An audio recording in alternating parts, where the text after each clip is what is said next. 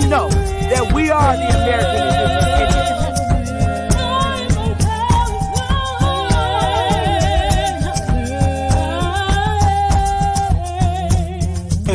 Copper color Indians, baby.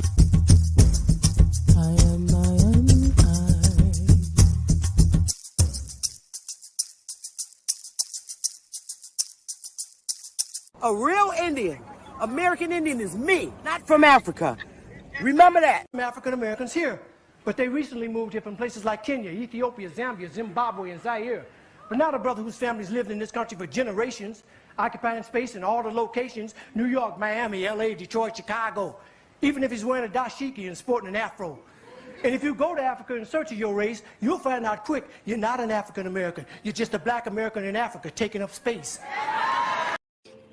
And we are not Africans. We are not African. I'm no African, baby. I'm not no African. Nigga, you.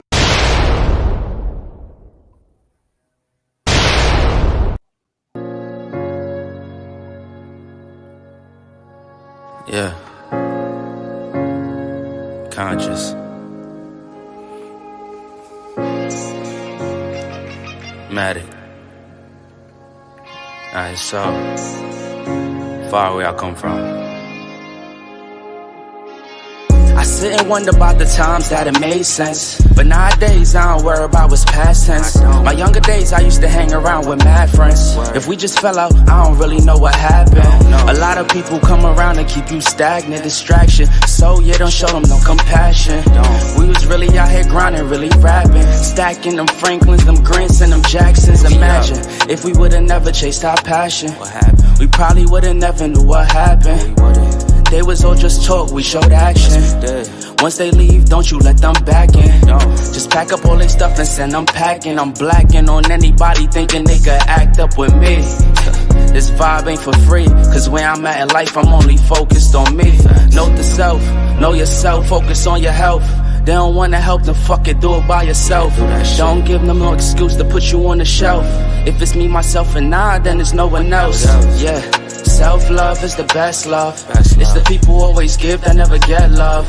They ain't real enough to probably say they messed up. Just let it go and make the best of it. Yeah, self-love is the best love. It's the people who always give that never get love. They ain't real enough to probably say they messed up. Just let it go and make the best of it. Love yourself. Yeah, practice what you preaching, but clearly they not practicing entitlement and pride. Yeah, those two things they factor in. Spiral out of control just from all the bantering. When they accustomed to talking behind your back with all that chattering, I remove myself before I abuse myself. Talk about self-love, but you gotta do it yourself. Yeah, I won't act too good for no help. We all healing now. Said some things about me that ain't true. How you feeling now? Even at my lowest, they tried to find a way to bring me down. Big y'all up for years, ain't talking just the brand or the sound. I don't throw things around, I do it from the heart proud. Mama just wanna see her sunshine, removing them dark clouds. Yeah, self-love is the best love. It's the people who always give that never get love. They ain't real enough to probably say they messed up. Just let it go and make the best of it. Yeah, self-love is the best love. It's the people who always give that never get love. So yeah, self-love is the best love. Hey, Isness, shout out to everybody in the chat room. Lady Moon, Kahi, D. Allen Warren. Man, shout out to y'all. Thank you, Kahi. I appreciate that so much. Thank you so much. I appreciate it. And first, I want to address something. Because see, people like to get things twisted and they try to drag you in shit and try to change, your wording or something that you say, and they try to, switch it up. But I want to address little Mr. Akeem. I don't even know him. T. Akeem. With a name like that, that's some African crap. Okay? So, first of all, he got it all twisted. He's mad because I showed these British records. And I want to make it very clear here. Because I'm going to do the Spanish records, Puerto Rican. I'm taking it, culture at a time and racial identity. But he gets mad because the British identified some of them as Africans. And they took time out to write this shit. And, when it comes to Negro, I, make it very clear that that only means the color of your skin. That's why they have two separate columns for the color of your skin. And then they have a column for your race, who you are. And he's mad about that. And also, he's mad at this little Jamaican man picture I put up because I told you I had some controversy with some Jamaican dudes. So, and he's talking about that I'm talking about his people. I'm like, nigga, please.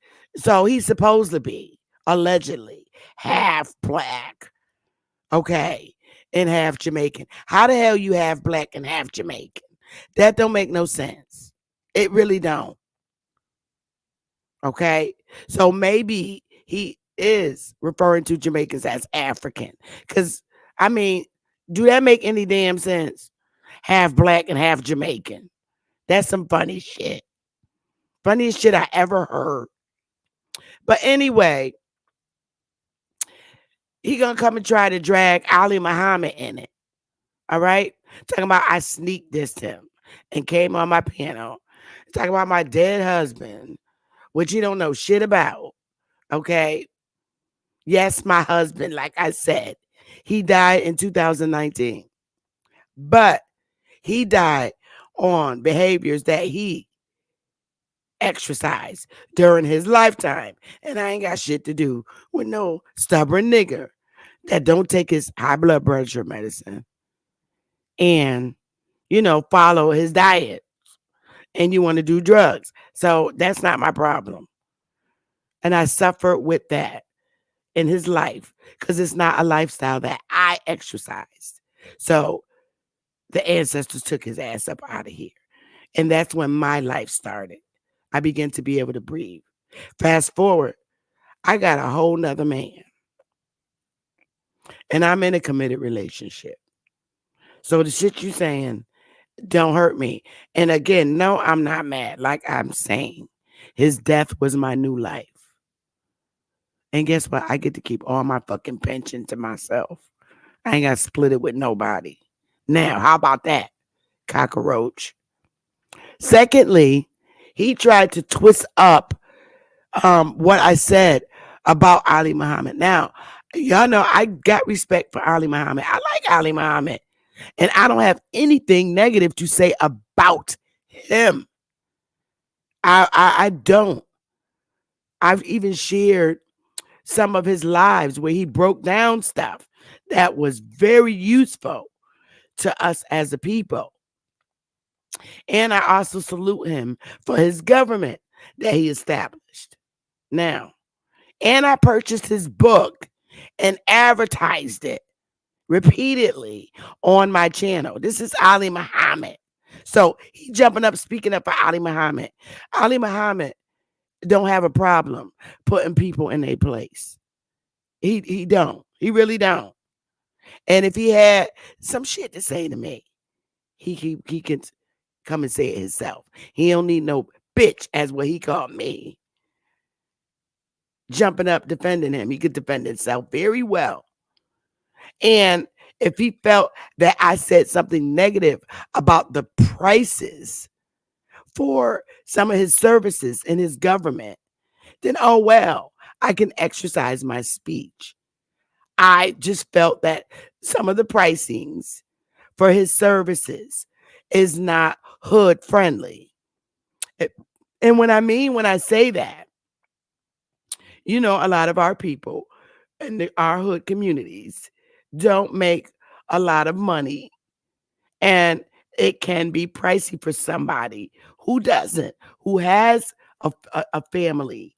And I'm going to just give you a little example.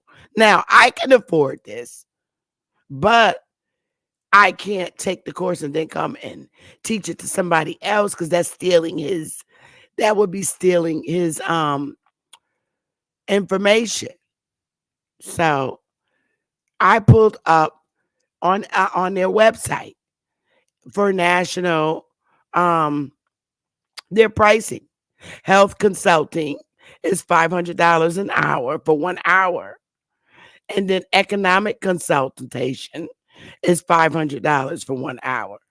And nationality um consulting is $720. All right? I'm saying that that's too pricey for um someone in our hood that don't make a lot of money, and they got to pick between paying rent and paying that for that type of service. Now, I don't know what the consultation is all about. I just basically said that it was just a little too pricey and it's not hood friendly. That's all. And I have a right to say that. So screw you, monkey man, T Akeem, whoever your ass is. All right. You don't know me. All right. You do not know me. And you do act like a Jamaican, because only a Jamaican would jump on the panel and say some dumb shit like you said today on App Powers channel. For real. Nobody agreed with you. And again, I don't accept your apology because I don't have to. You keep that shit for your mama because she had your dumb ass. She shitted your dumb ass out. So I think I've addressed him again. So I think I put the little spoiled curry man in his place. And then you got haters on here who don't like no fine ass man with a brain that, chose a different way of life. However, possess some skills that he ain't learned in college. And he make a lot of business professionals look bad just by the way he organized stuff. He even makes a lot of senators look bad, in my opinion, because he can reach people. He has a skill where he can reach people across the 50 states and bring them together and work together. And my idea of it was not to promote his former life, because I don't live in people's fucking past. But with what I know, I would like to be somebody positive in his life because he possessed the skills of getting our people to work together. So in my days, I was using an example in a way to why I wouldn't mind helping this gentleman and doing something positive because he could get communities together. I said, okay, back when in the 90s, when I was hanging out, crack cost $5 for a little capsule. But let's transfer that into something positive. If crack cost $5, and that was the hustle back in the 90s, okay, so we can literally have BMF open up BMF chicken coops across the 50 states. Okay? And a little bag of chicken will be $5. And you still gonna make the same money if you have a chain of BMF chicken coops. I'm just using an example, y'all. So that's me coming to transition what was negative into our community to something positive. So if you sold crack bags for $5, crack capsule for $5, you could turn that into something positive. A bag of chicken wings for $5 from BMF Fried Chicken Coop. Is that I think that's awesome. So now you got your boys in 50 different states running chicken coops. You have now transformed them into positive restaurant owners under the chain of BMF. Everybody gonna eat some damn chicken wings with hot sauce. I don't know nobody who won't. What say you, isness?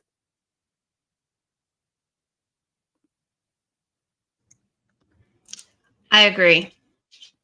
Hey, Ab.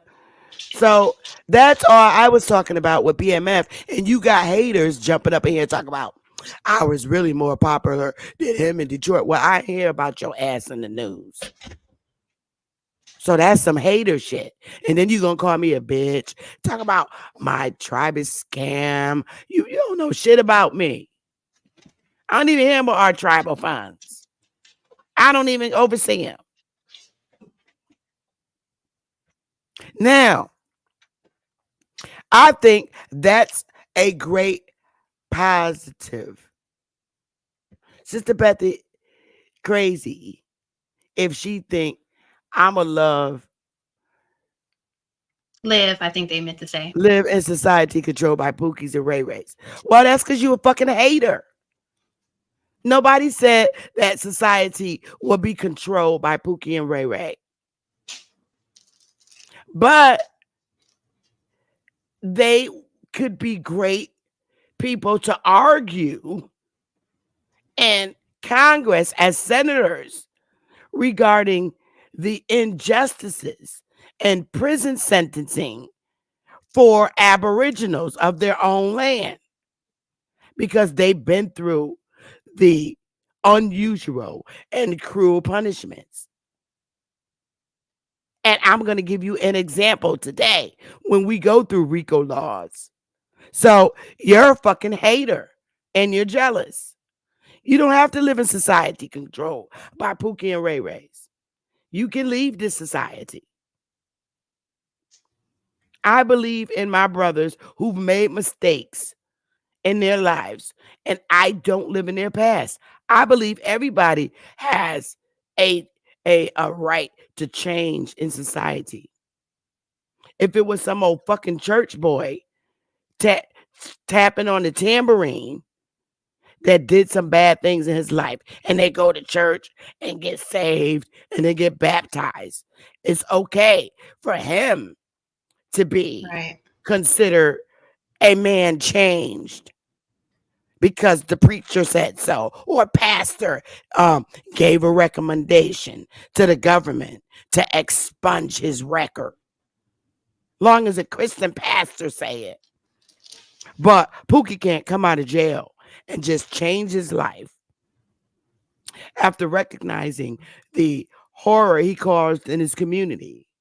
And he wants to change. You're saying that they're not capable of changing and transitioning into positive men in the community, teaching young men, look, we made bad mistakes. We should be running our communities in a better way. And they do that by opening up restaurants that our people are accustomed to eating from. Betty Jean's chicken wings, Lula Mae's pies.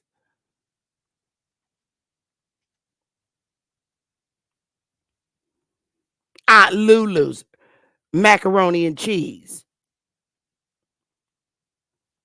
Ella Mae's collard greens. And you think that there's something wrong with that, Jagger.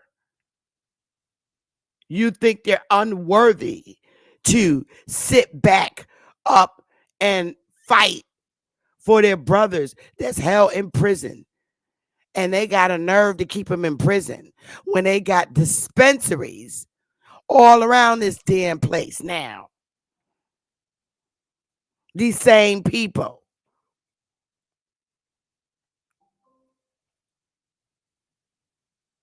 Now they got dispensaries selling weed and whatever the hell else. So Pookie and Ray Ray, it's okay for the government to put up drug facilities. But Pookie and Ray Ray got to go and do prison time. They got niggas that did 5 years in prison for selling weed or having some weed on them. Now you got dispensaries all across these 50 states. Nigga, please, Bronx Tiger. You a hater. And it's brothers like you that's horrible dudes. You're hindrances of Pookie. You live in their you live in their past. Plus, we already live in a government where people do much worse, Yes, and they still running stuff, and nobody got a problem. exactly. So I'm not gonna be going back and forth with y'all about our brother's ability to change and transition. That's what the fear of is from state senators when it comes to Pookie and Ray Ray's. They fear them because, like I said, Pookie and Ray Ray got the hoods on lock. Whether it's selling drugs or whatever.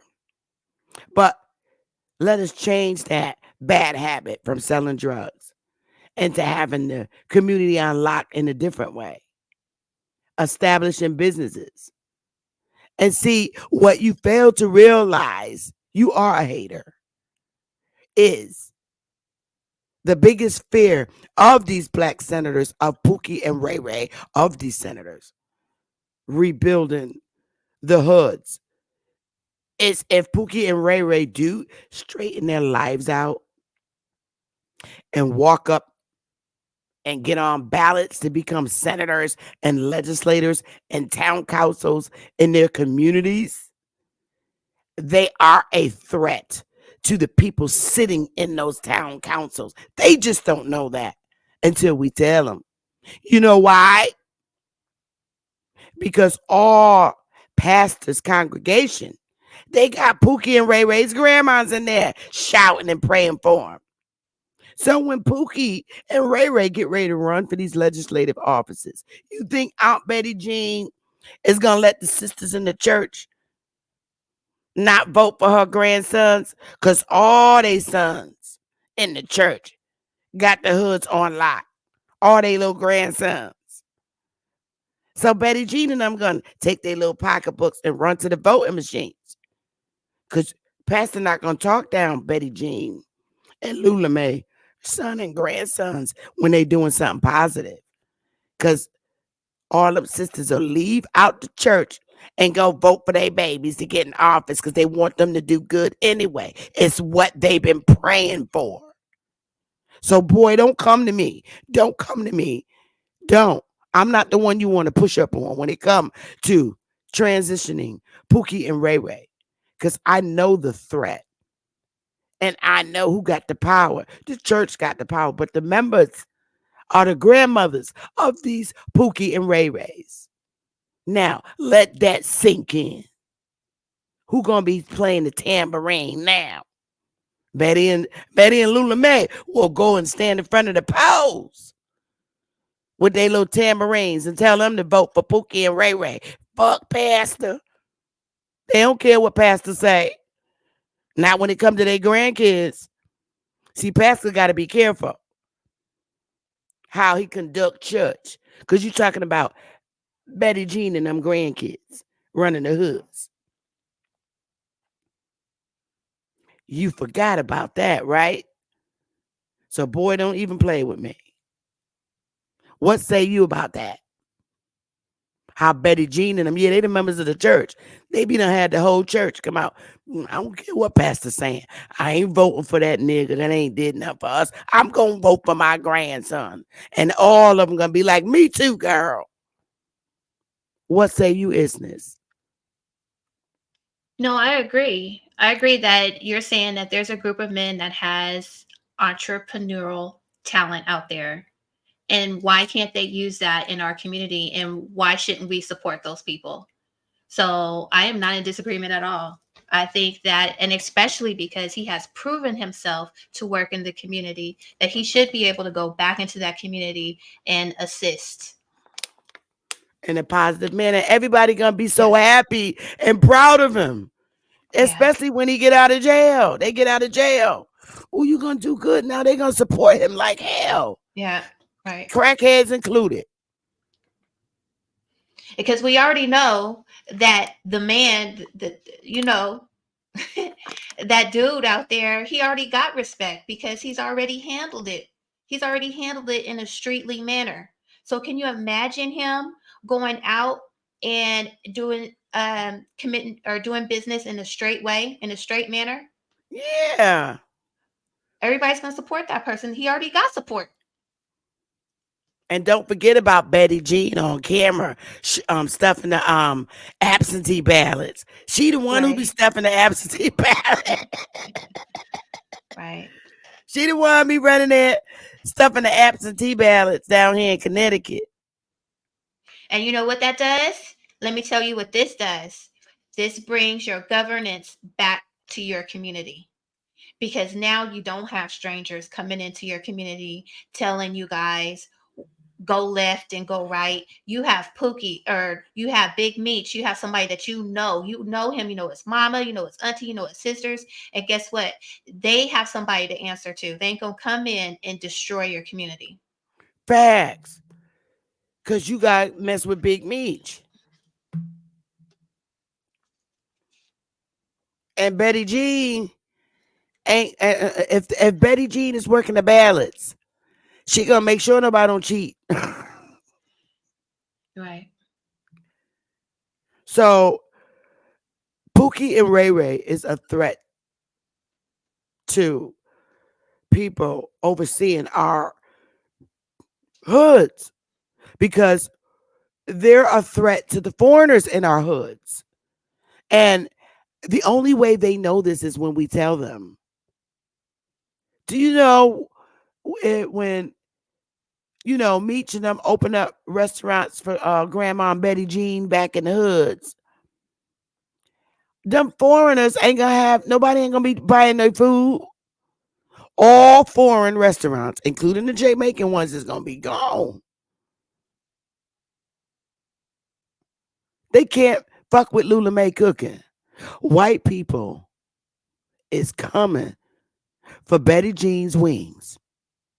Now Uber, they ain't got to be worried about coming in the dangerous neighborhood in the hood. White people in the suburbs will order some damn Uber, have some damn Uber chicken wings delivered to them. And Betty Jean cook them and cornbread. Don't forget, white folks is from the South too. And they love Southern food. They grew up on that shit. White folks grew up on collard greens, cornbread, macaroni and cheese, fried chicken wings, candy yams from Betty Sue cooking it. Hell, they live next door to each other down south. They both have farms.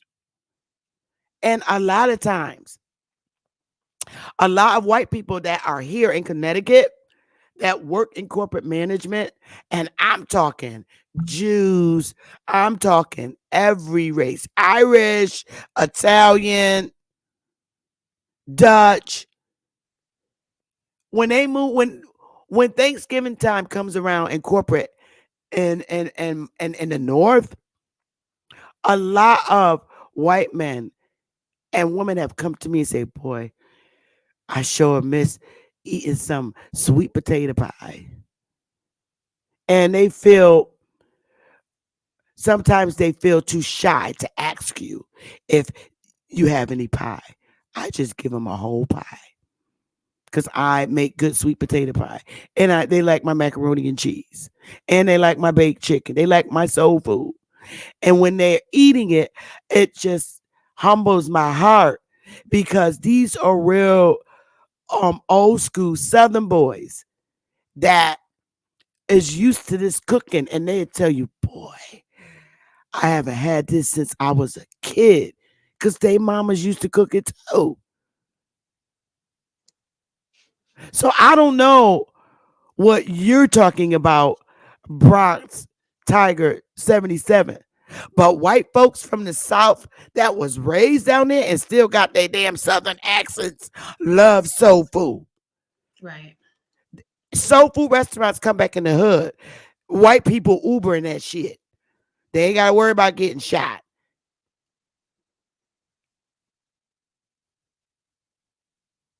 And I do want to point out when he was talking about Big Meech's son being Hollywood, that's kind of like what Sister Bethy is talking about. His son gets to portray him. So there's no stranger that's gonna go and tell his story. His son is telling his story. You see that with Ice Cube and Straight Outta Compton. His son told his story because, again, they try to get other people to come tell your stories.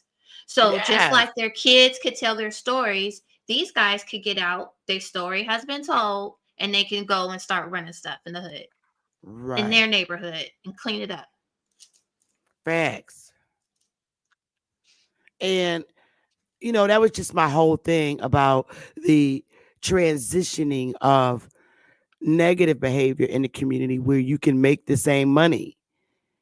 If crack is $5, so is chicken wings. So now you change your negative into a positive. And that's not the only thing.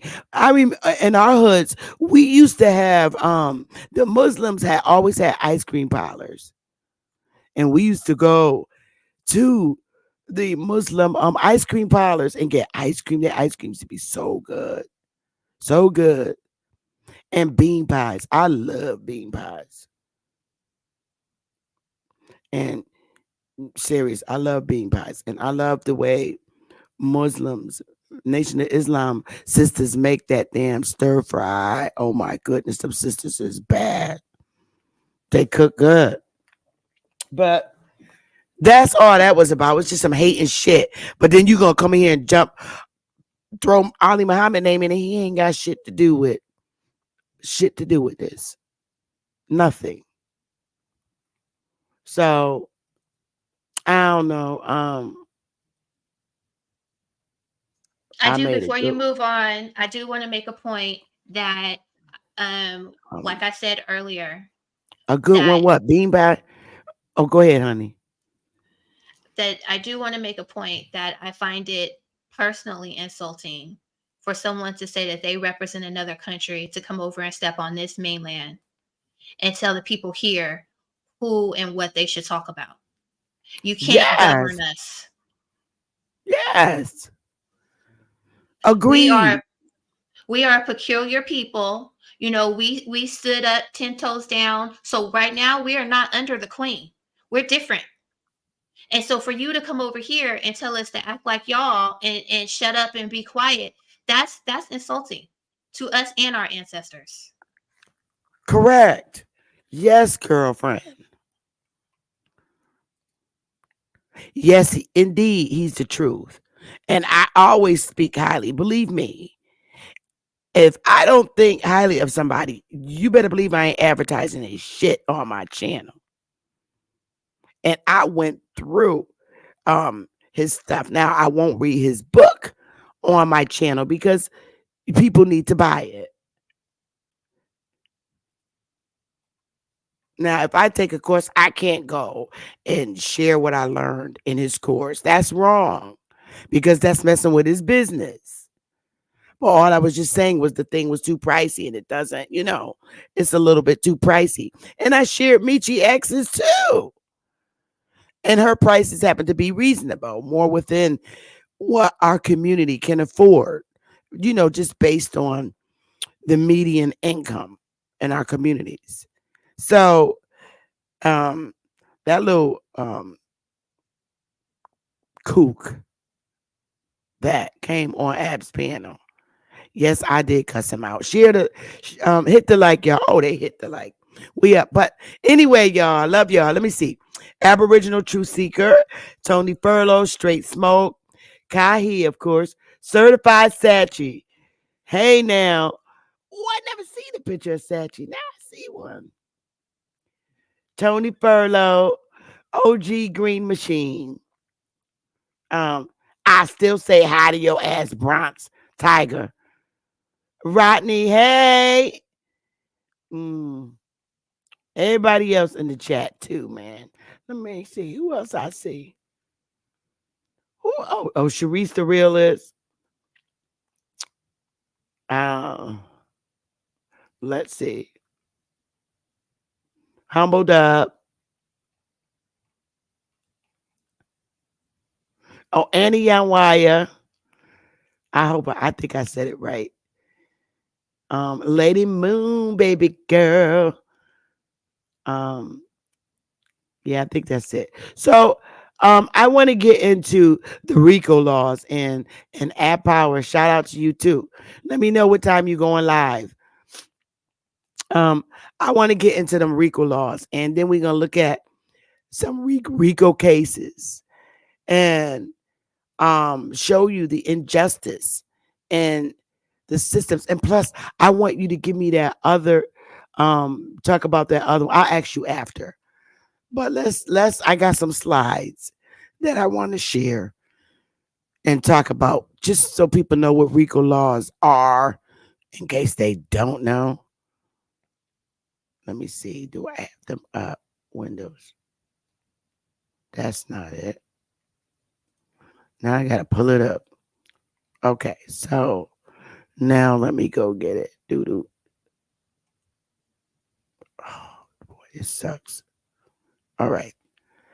Here we go. So let's do the RICO law thing from the beginning. Oh my God, I hate this when this is over here. All right, so RICO laws. So, can you see this okay?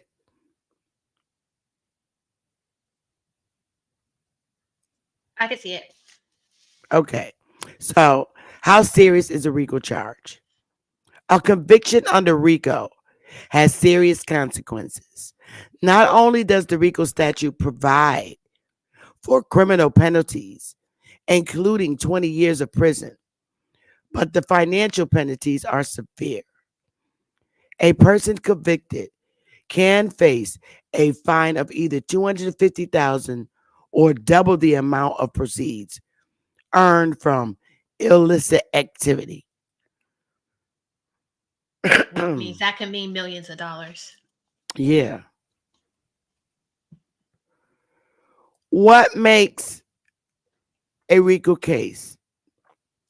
The five basic elements that must be stated and proved in every civil RICO case are a person, a pattern of racketeering activity, an effect on interstate enterprise, one of four types of actions, and an injury to the plaintiff's business or property through the actions, and the types of racketeering.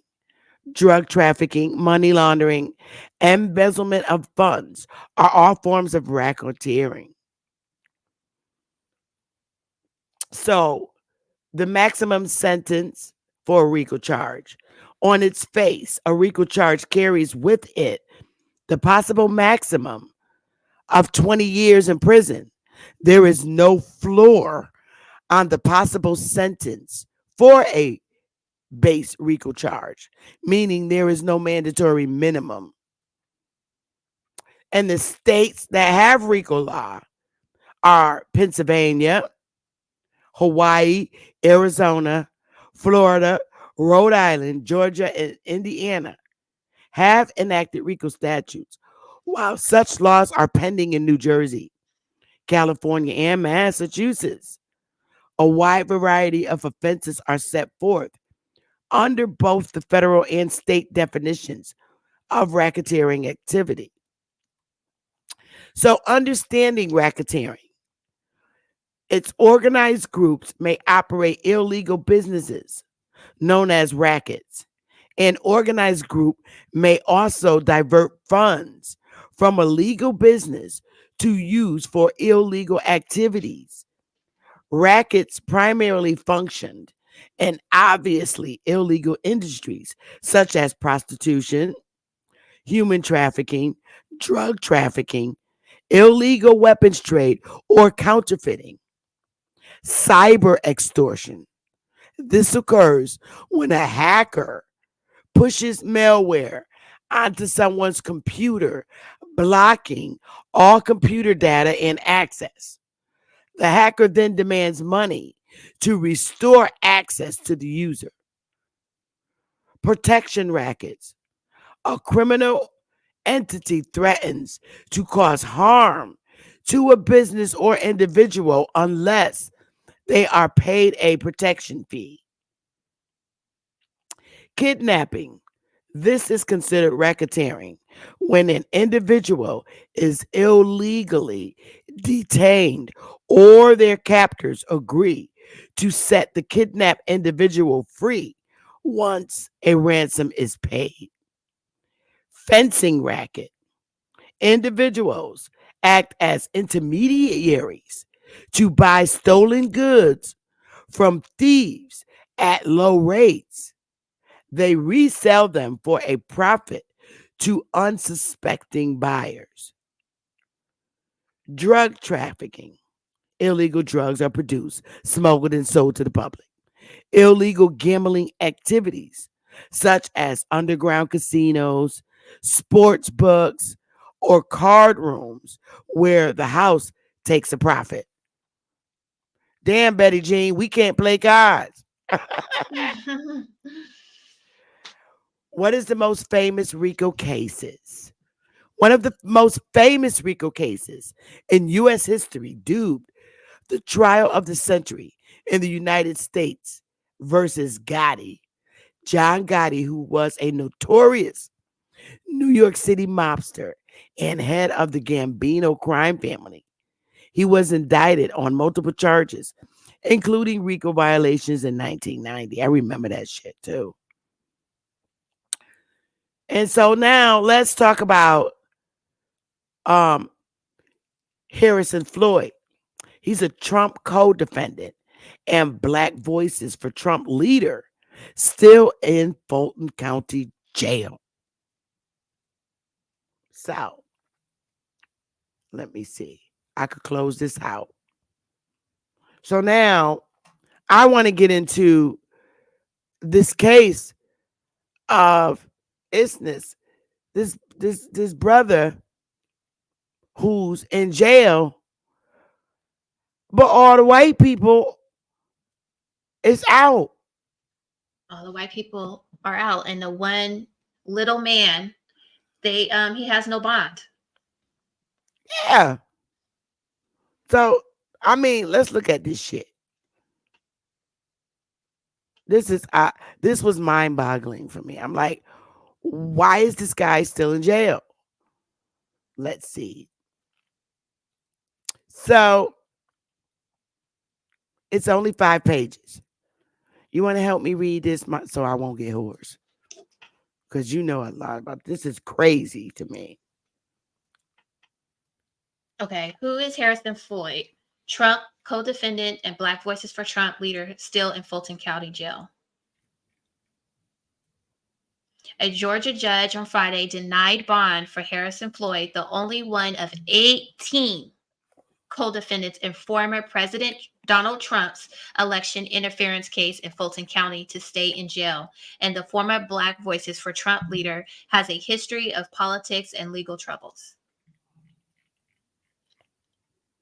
Boom. This is him. The only one out of 18. Now this is a hot mess.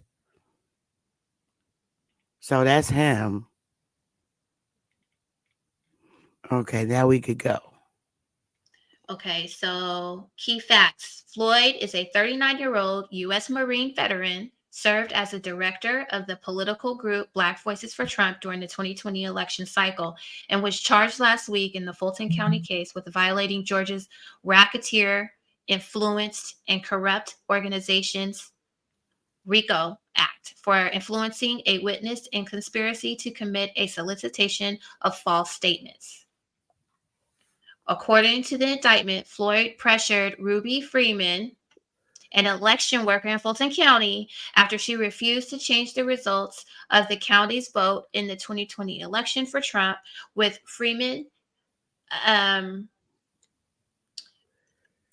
testifying before the House January 6th committee last year that she was forced to leave her home for 2 months and quit her job after receiving threats after the election. Floyd, a graduate of George Washington University, had become a prominent Republican in Georgia in recent years, running in 2019 for a congressional seat. Floyd dropped out of the race just over a month after announcing his candidacy, saying he might be the guy doing this in the future, while expressing his support for a GOP state representative in his place. Democrat Carolyn Bordeaux won the district in 2020. So the Democrat won. In 2020, Floyd led the organization Black Voices for Trump and also served as executive producer of right-wing outlet Bright News and as a partner in Washington, D.C. based Commonwealth International, according to his LinkedIn page. Floyd had been charged in a separate case in May with second-degree assault and arrest for allegedly attacking an FBI agent who had served him a grand jury subpoena in the Department of Justice investigation into efforts to overturn the results of the 2020 election. According to a... Go ahead. It's crazy. It's really crazy. According to a complaint in federal district court in Maryland, Floyd refused to accept the subpoena, putting his finger to the face of one of two FBI agents who arrived in his residence. That's assault. That's what they said. Oh my goodness. God. Okay. And so he yelled, "You haven't given me anything. I don't know who the fuck you are." Later that night, Floyd called 911, accusing the agents of accosting him and saying they were lucky I didn't have a gun on me because I would have shot his fucking ass, the Huffington Post reported. Forbes had reached out to Floyd's court-listed attorney in Maryland, Carlos Salvado. Carlos Salvado. Wait a minute. But it also says Floyd does not have an attorney listed in the Georgia case. Okay. On Friday, Fulton County Judge Emily Richardson denied bond for Floyd after he determined he posed a flight risk and a risk to commit further criminal felonies if released on bail. Georgia state law requires defendants to be determined to pose no significant risk of fleeing and pose no threat or danger to any person or of committing a felony to be released on bail. Where was he going to run to with no money for a lawyer? So where he going to go? But go ahead. And who is he going to hurt? By putting a finger in somebody's face? I don't get this. This is crazy. Where he going to run to? Okay, Richardson said in her determination on Friday that the terms of Floyd's bond will be addressed, but that the full terms fall on Fulton County Judge Scott McAfee, who is overseeing the case. Floyd, however, has contested his bond denial, telling Richardson on Friday, quote, "There is no way I'm a flight risk. I showed up here before the president was here," unquote. Trump was indicted by a grand jury in Fulton County last week on 13 felony counts, including racketeering, solicitation of violation of oath by a public officer, conspiracy to commit forgery, false statements, and conspiracy to impersonate a public officer. So he has more charges. After just over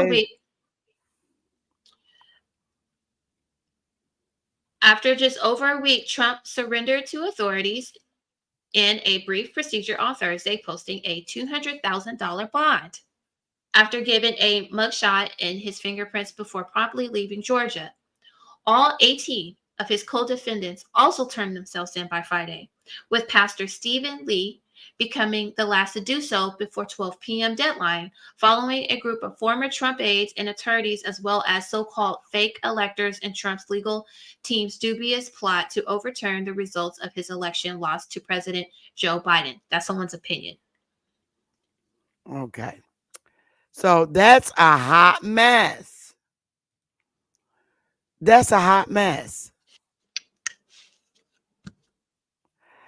I'm like, all I seen was a finger pointing, but what was the charges he got? What did he do? He got those RICO charges. He was attached to Trump, But and this I'm is where like, those. what they didn't list what he actually did. They're saying that he talked to Ruby. Ruby went to Washington and said, I was scared. I had to leave my house for 2 weeks. But it's not also saying that he's the one who threatened her. He made her scared. He just went to talk to her, and they're saying he's part of the plot. But why did he go to talk to her if he did, allegedly?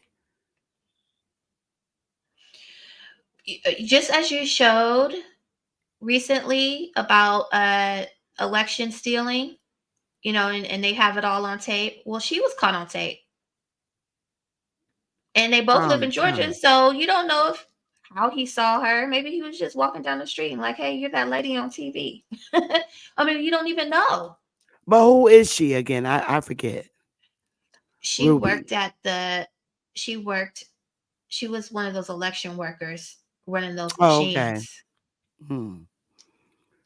She had to leave her house for 2 weeks. Like he's some gangster came up and threatened. Right.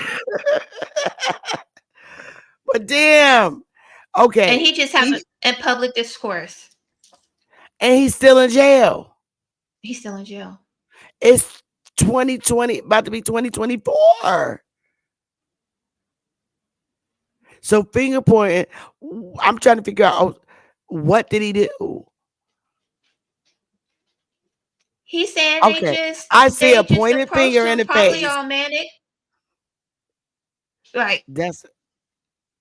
That's a hot mess. A hot mess. And I do agree the brokest man in this is the flight risk. I mean, he can't, like you said, he can't even If he broke and get the can't second afford an attorney. attorney, where the hell he gonna go? No attorney on record. So they trying to say that, are they saying that she had to leave her house for two months because she was scared about what they could do to her? No, and it wasn't him. You know the reason why she was scared? Because everybody saw her. So I'm sure other people were like, girl, you crazy. That's a hot Who made mess. you do that? I'm lost. I'm done. I'm done. That's crazy to me. That sounds crazy. Because they're not saying that he actually, did anything to her. They're conflating two different things. They're saying that he talked to her. They're also saying, well, she said when she went to Washington that she was scared because people thought she stole the election. That didn't have anything to do with him. That had to do with the cameras. Wow. That's crazy. I can't believe it. It's about that's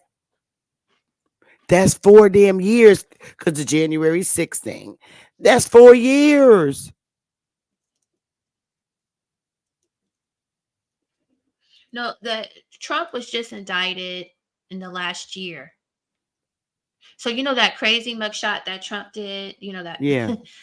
Okay, so that's when that man got arrested because they all turned themselves in, and all of the white ones, quote unquote white ones, are free. And the quote unquote black man is still sitting in jail,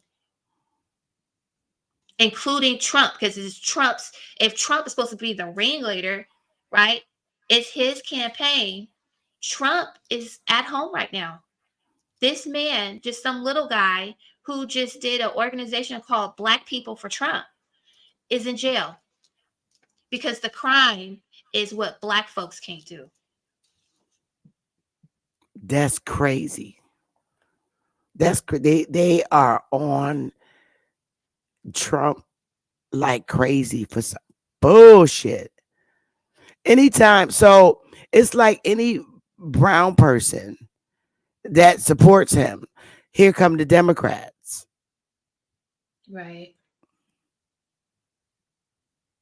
That's crazy. And they're punishing him. Damn. I still say Trump 2024. This is insane. This is like the worst I've ever seen in US history as it Right. pertains to as it pertains to voting.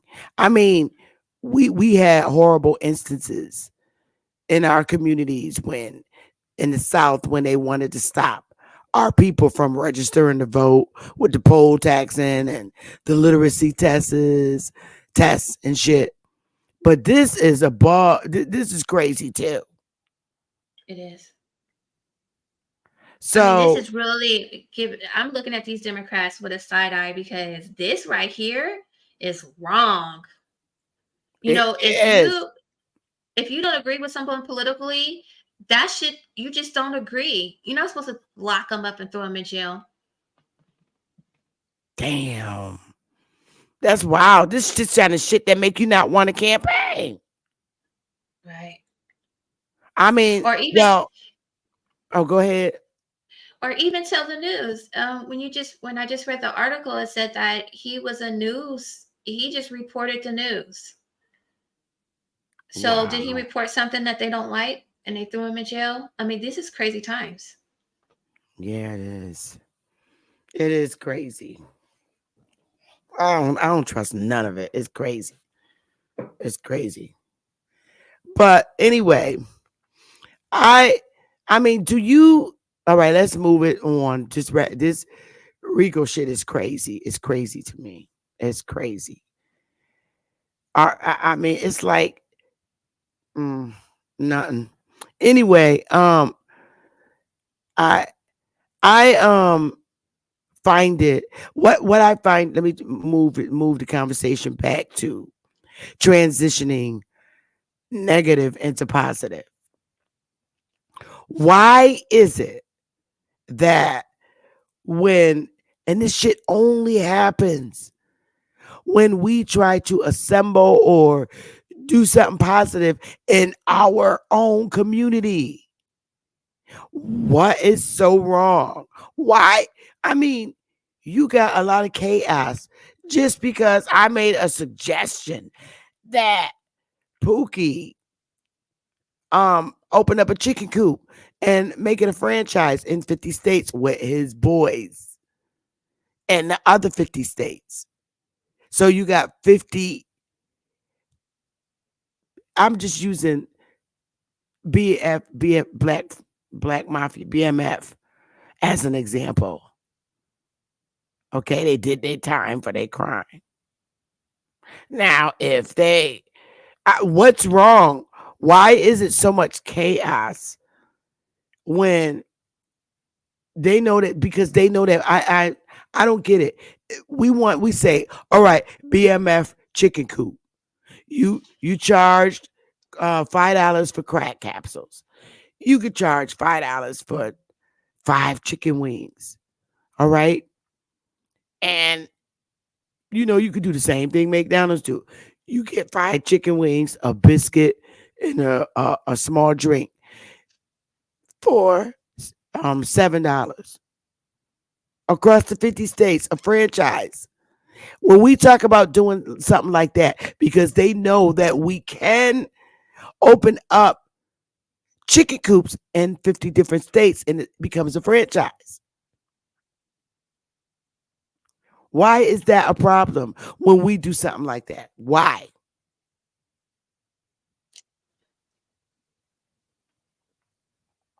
And then not only chicken coops, then you could open up BMF professional painters. I'm just using BMF as an example of transitioning the negative into the positive. Painting is not a hard job. It's it's labor, getting them arms working. But these dudes come out of prison, they got the muscles to paint. All right. So you're painting the insides of people's houses. So now you have BMF um, professional painting services. internal and external. Internal and external professional painting services. And you do that in the 50 states. Now you got all these brothers from prison that they're all employed painting. You got painters, now you got cooks, restaurants, jobs. That, you know how many jobs that is?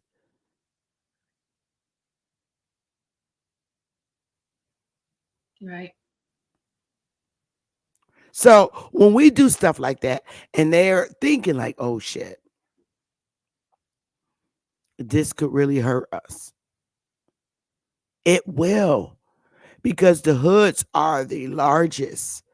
They're the largest in any state. And you now have franchises of BMF painting services. And they could also BMF delivery services. The ribs. Now yeah. Ribs. Matter of fact, you can make a BMF. You could make a Chinese restaurant. Why can't we cook Chinese food? Everybody likes Chinese food so much. And we cook You it better. make it. I bet you're gonna make sure it now right? right. And now you got BMF delivery services. So now you got these in the 50 states, because we know that they're not going to allow us to work in their corporation. So now we got them in the 50 states. So now you got these delivery services like Ubers and people using their own cars, and they're delivering stuff. And they have the app where you get a job. We can do the same things in our inner city. The inner cities are huge. They always need these services. So now we do this. We have the power to do everything we want in our communities. And yes, I can see the competition getting more in our favor, because now all the people in the hoods is dealing with BMF and them making these deliveries.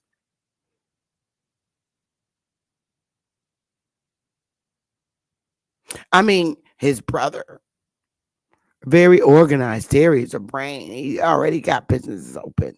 So what I want to hear from is our brothers, whether they have criminal backgrounds or not, is that a threat to United States? Is us having businesses across the 50 states a threat to the United States? That's the question. So I'm going to put the link in the chat because I want to talk about it. Because now we done moved into something different. So let's give them some time to get on up here. Let me see. Let's give them time to get up here, sis. I want to hear what y'all got to say. Is us opening businesses, and that's just a little thing.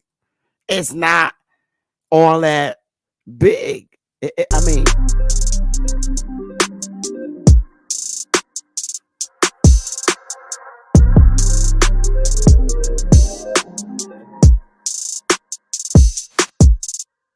time's been moving slowly, so we already in too deep. Can't get no sleep on each other, heavy teasing all day, and when the sun sets, you asking me to come through, kick it with you. Night turn to morning dew, then you feel it rushing and lose control. You don't wanna go slow, for sure. We both already know your place is my place now. My place is your place, let's face it. Baby, you know all the places.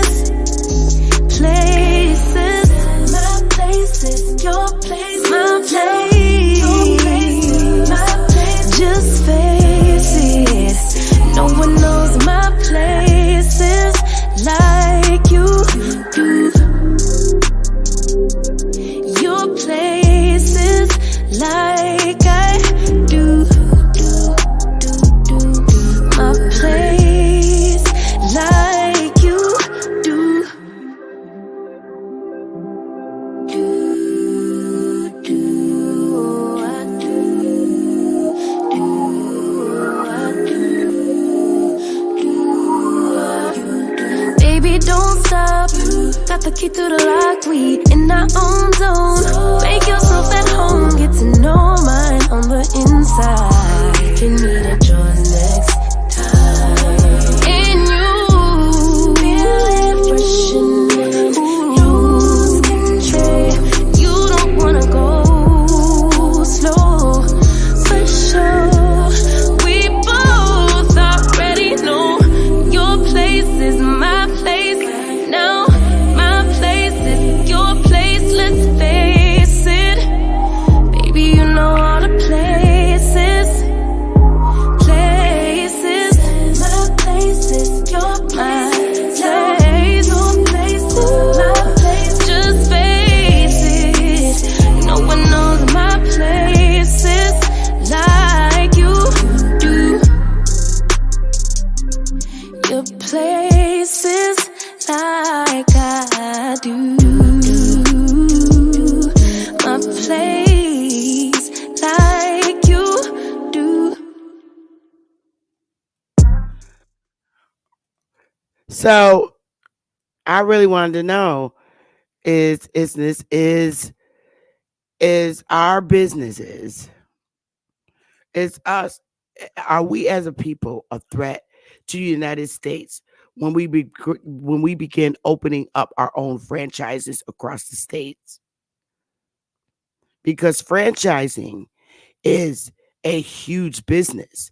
I mean, um, a headquarters of a franchise can be established somewhere like in Chicago, wherever they are. I don't know where they are, Big Me. Let's just say that they're in Detroit, where they're from, and their headquarters is there.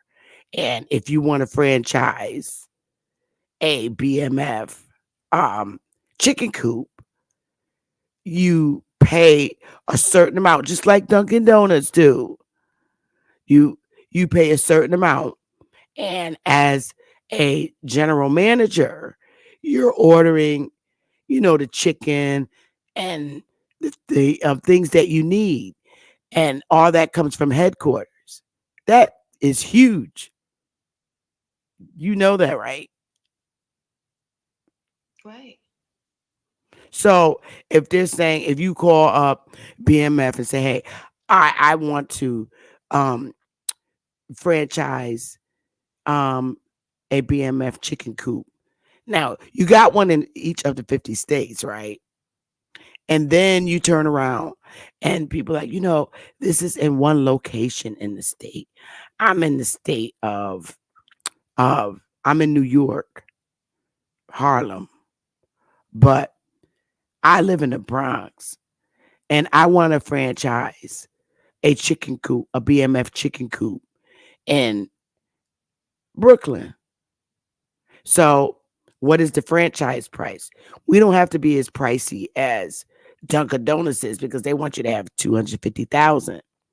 But you, in order to do it with the BMF headquarters, you know, it's $50,000.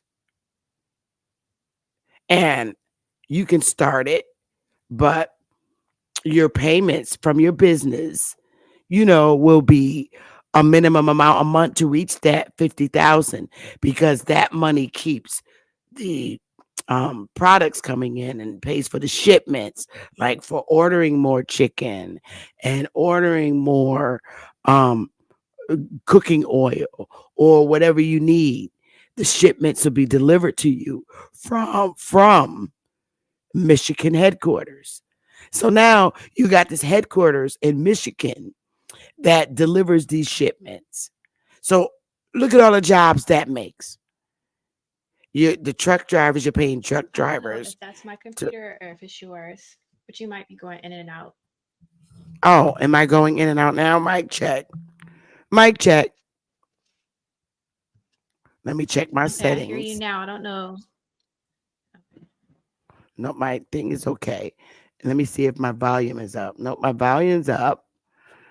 Is it better now? You're doing good, so maybe it's just me. Mic check, y'all. Give me a 1.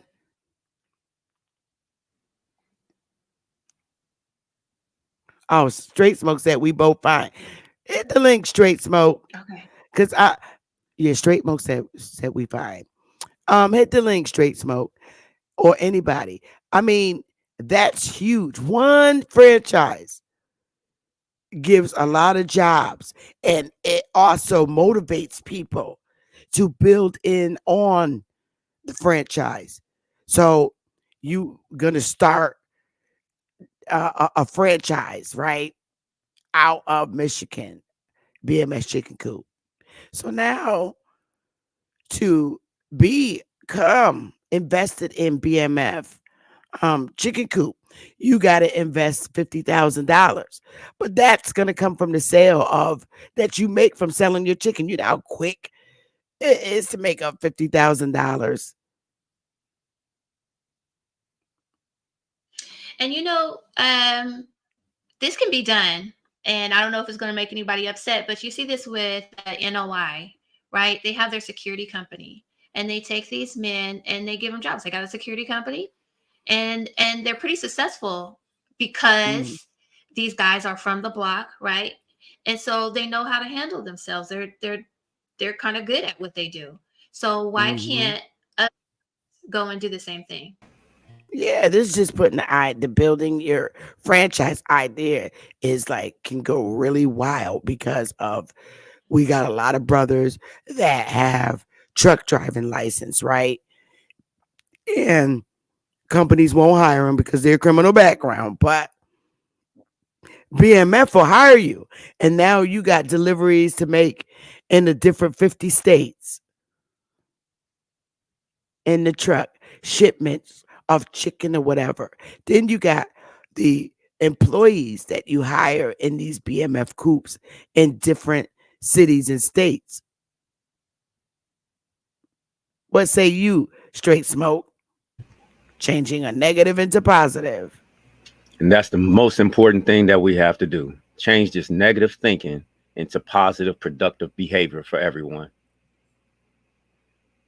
So just sitting back, listening to what you're saying, using BMF as a hypothetical entity, you're absolutely correct.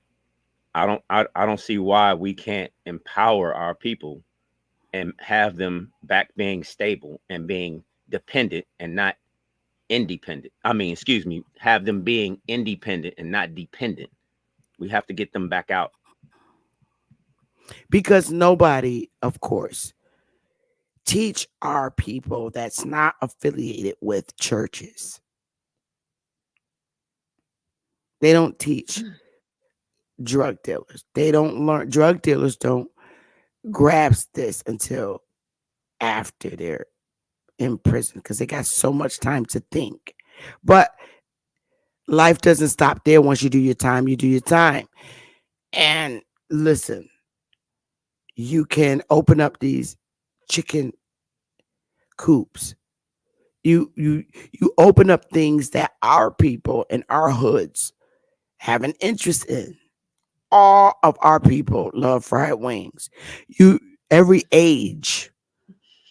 Shit, if I was coming out of high school and leaving from school, school let out, and I know I got my little allowance money, I'm stopping at the chicken coop on the way home.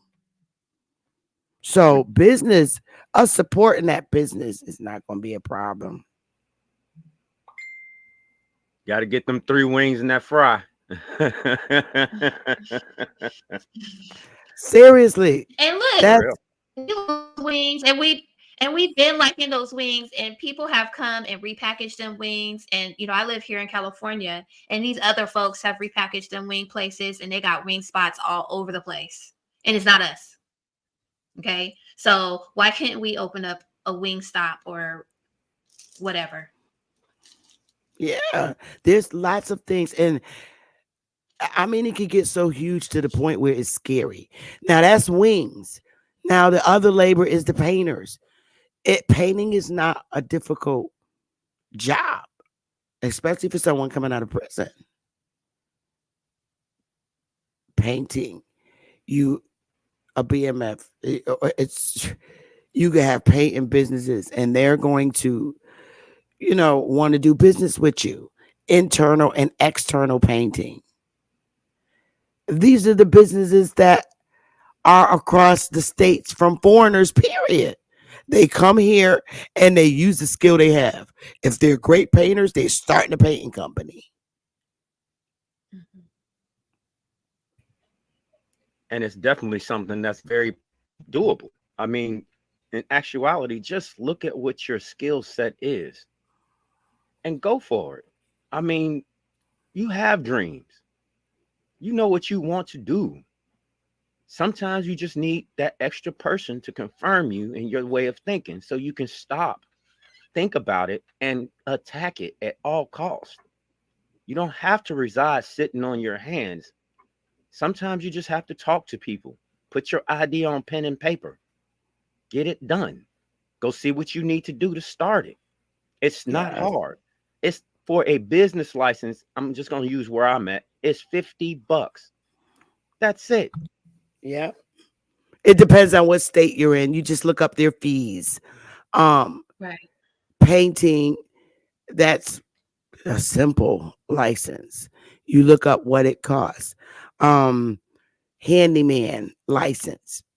They have that handyman because it's like their master of all. Let me see. I forgot how you say it. Master of all trades, some master of none, jack of all trades, Jack of master all of trades. none, Yeah. master of none. And you you can start your own franchise. I was just using BMF name. Huh? Yeah. I think What? people love handyman, like the little ladies, all these single women. Handyman is a great business actually because nobody wants to spend wants these super dupe these companies charging you crazy. People love handyman because there's stuff all around the house that needs to be fixed. Then you could get yourself involved with property owners, right? And you could do their maintenance. I mean, if you know how to fix stuff, I mean, that's it right there. Yeah. You can instantly, if someone of that quality, you can instantly go apply at any kind of let's call them, I hate this word, but low budget income housing. You'll be the person to go in there and fix the cabinets, the doors, Hmm. the Right. closets and everything to put things back on track. And it's just that simple. It's just And it's your simple work. business. It's your I know, business. dude. I know brothers here who know how to put up fences. Right. Fences. Put up Hmm. a fence. And you could start a fencing company franchise. A lot of dudes up here know how to put them damn fences up. And also, where are women and men that have that nursing home, um, CNA license and stuff, you can buy homes Right. and turn them into 24-hour homes for elderly. You can have like a home that have like 3 bedrooms or 4 bedrooms or 2 family houses that are like duplex, and the elderly person, each duplex have like 2 or 3 bedrooms in them. That's 6 patients you can take care of first, second, and third shift. Or if you don't want patients, you can have a house and house even short-term homeless veterans. Yep. Um, they're that's paid for by the VA. They got Yep. funds. So if you don't want to take care of nobody, get your house and put two in a room. There you go. Where they $1,000, $1,500 a month. Yep. And you already have the skill to bathe them and, you know, Or get some of them know get how to bathe themselves. right. And you're watching them to make sure that you could get your medication administration certificate from a state medication administration.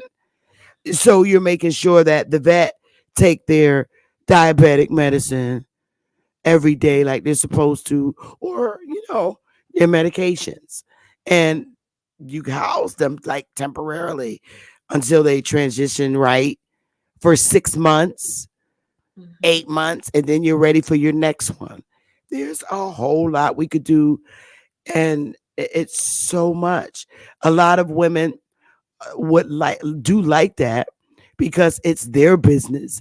They have the skill and they no longer under the um bond of working for an employer as a CNA. They could do it their damn self.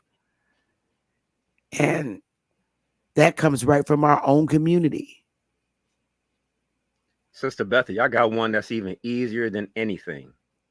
Simple Mm. trash removal. Yep. Trash removal. Get you a We pickup have truck. that here. Yeah, get you a Yep. pickup truck and drive to these people's house. Put a business card of yours on their door. They're gonna call you for trash removal. Yeah, that's rubbish removal. A rubbish removal Yes, company. yes. And you can get a grant to deliver those rubbish removal. They got that. I mean, they come. Like I had this rubbish company come and take a lot of stuff that was in my basement, like my husband's weight set. I know I ain't ever was gonna use that shit. They came and took it. Them dudes like, I'm taking this home. I Right. just wanted it out the basement because I know I'm never gonna use that crap, that stuff. And it was some dressers that I had in my basement, and they had their own truck. And the company had like an app. And if they was in the area, they come like that and pick them up. You pay right there on the app and they take the stuff. And these was I think these dudes was like from I want to say like one of them Ecuador. And they had their own little truck and they threw that stuff on the truck. And it only cost me $80, I think. And they took that weight set and all that shit out my base. I just wanted it out because I'm a person who likes space in my house. I can't stand a crowded house. I go crazy. I'm like, I only want one couch in the living room and one TV, nothing else. And it looks real pretty. So I'm a space person. I'm not a pack rat. And they came and they got all that stuff out. $80. I was so glad. And they have them shits on app. You could create an app and they call you. Could you come and pick this up?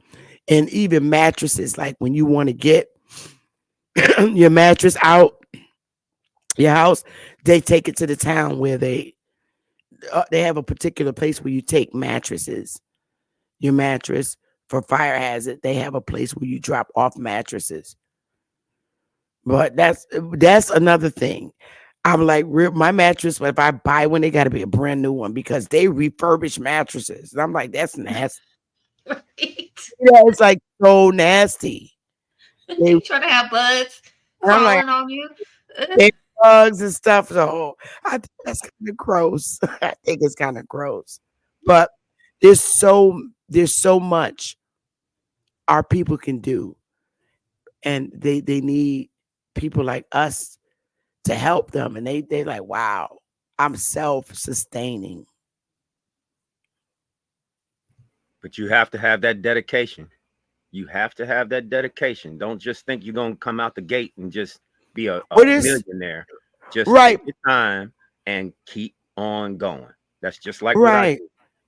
Well, those apps, like I told you, those apps. Listen, now we talking Big Me's grandkids know how to create them damn apps. Right. For the business. They be like, Grandpa, I could create, they know shit that we don't know. And they know how to create those apps so that you can have your own business app. BMF delivery services. Our grandkids know how to create those apps. They can even start a business creating apps. I got a little business. My little son, he knows how to fix cell phones. He's a little kid. There's a business. They do. So we can go so many ways. And I even thought about like when I moved down south after I retired to open up like a little chicken coop. Because we're on Highway 9, our tribe, and so I mean so many trucks drive by our land and they see chicken coop. They stopping to get some chicken. So the two things out: chicken and coffee. Yeah, most definitely. Most definitely. They stopping to get chicken and coffee Like and breakfast pancakes. They see hot cakes. They stopping. like just to give a little reference, my daughters had came up with their own business. So I jumped online to see if the name that they had created was available, and it was. And we went and got it trademarked. So they See, already are in the gate set up to make their own money once they become of legal age to be able to run their own business of the nature that they are trying to do. yep, facts. So I, you know, But business, huh? I do want to point out that going back to Big Meech's, we do need to support when the men get out. Just like we were showing this guy with the RICO charge. Now, when he gets out, we could be like, oh, he's violent. He stuck his finger in somebody's face. And we could judge these people. And we do have to realize that some of these people are going to jail for things that are crazy, like sticking your finger in somebody's face. Right? I'm like, what? You He know, sticks his we have to finger in keep y'all face, and y'all got mad guns on y'all. right. And they got him for assault. Okay. That's So crazy. how many, and so this is a guy that we could read about because he's connected to Trump, but how many other people out there got crazy charges like that on them? So when they do get What's out, that other dude you was telling me about where they expunged his shit and he's a senator? Remember you was telling me? I think a he's in your perfect state. example, no, he's not in my state, he's in Florida. Byron Donalds, you Mm-hmm. know, he got in his little trouble when he was I'm younger. about to And look guess him up. what? He's putting it down right now. Yes, he is. He is not no punk. Now, if you want to Let see me the Right. flip see. side of the game to that, look at Sam Bankman-Fried. That guy, he collapsed the what was the name of that God. His little Bitcoin. Yeah, the guy from Bitcoin, he collapsed it and took everybody's money. Right. Oh shit. He collapsed it and took everybody's money. He didn't even go to jail. Oh my God. I can't believe he's born on the same day as my daughter. Ooh, I No. tell you, I get so much blessings every time. He was born October 28th. I'm done. Little Scorpio. But Byron Donalds has been laying it down. He sure has. He's so tough. I'm about to read his bio right now. I Let me mean, make it bigger so y'all can see it. This is amazing. and very articulate. Very articulate. Mm-hmm. The guy is cold-blooded. I love to see six. See, so he's a Pookie. Yes. Or is he? No, he might be a Ray Ray. No, I Or think was he's he a Pookie? no, that's a whole Pookie. Yeah. That's So, a whole Pookie. here's his picture. That's my boy. All right. He's a member of Congress. Yeah, some old brother. He don't got no African hairline, so early life. Donald was born and raised in Crown Heights neighborhood in New York, city borough of Brooklyn. One of three children, he was raised by his single mother. In 1996, Donalds graduated from Nazareth Regional High School in East Flatbush. He attended Florida A&M University and earned a Bachelor of Science degree in Finance and Marketing from Florida State University. In 97, Donalds was arrested for marijuana distribution. The charges were dropped as part of a pretrial diversion program. In 2000, he pleaded no contest to a felony bribery charge as part of a scheme to defraud a bank. His record was later sealed and expunged. I mean, why is that even on there? Because Okay, you go know on. what? Donalds began his professional career in 2003 as a credit analyst at TIB Bank. He was promoted to senior credit analyst in '04 and later promoted to commercial credit manager, assistant vice president, and credit manager. Wow. Donalds left TI Bank in '07 and took a position as a portfolio manager at CMG Sorority, LLC. In 2015, he joined Wells Fargo Advisor as a financial advisor. After Donalds became involved in the Tea Party movement, he was encouraged to run for office. In 2012, Donalds was a candidate for the U.S. House of Representatives in Florida 19th Congressional District. He finished fifth of six candidates. In 2014, he was reported as a likely candidate for the U.S. House of for the U.S. House in Florida's 19th Congressional District after Trey Riddell resigned but did not run. Donalds was elected to the Florida House of Representatives in 2016. During his Florida House tenure, he chaired the Insurance and Banking Subcommittee. That's fucking awesome.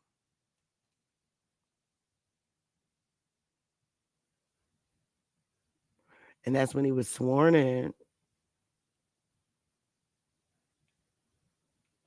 Wow. That's amazing. So, again, the threat.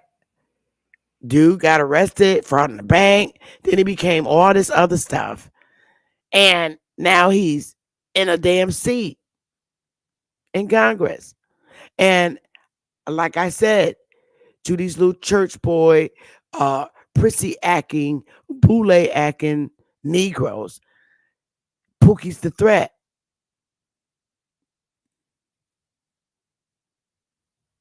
Because the community, even though he exercised negative behavior in the community, right? You exercise negative behavior in the community, but they got more attention in the community than pastor does in his little corner church. The community will put the suit on Pookie to be the congressman before they will pastor. Because all the people in the hood knows him. And they know he want to do something different. So they're going to put him in Congress, the hood. Pastor don't got the hood like you think he do. And so these little Democratic goonies are threatened by him. So what do? They don't have anything positive to say about you. And their best defense is your past. They live in your past. And Democrats are notorious for character assassination.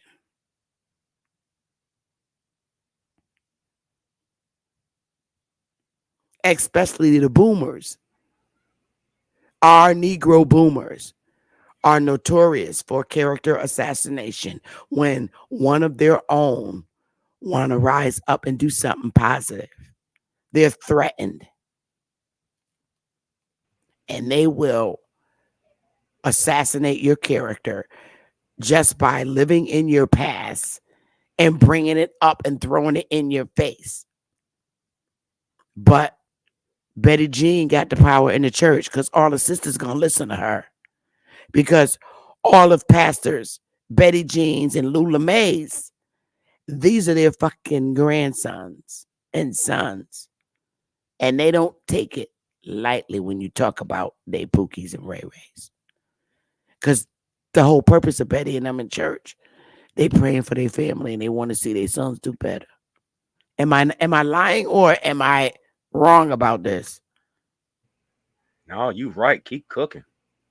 But I'm just saying, Betty Jean gonna talk to the church, Lula Mae, because it's all their sons that's in the hood doing this shit. Not Betty to Jean, mention they Lula took up Mae, all of offerings them. too.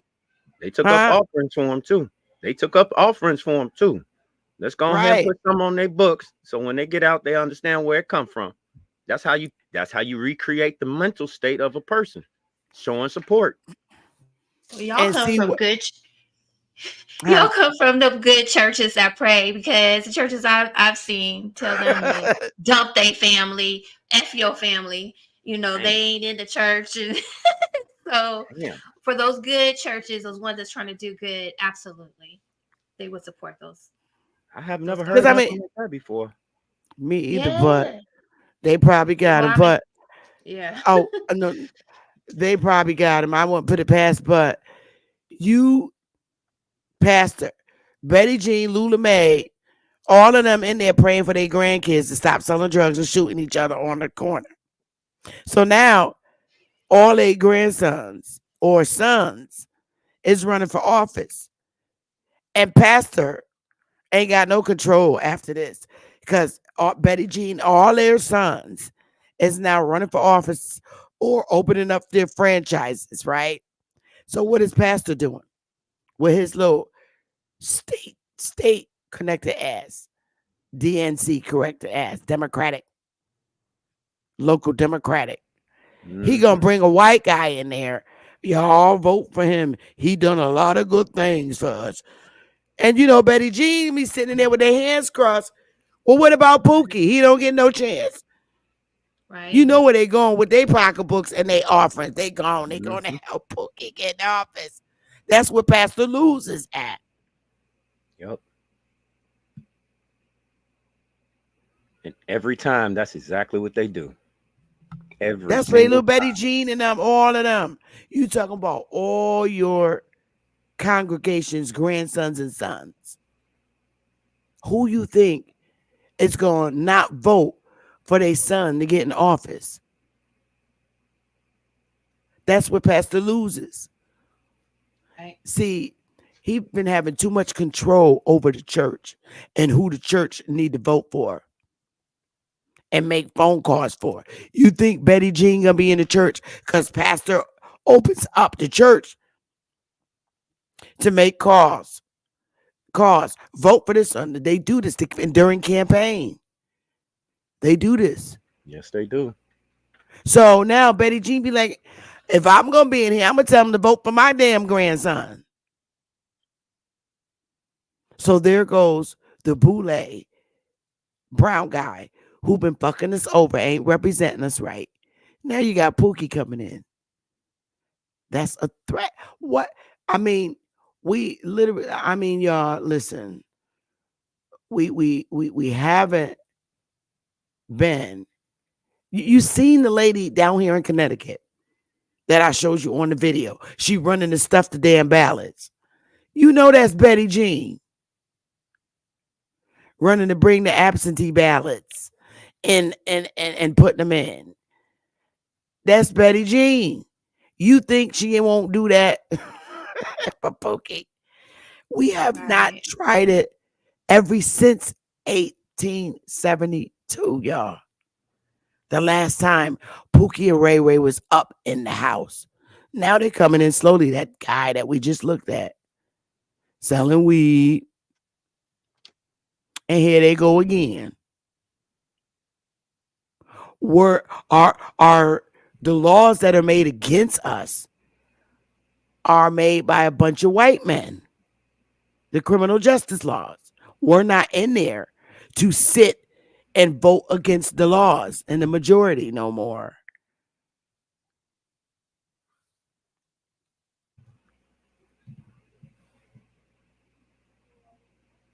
That's Got it. to It's get just like people empowered. Wake up. I mean, this is real, man. It's This very is real. real. This It's is very real. real. Hmm. And Yeah, you know they Start what, Sister supporting the Becky? people. Start supporting the people from your block, and stop letting them tell you, "Oh, they put a finger in somebody's face, they're a criminal, because that's what they'll do to us. Oh, he's a criminal. He put, he got an assault record. That's what That's they'll say. And that has always been the Democratic way. They assassinate your character and look right, into your past. They live in your past.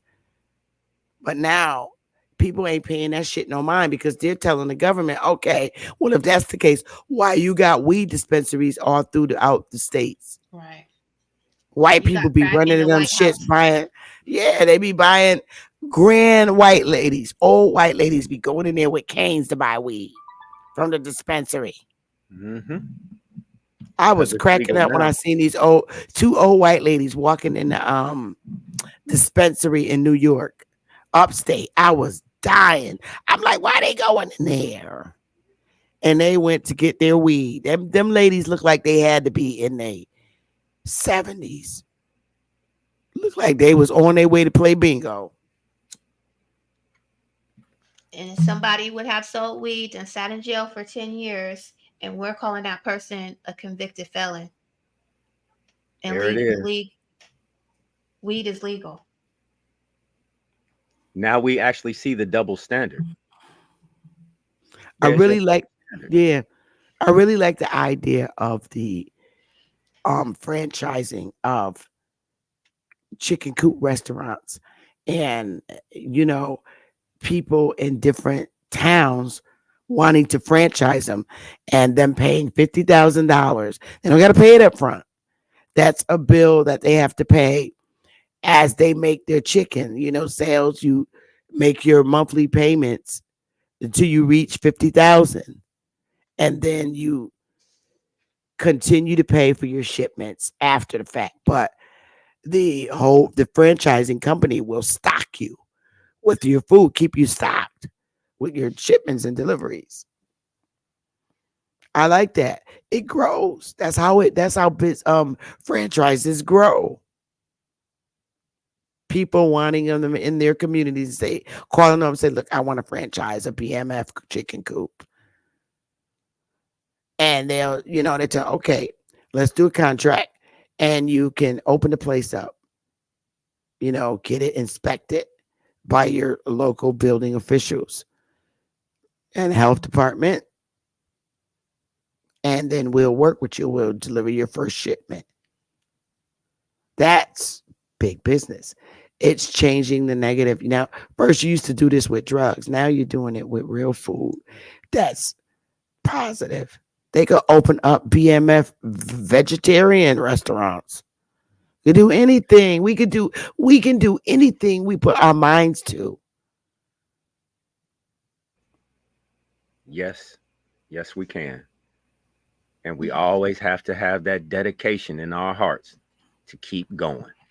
Don't stop. Keep going. Remember Dane was showing them um black businesses. It said like nigga something. Remember he No. was showing them it was stuff that we made. It was what was it? Okay, here it is right here. I got it. Back in the old days when we did have our own stuff. Look, the nigga had shrimp. Mm.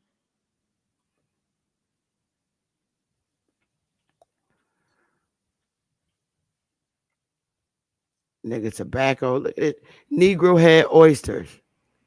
Look at this old, you see it over here in the corner? Mm-hmm. The last one? I think he got that grease one on there too. That's old. They remember Dane was showing all this stuff on his channel. I mean, he showed a few ones. Look at now. Look at this Indian. That's an Indian midget repair kit. Look, look at the Indian. That's some old stuff. Yep. Yo, I was cracking up because I remember some of that stuff when we was little. I think Uncle Ben started off as a black company too. Okay. What started off? Uncle Ben's. I'm not sure. Don't quote me, but I think Uncle Ben started off as a black company. Mm. Look at this run, nigga, run, or the military MP. I'll catch you. Library. Oh my goodness, I ain't never seen this. What's this? Hold up now. She's like, "What I find?" I. Oh snap! I gotta blow this up. Yes, and KFC too. Junebug 13, because a black person had showed the Colonel how to fry chicken, and then he franchised it. He took that recipe from that man. Wasn't Popeyes a black restaurant? I know they used to show that black lady. Notice that when But that chicken started to roll, you ain't see her no more. right. And when we already know there's a black culture, the Creole culture that they trying to sell, but I thought it was a black restaurant. What is that? Run, nigga, run, or the MP will catch you. It's the MP. They some AM set. This nigga am free. The colored gals he goes to see. I heard a verse, run dad, fetch you. Run nigga run or the MP will catch you. They was rapping back then, and then it's a song. Spoken. Oh, you ought to see me dressed that day. I had a pair of these United States Gators, hem stitched behind, made over at Blackwell's Island. And then I had on that pink snuff colored coat.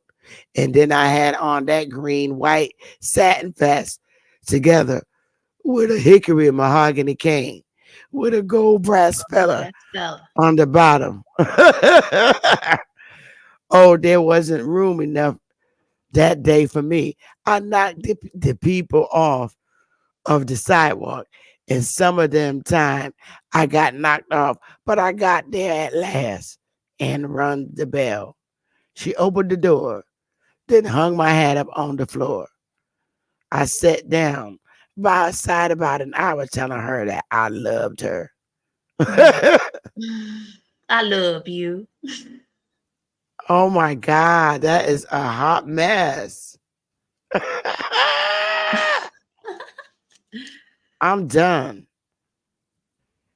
Still had them bars though, didn't he? Right?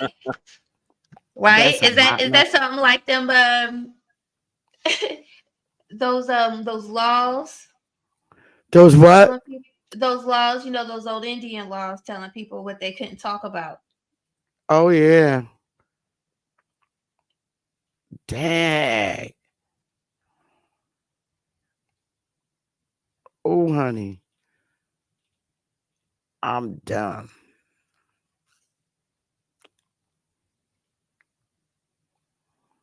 I just thought this was interesting. These things from the old days. The Jim Crow is saying this is the Jim Crow anti-black imagery.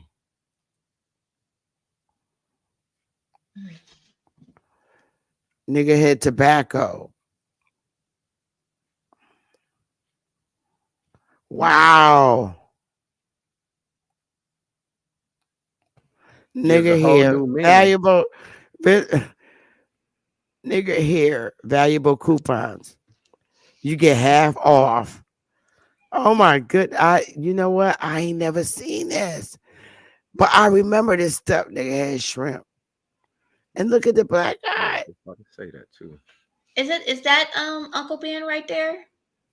Where? Negro next to the nigger head shrimp. That man is that Uncle Ben? No. No. Negro oysters. Look at this. 10 little nigga boys.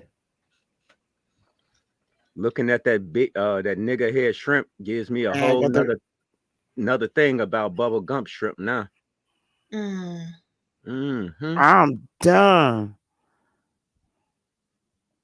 Richard Pryor, bicentennial nigger. Mm-hmm. Bubba had his own shrimping business.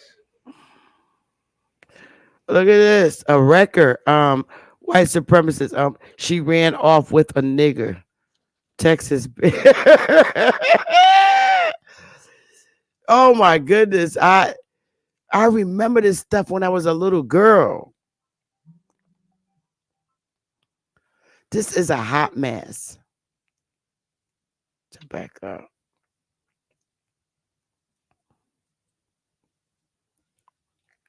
This is a hot mess. Oh well. Anyway, our little products. That's crazy, right? That's Yeah. crazy. And I noticed something else very interesting. Africans not written on it. I'll take nigga any day. It didn't say 10 little Africans, it said 10 little niggas. Nigga, they ain't said no Right. African, nothing. Yep. It didn't have Africa written on it. Mm-hmm. That's There it I- is. Bingo. I'm looking at this stuff and I'm like, wow, this stuff from when my mother was little. I don't think I would have lasted in the 30s and with them. Wow. But anyway, I would rather see I would really like to see our people do that. I mean, it's just as easy as it said. You could start a franchise literally and that shit will grow. You can literally start a franchise. And if people, huh? If anybody's juices is kind of simmering over this conversation, the first thing to do is, like you said, get your EIN, and that's so simple. Yes. And just by even making that step, it just does something to you, something to your brain. You are officially, basically, in business. Yeah. You By law. You start your Yep. own. I really, really, when I retire, I really, really do want. I like to have restaurants where because I like to have conversations, and my father did too. He had that atmosphere, his barbershop, every Saturday at barbershop talk, and restaurant is the same way in our hoods. You have a chicken coop and people sit down, they love to talk.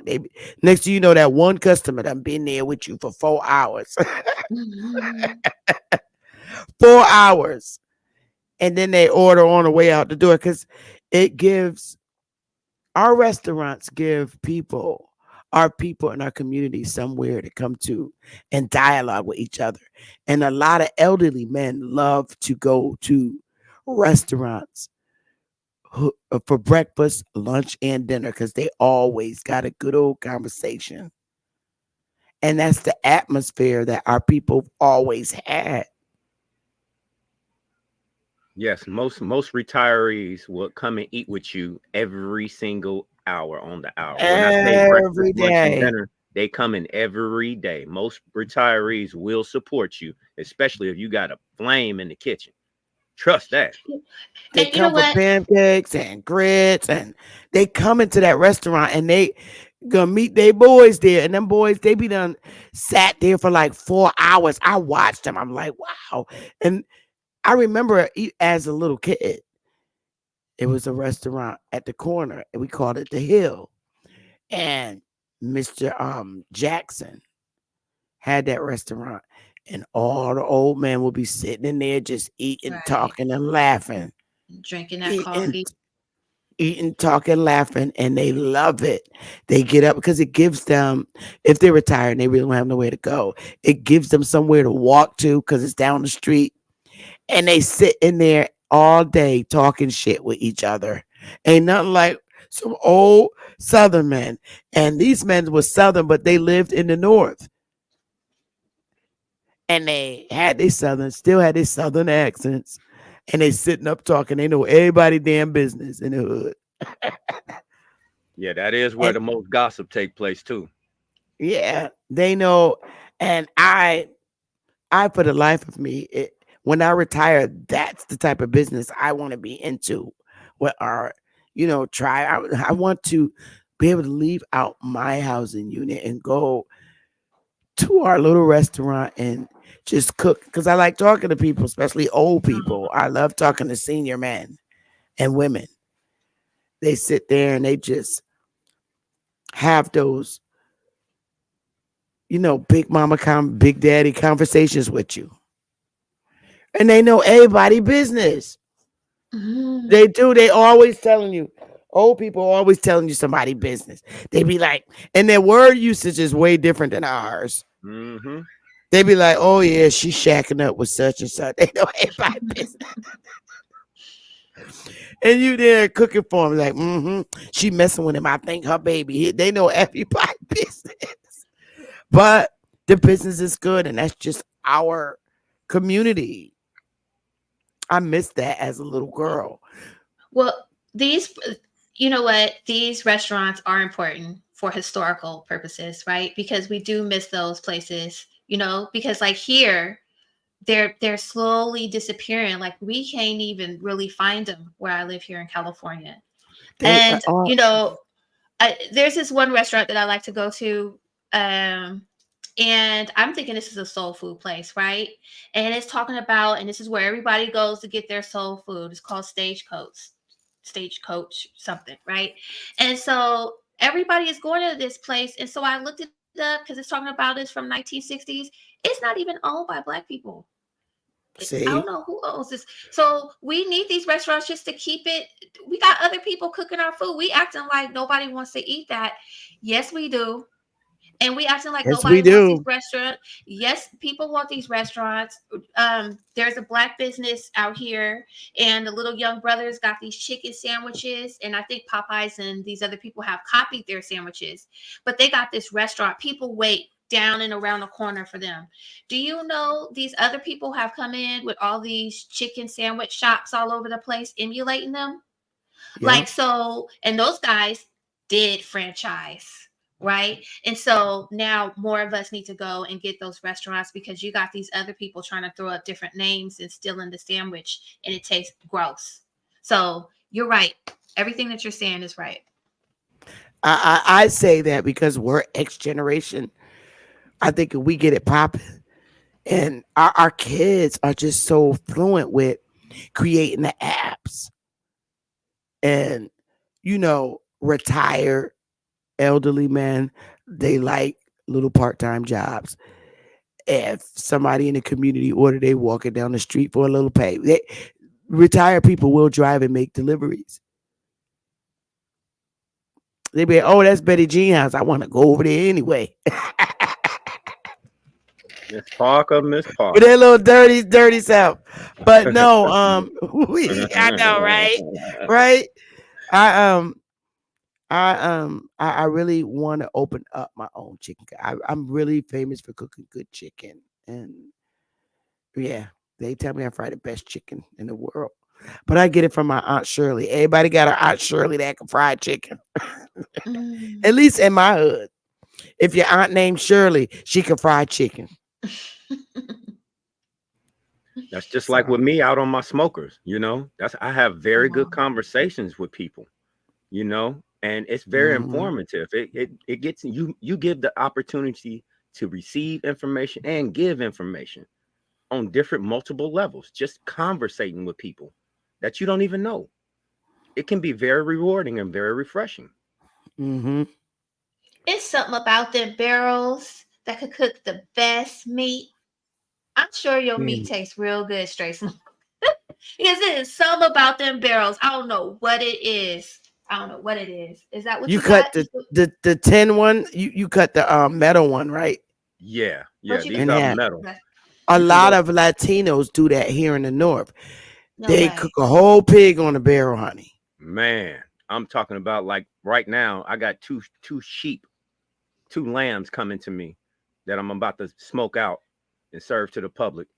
I mean, Oh, I do. Lambs. Yes, ma'am. I bet you Yes, that's ma'am. good. Damn, where was you born and raised? I was born and raised in Chicago. My people all left Mississippi and came to Chicago. So, but you learned you wasn't. never living in Mississippi. No. Mississippi people could cook their ass off. Yeah. Yeah.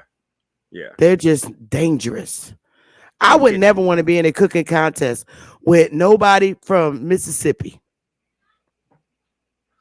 But I started off at 6 years old in my aunt's kitchen. She's a professional caterer, and she's been doing it for well over 60 years. I started off in her kitchen at 6 years old. And Wow. from that point on, Hey, my aunt told one. me, hands down, the only way you're gonna eat is if you cook it yourself. Yeah, Mhm. I stayed in the kitchen with my grandmother, and I mastered her food. I did. I stayed in that kitchen with Granny, and when she died, I took over cooking Thanksgiving dinner for the whole family. Good deal. And my aunts and my mother say, "You cook just like Mama." Because we didn't. Sometimes we called her Granny, and sometimes we just all called her Ma. And she was like, "Now you got your great grands calling you Ma." And she was like, "Whatever happened to Granny? My Granny, Ma? Everybody's calling me Ma." Mm. We used to call her Granny when we was little, my grandmother. But then when we got older, because we grew up with our aunts and uncles that was not far in age from us. So I think they're the ones who switched us to like calling her Ma, because we was just like Ma.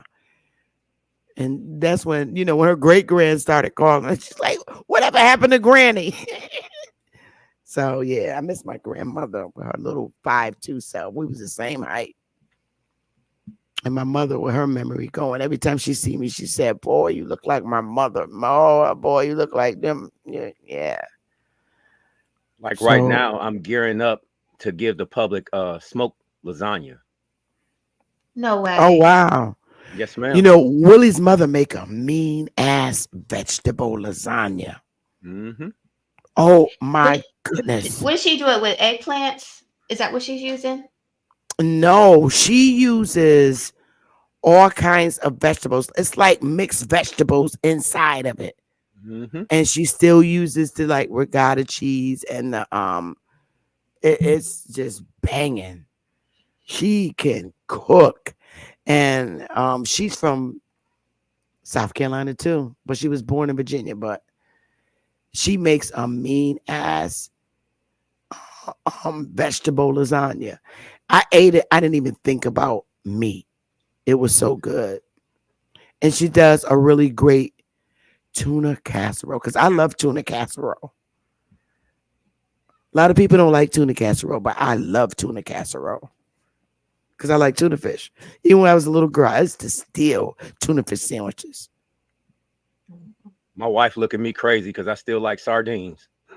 I do Oh, I too. love sardines. Oh, Right? I fuck sardines up in a minute. I used to Right. hide. I Sardines used and to hot sauce. hide.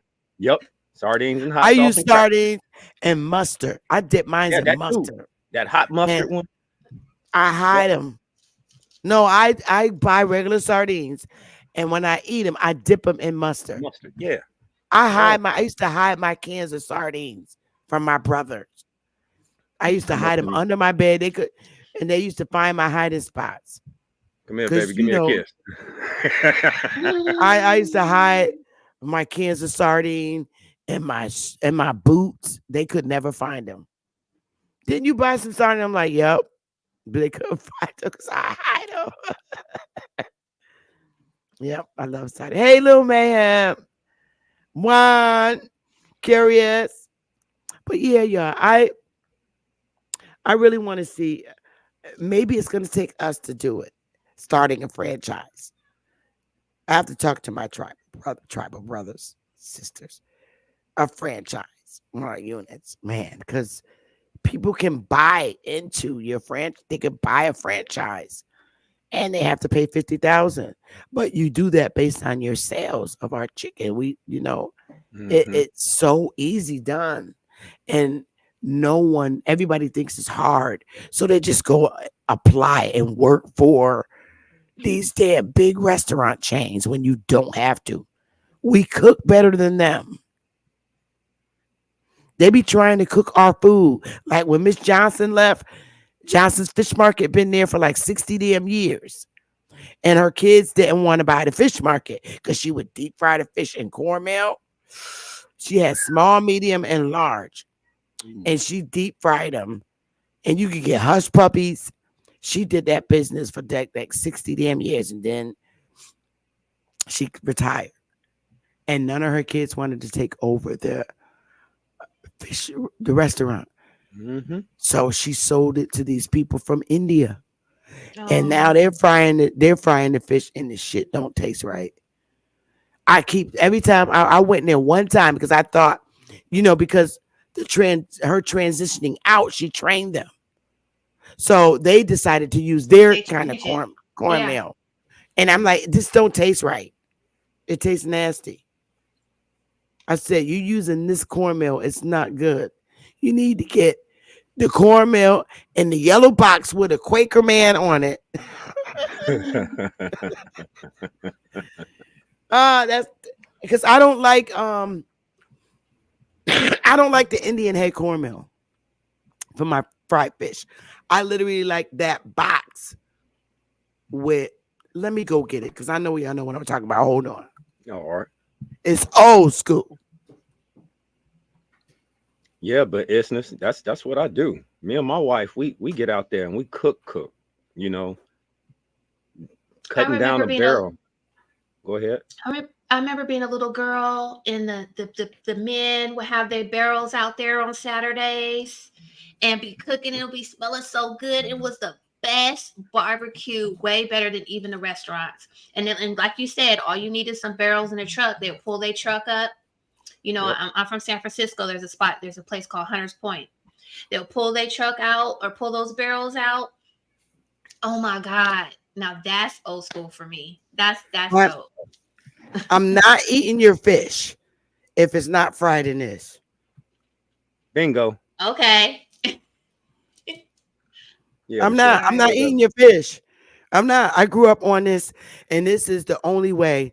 I have to cook my own fish. I just go to the fish market now mm-hmm. and buy my own whiteys or porgies because I love porgies too. And I deep fry them in that shit. I don't like baked fish at all. No.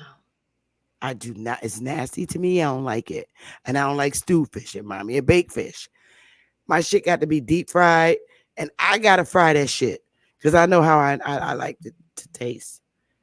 And What I fish are eat you a whole cooking? bunch. Red snapper or Oh, I only cook whiteys and porgies. okay. Whitings and porgies. And I have the fish market fillet it for me. So all I got to do is come home and rinse it my way. And then I dip it in this and deep fry it. And I'll sit up there. I used to do this shit. I'm telling you. I used to go Mm-hmm. to the fish market and buy a bunch of fish. As I said, my uncle was like, you really need to open up your own restaurant. I would go to the fish market Saturday. And because my daughter was grown. And I was like, damn, I don't have no life no more. My daughter's grown. I got nobody to put on punishment. But I would go to the fish market Saturday, buy a bunch of fish and deep fry that shit and sit up on my couch in my footsies, in my 90s, and watch Lifetime Movie Network all day. Mm. Oh. Because they had movie after movie coming on Lifetime Movie Network. I Yeah. don't go out and I'll sit there and eat fish. People call, what you doing, Smurf? I'm like, nothing. I'm about to go somewhere. I don't be going nowhere. I'll be sitting right there eating my fish. That's He's like, Smurf, what you doing? Why don't you come out and come play cards? I'll be like, oh no, I'm getting ready to do something. And that doing something was was sitting art. there eating fish Art. and watching Lifetime Movie Network. I know that's right. One I thing sure that I do. did When I want learn, my space, I want my space. one thing that I did learn, I stopped using charcoal for 15 years. And that makes a big difference on the taste of your food. Yeah, it I know does. you Especially can a taste the hot dog. charcoal. Yeah. I ain't not like a hot dog cooked with charcoal on the grill. Oh man. So I what are you understand. using? What are you using? Wood? Like briquettes, those little wood Oh, things? Oh no, oh no! I get whole trees brought to my house, whole hickory trees. So you're using a fire. Yes, This this is straight up wow. raw, seasoned hickory wood. So it's a You know wood what? smoked. It's wood There you smoked go. barbecue. There you go. Wow. You I know people that put like pour something on the wood and it gives the food a different taste. They would literally pour some kind of oil that had a taste like a seasoned oil on the wood You before they can do burn it. that. You can do that, but it's a lot easier if you just get a bucket of water and drop like some onion peels and garlic peels in it and soak the wood in it versus putting any kind of, I can't use anything but what's natural because I don't want anybody to, everybody's different. So I try to stay away from using anybody else's products because, you know, that would be not saying that it's originally from mine because I'm using somebody else's. So what I You do is cook I it take, outside your house. oh no, I got a trailer. I go everywhere. I pull my trailer behind my truck, pull up, pop open my lids, open up my griddle, throw about 3, 4 pieces of wood in there. Boom. Start that fire up and let's get it smoking. Hence the name Straight Smoke Oh. And you said you was born where? in Chicago, Illinois, So why But you they sound southern? because I've been moved here. Chicago's in the Midwest. I And know and why do people with Midwest have southern accents? because because that's we where moved we're there. originally from. Once you go back No, you home, said you was born in Chicago. Chicago. Chicago. Yes, So if you're born in Chicago, you sound like you was born in Mississippi or somewhere that's what I'm or saying. Alabama. Once you come back home, it initially comes back out of you. No, people from Chicago sound southern. They Right, don't sound like city people. right. Because it's the Southern people. Like my grandmother, born in the 20s, was born in Chicago because the Southern people left and went into Chicago. So Chicago. the culture is still there. Yes, Oh, the yes, accent comes with them, yes. and Yes. their kids adopt those accents. Right. It's just like to you, like for me, listening to you, you sound like you're from New York. Like you've been Yeah, in one of the 5 boroughs, you know? yeah, yeah. We get that a lot in Connecticut, in the You New see what I mean? England states. Yeah, Yeah, we do. that's what I'm But you saying. would never think that with my grandmother, and she sound like she from South Carolina. She was born here in 1931 in New England State, There you go. Connecticut, and but her mother is from all of them back are from South Carolina. We sound like Shinnecock people. Mm, It's the And you know culture, what? yeah. And I want to clarify, I'm not saying everybody from the South went to Chicago. yeah, She was just asking, why does he sound like he's from Chicago? And I was just saying that some of the people from the South went into Chicago, including people from my family. And that's Hmm. all. right. I mean, they went Like, everywhere. You know, I'm in California and my family's from the South. So we went everywhere. Because if you've been to Chicago and you know the west side of Chicago, all of them sound like they from Alabama. Alabama, Mississippi. Every last one of them.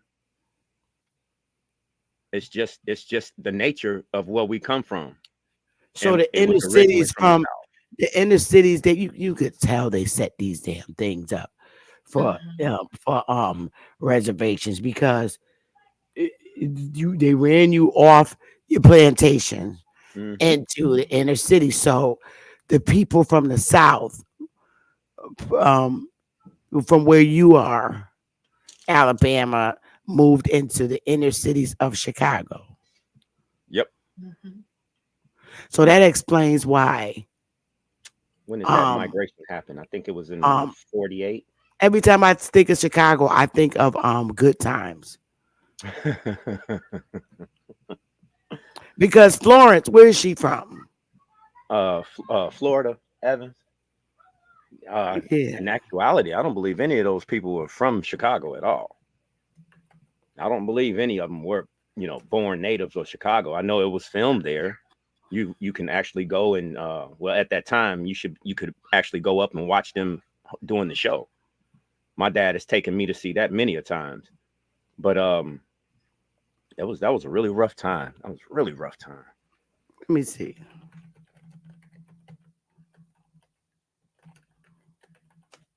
Let me You see. know, there Where is there's a Esther Rome? movie. There's a movie called The Last Man in San Francisco. Has anybody seen that? With Danny Glover and Tisha Campbell or whatever the girl's name is from Martin. But anyway, it kind of documents how we were moved into the cities during that Great Migration. And how now, because San Francisco, we have already been pushed out. Now, right now, they're pushing out Chicagoans. So if Chicago wants to know if they don't stand up, what will happen? Look at San Francisco. Because even our communities, our diehard communities, are all, we ain't there no more. And then they tell us, well, sucks for you, move. If it's too expensive, sucks for you, move. So it's a great cautionary tale if anybody wants to check it out about why Chicago needs to stand up against what's happening to them. It's a good movie. And it talks about our migration. Oh shit. Check this out. And see, I would have never known this. Florida, Esther Rowe, born in Pompano Beach, Florida, to Bahamian immigrants. Wow. She's from the Bahamas. And um Jonathan Rowe, 1883, a farmer, and Elizabeth Iris Rowe, 1887. Her parents were both born and raised in Nassau, New Providence, the Bahamas, and moved to Florida. So they're Caribbean. Yep. They're probably the original people of the Caribbean. Looking at Florida, you know she was something. Yeah. Them some strong features Bahamas. she got. Strong features. Right. You're right. You're right, Straight Smoke. Wow. I would have never known that if I didn't look it up. Let me see. When I was Now a I little see girl what and I you. watched that show, I thought she Now I looked different. see. Wow. Let me see.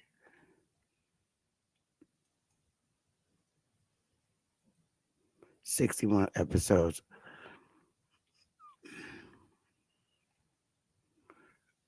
Oh, he was born in Mississippi.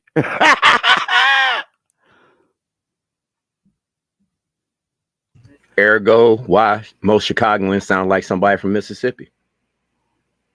Oh, wait a minute. Let me see. James Evans Sr. appeared first 3 episodes. Poor. Okay, we know about that. But what about his real bio? Let me see. They should have this on Wikipedia better than this shit. No, that's phantom. Let me do this. No,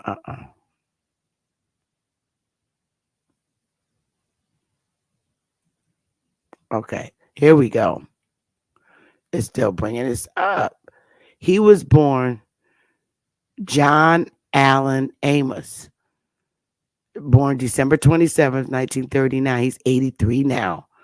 He was born in Newark, New Jersey. He was born in Newark, New Jersey. Um, his father. Wow.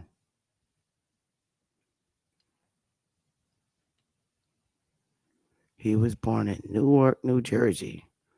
Oh my goodness, you're so funny. 50th. I was trying to see if they gave more. Let me see what JJ's ugly butt was he born at. I think he was born in New York.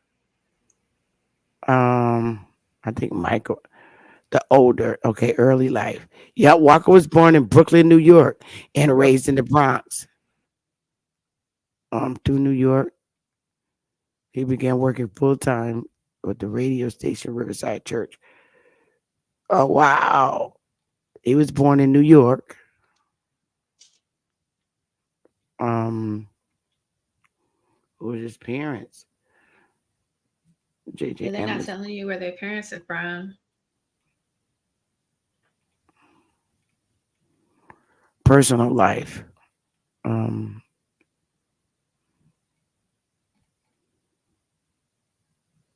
he stated that he did not vote for Barack Obama in 2008, and that he could not vote for him in 2012 election either. They put that in his bio. In his personal life and political views, he stated that he did not vote for Barack Obama in 2008, and that he would not vote for him in 2012 election either. Wonder why that was. Yeah, the people Margaret, was trying to tell us. Cornel West was trying to talk about Tavis Smiley. They was trying to tell us something's wrong. You know what? I always wonder what happened to Tavis. Because he They used to be got him. real cold-blooded back in the day. They got him. You know, look at the. Do you see the man who is now in jail for supporting Trump, and he's in jail with no bail? Yeah, I was So there. that he is a political prisoner. Well, this political party went after Tavis Smiley, and they said he dated the girl on, and they had a whole relationship. And they took that and made it almost a rape charge, and got him out of there. So he lost it. But he spoke against Barack Obama. yeah, I've been trying to tell people about dude for a long time and nobody will listen to me. It's just sad. It's just so sad.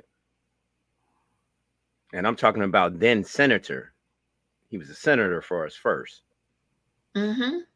And I knew some stuff that I knew, and it eventually came out, but it was, it didn't have the same impact now than it would have had then. He would have never made well, it. Nope. Michael was born in New York too. He's 62 now. Wow. He was born in Harlem.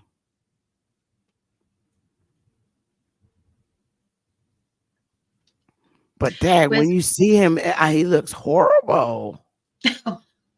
Have you Yeah, he seen didn't him? age too well. He didn't age too well. Look, I'm like, wait a minute. Why he look like this? Look, he look like a. All right, I'll let you call it. Look, why yo? Come on, look at that. You know why he looked like that? He looked like one of the drunk men that come to the restaurant and eat that I'm right. talking about. He gotta show up. Come on, he's 62 and looking like that. Yeah. He looks Come a little off. on, You know what else what he was into though, right? crack. Oh, he was the male crack. Mm. I know. We all know. But you know what? We was real naive little girls because we did not know that Leroy on Fame was gay. And we used to be in love with that nigga. Remember Leroy on Fame? Oh my No, God. I who's want to. Leroy? Is that the Puerto Rican guy or something? No, the black guy. All right, I'm Black about guy to pull him up. We was Fame. in love with that dude, and I was like, "Damn, are you serious?" You'll never We believe didn't what we was know. watching last night. If you want me to Fame. throw you backwards. Oh. Barry Gordy's Last Dragon. We was watching that last night. Look, we did not know this as little young girls. We was in love with Leroy on Fame, and we did not know. We now I can look at this and say, yeah, he's but Mm-hmm. he left out of here with the Nana. Oh no. Yeah. Yeah. Yeah, he left out of here with the Nana. We used to love him. I bet. Tragic death of Mhm. Anthony. Let's see what they say. Charisma, talent, often see his name. Born in Harlem, Gene Anthony Ray. On the road. Da, da, da, da. He skipped according to someone. I'm trying to get to the good part. His name was Someone Gene. say they knew. That's Gene. But according to what his mother, Jean Ray, revealed to the press, her son was also HIV positive. Mm. It was a tragic ending. It was. We was devastated. We loved Leroy, but we didn't know that that was what's up. That What did he was die during this time? During the time of the show? um in 2003. Oh, okay. He was only 41. Mm.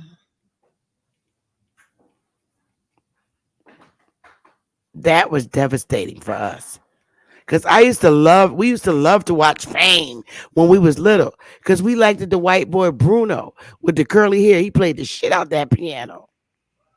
Okay, I thought that was You Lauren. remember? Wait, how old are you? Straight Gonna Smoke. live forever. Huh? I'm sorry. Go How ahead. how old are you?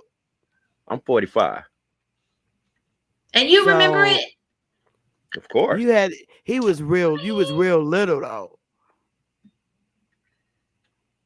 You had to be. You I, were real little. I barely remember that show. I Barely, That remember came it barely. all. on. That came out in 1980. Mm-hmm. And when were you born? Oh, now. You just said you was 45. He was about 5. Yeah, go ahead and throw that out there like that, huh? Just throw that on out there like that. Let me see. You was You on your 5 years own. old.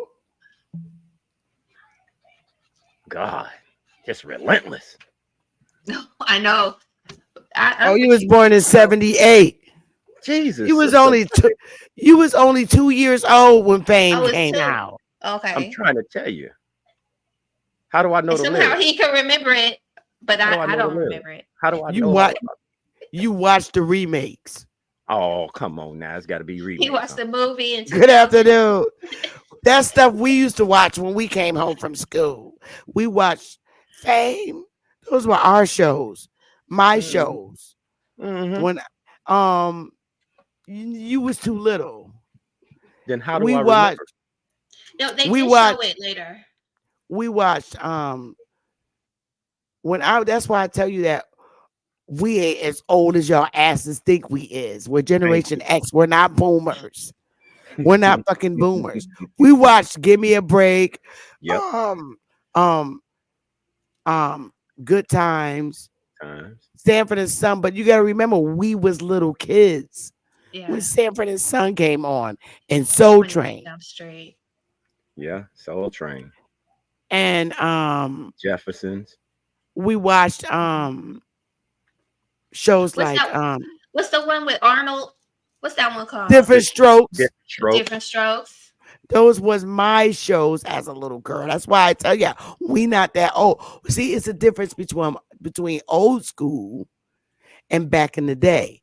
We're back in the day. We're not old school. I mean, yeah, we're not old school. We're back in the Back day. in the It's the day. difference Yeah. between back in the day and old school. Like Mhm. my era is LL Cool J, Bobby Brown, Right. New Edition. That's back in the day. That's not old school. Old school is the Al Temptations. Green. That's my Al mother's Green. era. Yeah. Yeah. That's my mother's era. We're back in the Back in the day. day. Yeah, I ain't gonna lie. Hey, Kahi, I used to rock with Matlock now. I'm not gonna sit here and stunt. Matlock, Yeah, Miami we watched that. Vice. Like, yeah. Even Yeah. what's her name? Yeah. Murder She Wrote. I even did that one. On Yeah, my Murder, She shows That was was a Wrote. like lady. Our shows was still the innocent shows where two parents wasn't in the bed, like Oh, Lucille Ball. they had separate Um, beds. you never seen her and Ricky in the bed together, Nope, Mhm. separate beds. and um, the Brady Bunch, and then our shows. What is it with rerun? Happy Days. I mean, not Happy Days. Them too, but dang, what's the name of that? What's that called with rerun? That's With called rerun and Raj and Raj. and Dwayne with his stupid self What is the with the name? afro. It was It Dwayne was a rerun. spinoff of Cooley High. What's that? I could. Oh God, what is it? Come on, y'all, help us out. What was that show rerun played in? What's happening? Yeah, what's What's happening? That's what happening? was that. What's happening?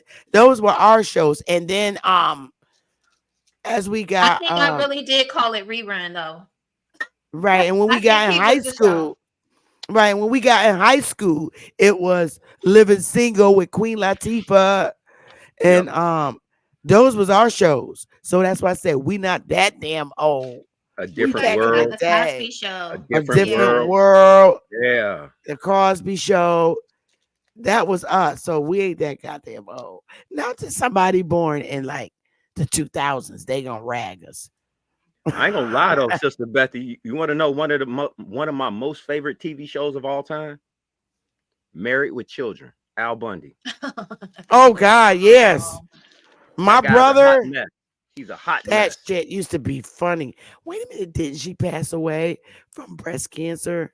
Who that? She was so pretty. The daughter. Did she pass She Christina away? I played as a Applegate? forgot. sex. I think she's still alive. She just don't have no breasts no more. Yeah, Ooh. Mel Diner too. That was a good one back in Oh the my day. goodness. Huntsville, Alabama rerun. Lived in Huntsville, Alabama in his later years. He got family down there. And then I love What's Happening D from What's Happening to Little Sister with her annoying ass. Mm-hmm.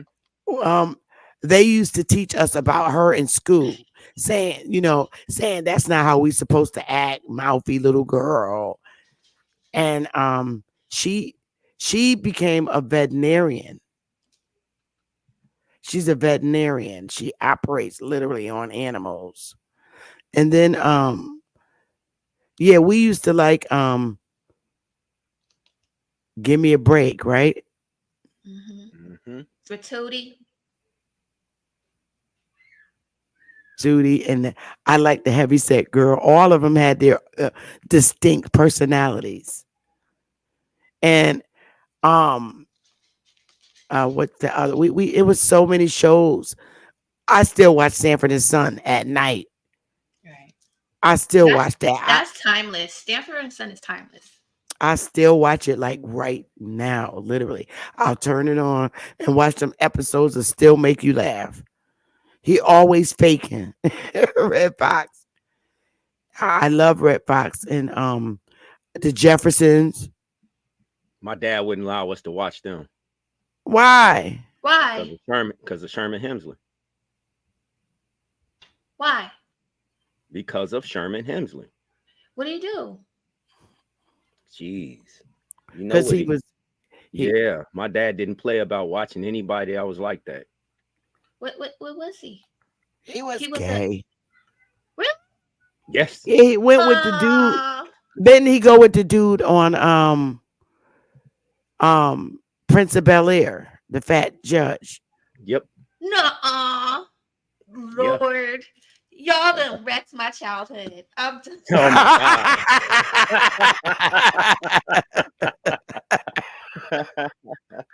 oh I'm my sorry. goodness. I'll put it to But you like this. Like I we used didn't even care. Hey Eric, wow, a blast from the past. Eric, what the hell? We like uh, we didn't even care, but that little dance in his head. trying to tell you. My all mother all probably this wouldn't time. have told me. Yeah, my mother would just let We that go right over I my never head. knew that. Somebody told me that. George Really? Jefferson swung the Yeah. we still love him. Always talking. We did. And then the other show that we used to watch, oh, the guy from Friends that died, that really was sad because he was funny. I never got into that show. I know Well, who you you talking know, Ain't about. none of your business. All them good old shows that we used to watch used to be funny. But you right about um Sherman um Hemingway. no, the show with the daughter that got the breast cut off. yeah. Married with Children. That we used to love that show. Love and Marriage. Yes, there you go. That's the ignorant couple right there. They Oh used to my throw shots at God. each other like it was fun, and it was She had hilarious. the flattest butt in history. You know what? Someone mentioned All in the Family, and I couldn't understand how people watched that show as a little girl. I just couldn't understand it whatsoever. All in the Family, which with the welfare state. That one. With the art, Yeah, with Archie Archie Bunker, Bunker, I like yeah, that Archie show. and Edith, Edith Bunker. He used to call his his being and son-in-law his Meathead. wife, We yeah. used to watch them.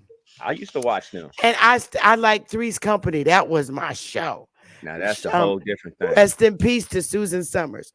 That show was the first show that really made fun of gays because Mr. Roper, Mm, Jack played the role of being a gay man. and he wasn't. Really? And he wasn't.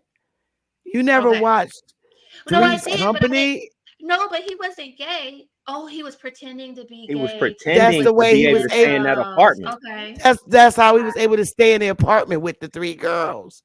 And he Okay. used to always do things because they would get him horny. but Mr. Roper always, he's that Mr. Roper with them poppy ass eyes was funny. Man, They was funny. funny. And like if his wife wanted to have sex, he would go to sleep real quick. So Pretend like he was asleep. Just nod off real quick, like out. oh, I know. He used to be like, and she would get ready because she thinks she gonna get something from him. He just that was a funny show. It was funny. And I really like Living Single. That really was a very motivational show for women in my era because opening up your own business and stuff. Mhm. And the dude with the braids was funny. Kyle. Yes. They was all funny in their own ways. They really were. Now I ain't gonna lie to you. That Obi was my guy. Obi was my guy. Oh my the janitor dude. Yeah, man. Him and his stuttering ass. Oh man. And he ended I up like- marrying the other girl. The Yeah. I girl. like Maxine. I thought Maxine Yeah. was pretty dope because Maxine was funny. She was like what, the lawyer or something? Yeah, she was a lawyer. Yeah. Yeah, I really like those was the good old days. My daughter still Okay. watched those shows You- and they're before her time. You missed In Living Color though. Did you say In Living Color? No, I didn't say it, but that was the show. That was funny. We lived to watch that. That was All in the the little 90s, girls though. want to be a fly girl That was in the 90s. when I was little. And Fire Marshal Bill, Jim That was Carrey. the That's where he got That's his where he got start his at. start from. Yep. And he never leaves that out when he speaks. He always talks about The living Wayans brothers. covered with. Yep. Yep. Wayans And brothers. Always honor them for Mhm. that. He honors them so much, and he's just fucking funny. I love Jim Carrey. That dude be having me ripping. But when he played Fire Marshal Bill, I mean, it's not funny to make fun of burnt victims, but he did the role so well.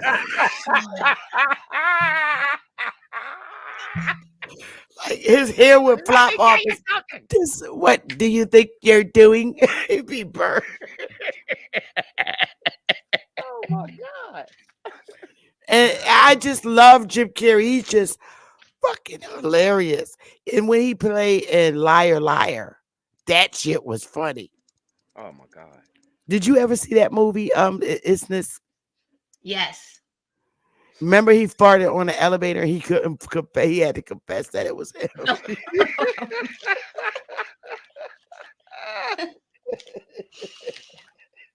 Oh God. It was that part stinked it real bad, and he was in the back holding himself, Oh my goodness. and he had to admit that he was the one that farted. God. He over there smoking. Oh, How about some? Let me tell you something. no good You know old what? show. That guy was Jim Carrey is a damn fool. You're nut. And, But and then going the back kid, to Live in Color, sometimes these people be talking, and the Wayans brother, the Wayans brother, the one, and he was in jail, and he'll be saying all the wrong words. yep, Y'all remember he was like the intellectual? Come on, y'all. yep. Y'all remember the guy Yeah. to be like the fornication of, and it's so funny because he was like, when people debate, Yeah, Yeah. they sound yeah. just like him.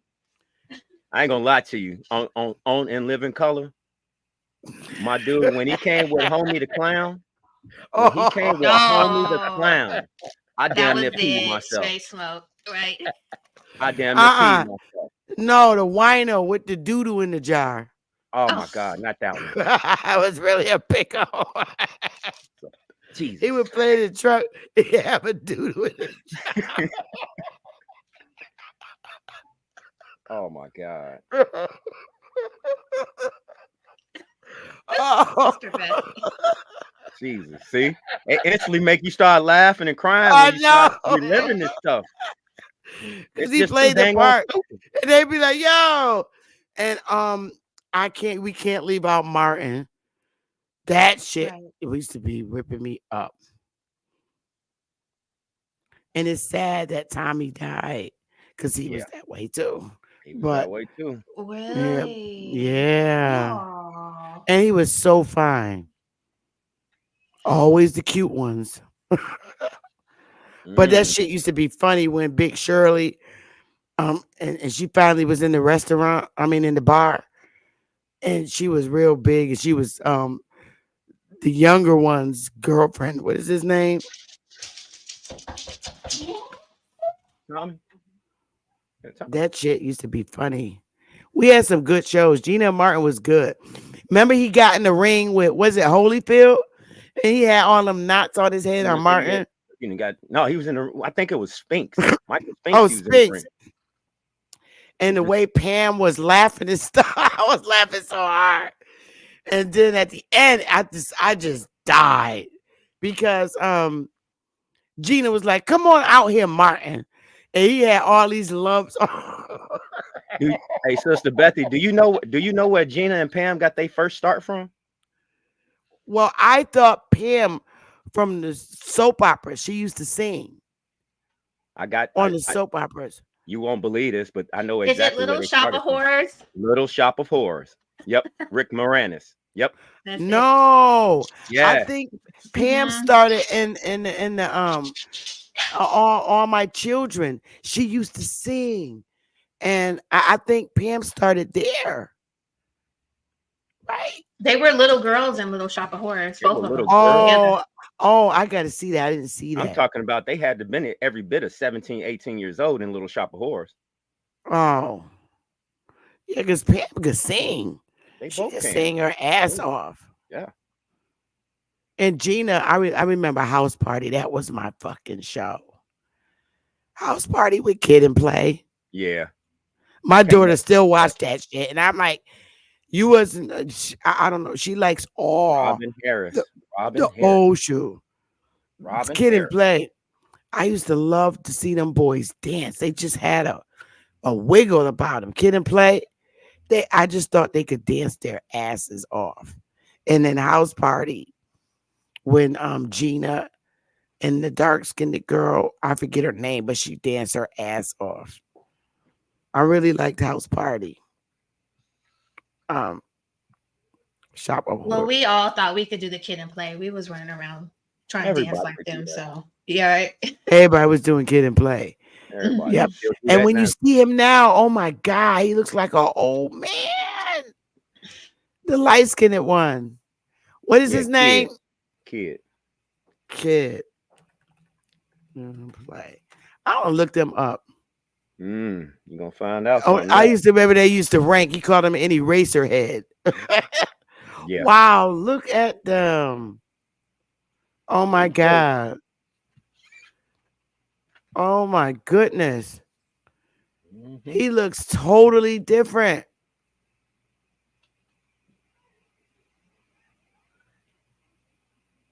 Wait a minute. Look at him, y'all. I can't believe this. They look way older than me. Look at him. Yeah, look at Plato. He really looks like a white man. Hmm. But this is how they looked back in the day. See You his know, I Negro had no features. idea His Negro he was. features. He was still cute. I thought he was the cutest thing ever. Huh? I had no idea he was mixed. I thought he was just a light skinned guy until recently. I saw him do an interview about being a mixed person. Oh, I knew he was mixed, but ooh, He girl, did. everybody loved Kid. Everybody. Okay. I know And I every did. and Well, the I was a reason little they girl, came so up with that group, the reason they came up with that group was to dismantle that light skin versus dark skin stuff. They Oh okay. wanted to yeah. end that separation between black men, being light skin and And- dark skin. Right, because they was like ebony and ivory. Now, this is how we remember them. Let me do a share screen. You could tell this is my dad because of the jackets. Look, that is how they looked. Well, his skin is different. See Yep. how His he looks totally different? Yeah. Yeah, looks totally different. He's still cute. He just put on weight, but they danced their ass off. And Hmm. he looked like my baby dad and my daughter father. Oh She God. really do. He really do.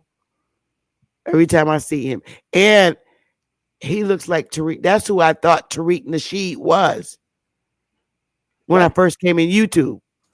How funny. I did. I thought that's who he was until Chief Holiday told me, no, that's not Kid from Give It Play because I didn't know Tariq when I came in YouTube. I thought he was Kid and Play because they look so much alike to me. Chief Holiday said that's not Kid and Play from Kid. I thought he was. Yeah, those good old shows, man, back in the day. Throwback. Throwbacks. I still like to watch the Brady Bunch. Do you? I Wow. still like watching the old Superman. That shit's funny as hell when you watch it now because you compare technology today Oh, you talking about compared to back Christopher then. Reeve, Superman? No, even the older, Talking about very the one when oh, I the was little TV in the show. 70s. The When he TV would show. jump out the window and that noise. You look at if you look at TV from back then and then now, it's like, wow. Because back then, to our eyes, we couldn't see the fakeness in it. And even the olden cowboy movies, the backgrounds was fake. We didn't know that shit. Mhm. The old westerns, the backgrounds was fake. Was oftentimes. And when And we now you watch, look at it and it's like obvious. Like, what is that? but what still freaks me out when you're thinking of old Tubbs from Miami Vice from Huntsville. Oh, the one with the light eyes, George. I used to love Miami Vice too. The um, Knight Rider. Yeah, that was my yeah, boy there. I used to like Starsky and Hutch. It wasn't a bad show. It wasn't a bad show. Oh, what about Oh, my grandmother's show. You had to be quiet. Perry Mason, Oh Oh yeah. yeah, you have to be quiet during Perry Mason. You can't talk. and we didn't know he was gay. Hmm. Right? Never seen him with a woman. That was our show, but we loved watching. But it got kind of corny when he became Ironside. Hmm. I mean, he in a wheelchair and he's climbing through ducts of a house. Yeah, that's all the way throwback. None of your business. Alfred Hitchcock. That's Oh, old. that was the show. Good But evening. that was the Yeah. show, though. That Oh, no, what was it? Thriller. Remember the hand come out the ground? Mm-hmm. You remember that instance? I remember. You was real little. But I remember MacGyver. watching Alfred Hitchcock. It's come on late at night. Because remember, cable came later, I think. And Alfred Hitchcock used to come on and used to watch the little shows. I remember that. And the Twilight And Zone. Twilight Zone was the shit. Oh, I got That one for you. they used to freak me out. I got one for you. Tales from the Huh? Crypt. Tales Oh, from the that's Oh, that was oh, good. that was good. With the dude from Mod Squad, right? Mm-hmm. That Mod used to come on Squad. HBO. What? Tales from the Crypts, right? That was an Yeah. HBO show. Mm-hmm. hmm This was in the That shit was beginning of funny. yeah, it was in the beginning of when cable first got introduced like that. Yeah, Yeah. so I may or may not have been able to watch Tales from the Crypt. That was kind of like a luxury, you know. Boy, it bring back some good old memories. I still like to watch Bewitched. Remember she used to twitch her nose? I Um, always thought she was so pretty. Bewitched was I I seen did. too many. I seen too many memes about that show right now, and it's just it's just Well, crazy. the father from the Brady Bunch. I didn't know he was gay. A lot of That these show, was. that show was off the chain. Well, the mother was going with Greg. Mm-hmm. Greg played the son, Yep. but she was yes. going with him, Kind of She and did the a incest. Jada father was Smith. gay. Huh? Or Jada Pinkett. She did a Jada Pinkett Smith messing with a little kid, little young man. She ain't messing The- with him. She was taking that. Take that. Take that. Right. But he wasn't that much younger than her, though, so she was within her rights. Well, yeah. Really? Yeah. What man gonna say? Oh yeah, I got taken advantage of by this And woman. Greg was about her age. Yeah, I'm not gonna say I nothing. I still like to watch right to this day Little House on the Prairie. Yeah, Green Acres. That was a good one. I used to love to watch Little House on the Prairie on Sunday. Really?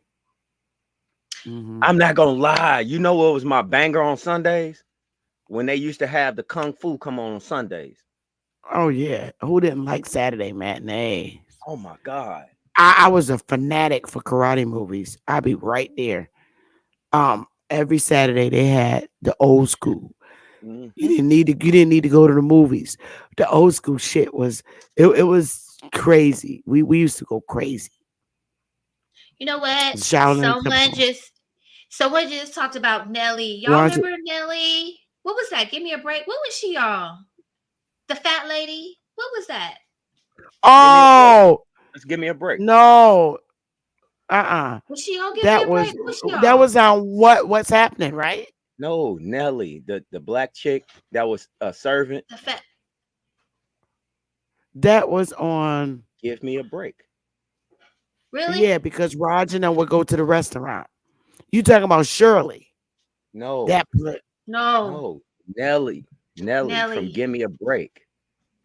She was Nell Okay. like the Carter. maid That's in it. the Nell Carter. yeah, Nell That's Carter. right. There you go. Yes. Give me a break. Yeah, she could sing. Yes, she could. All of them passed. Even Shirley from Good Times passed away a long time ago, though. Shirley from What's Happening. Mm-hmm. Okay. I remember I remember her. that show when they had her. It was kind of sad, but my brothers, because they're so damn stupid. And the guy that was taking her out on a date because somebody paid, and the dude was like, "Somebody paid me $50 to take her out," and she found out. That shit was funny. All the good shows, I still go back and watch. I love Lucille Ball. Oh, you can watch that one. She like fucked up every song he made. We go in Mhm. there and sing. Yeah. Yeah. Rerun passed away a long time ago, and I didn't know he was gay. Really? Every I did not know that. you He did know, that. It was just Well, too. Albert, he was just so popular with the rerun dance. Everybody did the rerun dance back in the 70s, and I didn't know. I remember he played in the movie Little Ladies of the Night. I don't know who remember that, but rerun played as the pimp. mm, Anybody remember that movie? Rerun played, and he played as the pimp. now you got me on And that this one. dude came and cut his balls. mm. Came and do it. What? Yeah, Say that one more time for the short bus people like me. They did what? they came in his house, busting his house. Um, he played as the pimp in the movie Little Ladies of the Night.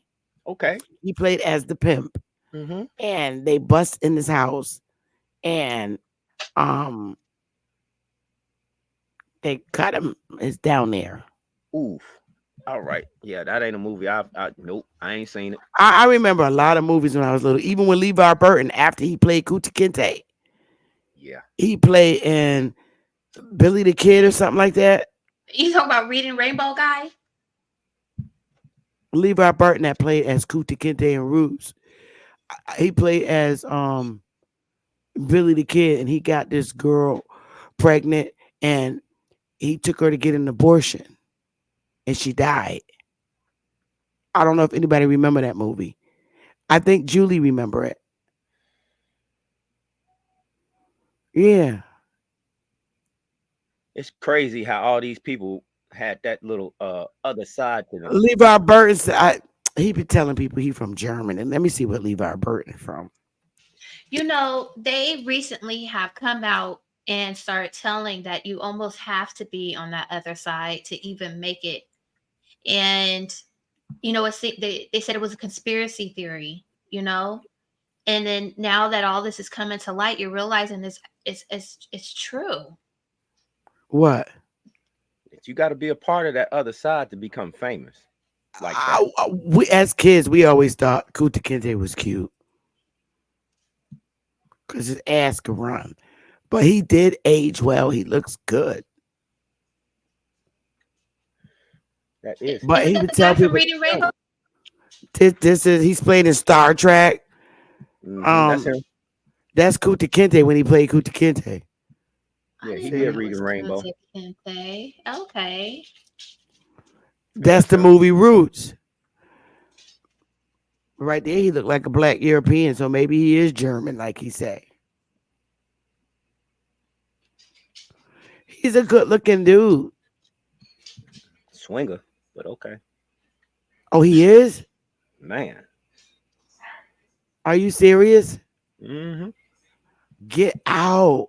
I'm trying to tell you, for you to be in this kind of limelight. Oh, wait a minute. The Reading Rainbow. There it is. Yeah. That's him. That was That's my that guy. lick when I was little. That's I what I know, was yeah. watching. Yeah. Mm-hmm. And he was all the way with it. So he really is a Bati boy? Man. I didn't. I would have never thought that. The way he was, the way his butt was running away from the white man. Got broke. Huh? Yeah, he got broke all right. He got broke loose all right.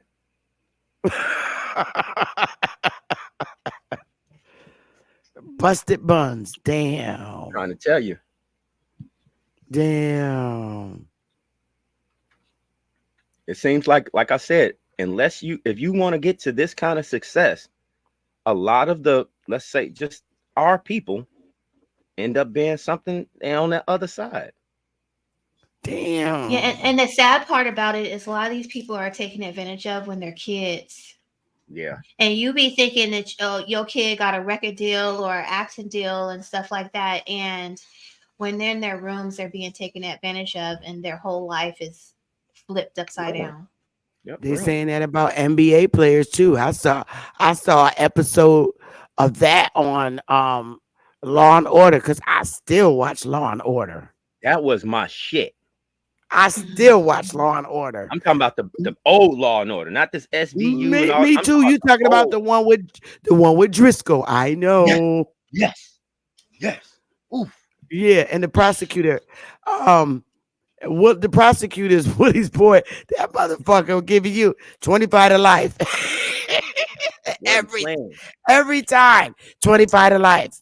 No man wants Man, that. was not playing. Driscoll, I miss when he died. I was so sad. Because Driscoll, he was funny. He always had something funny to say. And when he find a dead body, That was my Driscoll. joint. That was my joint. Yeah, as a matter of fact, he played as the father in Dirty Dancing. Remember that movie with Patrick Patrick Swayze? Swayze. And him too. He was one too. Mm, mm. Patrick, Yeah. you Hell. lying. He was Wanna no, bet? he No wasn't. way. You No wanna bet? way. I don't You gamble. lying. Hold on. I don't gamble. I'm gonna tell you this right now. I don't gamble, but I will bet you on that. Wow. You know, you can't put I it don't believe past nobody. Patrick Swayze. Man, last name speak for itself. Swayze. Trying to tell you. He was so stiff when he danced, but it was still cute. Yeah, he was stiff, all right. Oh my goodness. I think you lying. I I'm can't not take that kidding. one. Okay. Okay. Just when you get done doing this stream, just go look them up. I'm not kidding. Not kidding. I just always thought he was like the And I'm sexiest thing sorry, he is ever. dead. I Didn't don't he mean play in the movie Ghost? yes. Yeah. He played the hell out that movie. Mm-hmm. He really effed with Him that and dude. Demi Moore. I love that movie Ghost. It was so good. But what movie I was real irritated, but I still liked it is Whoopi Goldberg when she played in Jumpin' Jack Flash. Yeah, that was a good Okay. one. That was an excellent movie, but I was real upset because he had the sexiest British accent See? ever. And so I said, You see, Kai? sexiest British accent. And then when you get to the end of the movie and see who he was just not cute. Who? I said, oh, we're waiting for this sexy guy. In the movie Oh, okay. Jumpin' Jack Flash, you was Okay. gonna think that this drop dead gorgeous guy was gonna show up. It was some guy that looked like he's somebody's plumber.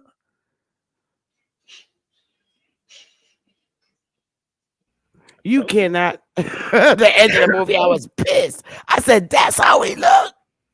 And Whoopi was acting like she was excited to see him. She knows she was mad as hell by the time Jumpin' So Jack. you lying, girl. You ain't happy. All that typing on the typewriter, yeah, they're going everywhere, everywhere.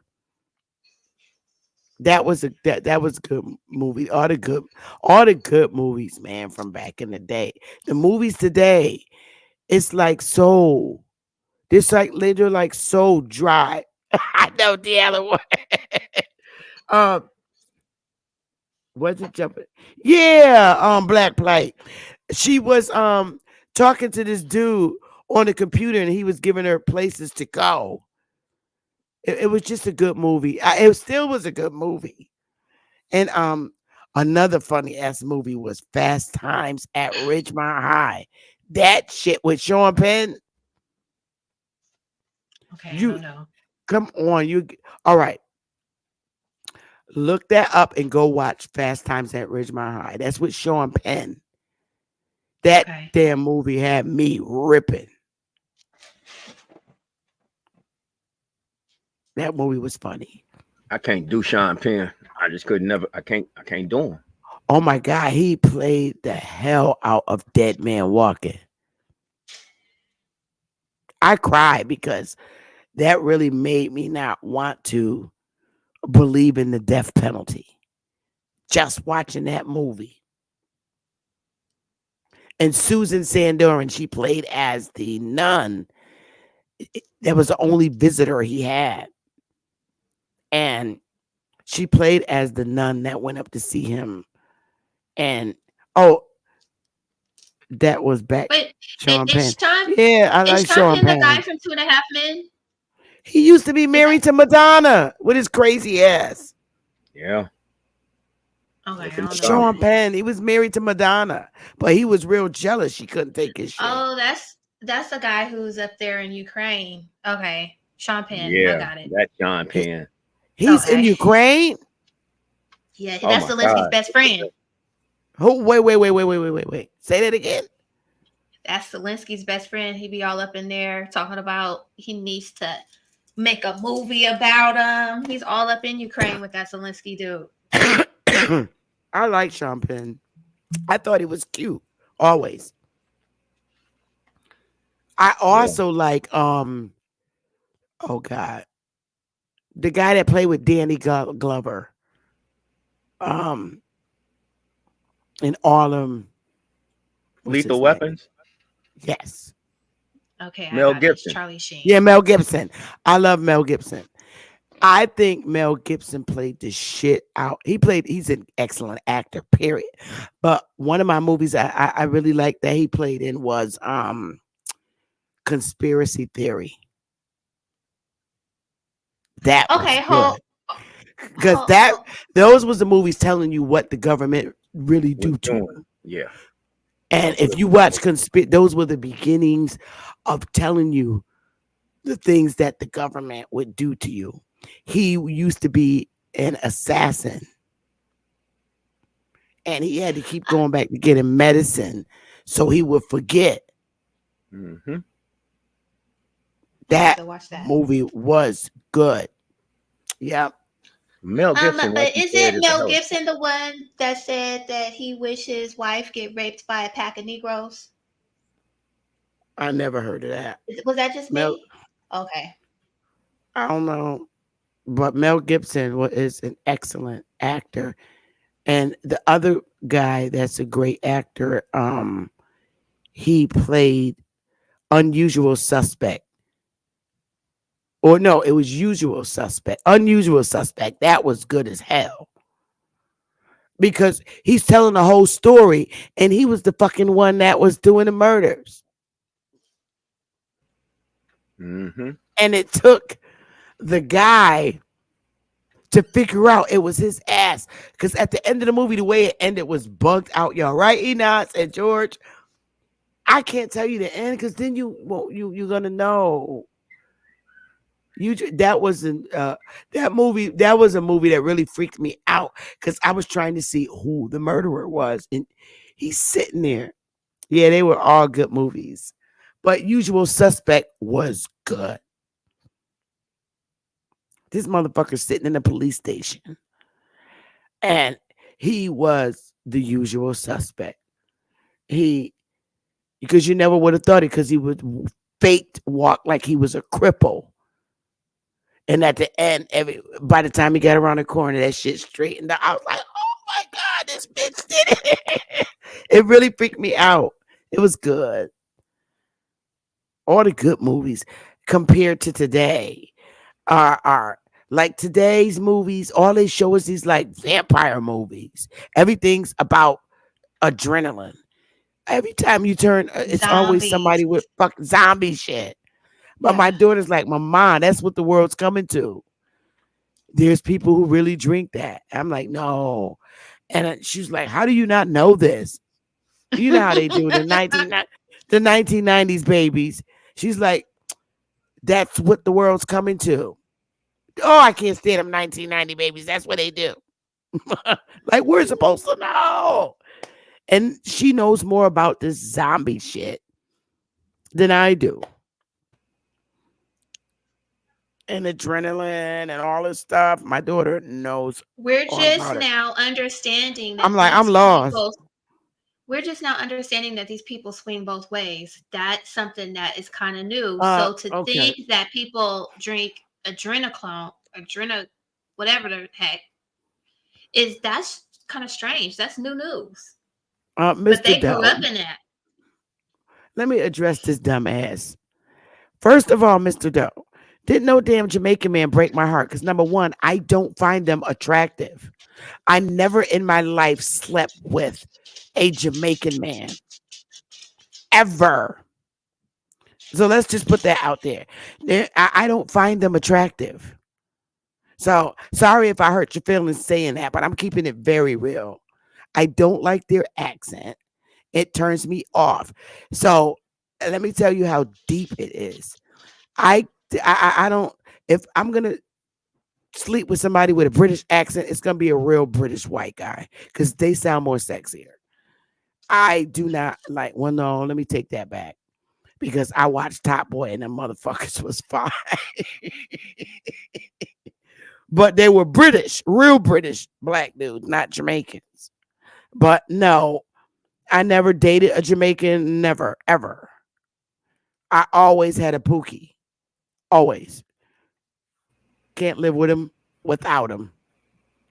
As far as that zombie aspect you was looking at, it's one movie that I think it shows like what happened. I'm not scoring. How am I scoring when I'm with a man? I have a Pookie Bay. Bay. Let me show you my goddamn Pookie. Yeah, fucked up. Hey. Talking about a woman scoring. Good boy, I'm happy. I got much beef up in this house. What are you talking about? Oh, Cool. That's why the big Willie. Don't play with me. I'm keeping it real. Shit. Hey, babe. Come here, baby. Uh-oh. Please. I gotta please him. Sound like I'm sweet and stuff. Because that nigga will not come down those stairs once he lay up in that bed. like I'm tired. Be like, God damn it. I do it for you. You ever seen World War Z? I can't watch zombie movies. Why? You scared? No, they just irritating. I know. I know. It is. Yeah, baby. Hey, babe. Babe. Hey, Isness. That movie right there showed you about what's happening right now. What, with all the fentanyl people? Oh, shit. Oh. I got my Pookie. Oh, your head ain't over here, baby. You can't see me. Oh, there you go. Boy, bye. Do you think this Big Willie? Look at that sexy gray. Are you serious, nigga? Boy, please. What I want a hot Jamaican patty for? Get the fuck out of here. I call you a Jamaican patty, babe. So you must be out your mind, boy. Do I really sound now? Do I sound like a woman scoring girl? Boy, bye. Keep your damn cocoa bread and beef patties. Oof. And I'm not, like I said, I'm not like that. And all Jamaican men are not rude like that. But Cherokee Bar. I'm just keeping it real. Shit, I got me a hot biscuit, Sumter, South Carolina Negro. Yeah. Hey. You say a hot biscuit. South Carolina. Sumter, South Carolina biscuit and gravy and grits and shrimp. I got one in Jamaica for it. What I'm gonna do with a bumper clock? So now he know I'm not a woman scorned. I'm a woman happy when you got beef. Like that old white lady say, "Where's the beef? Where's the beef?" Remember that commercial? Yeah, Wendy's. Where's the beef? Oh God. Anyway, I done made a whole bunch of people mad. Like 2 people are like, "Yep, you see Big Willie, you gotta go." Like they log off their computers.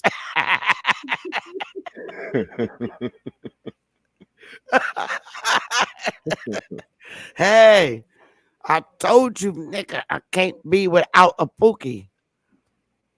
Did you ever see Mr. Brooks? Did you ever see Mr. Brooks? Mr. Brooks with Kevin Costner. Wait a minute. Why does that sound familiar? Because he was a nut job killing folk, talking to himself.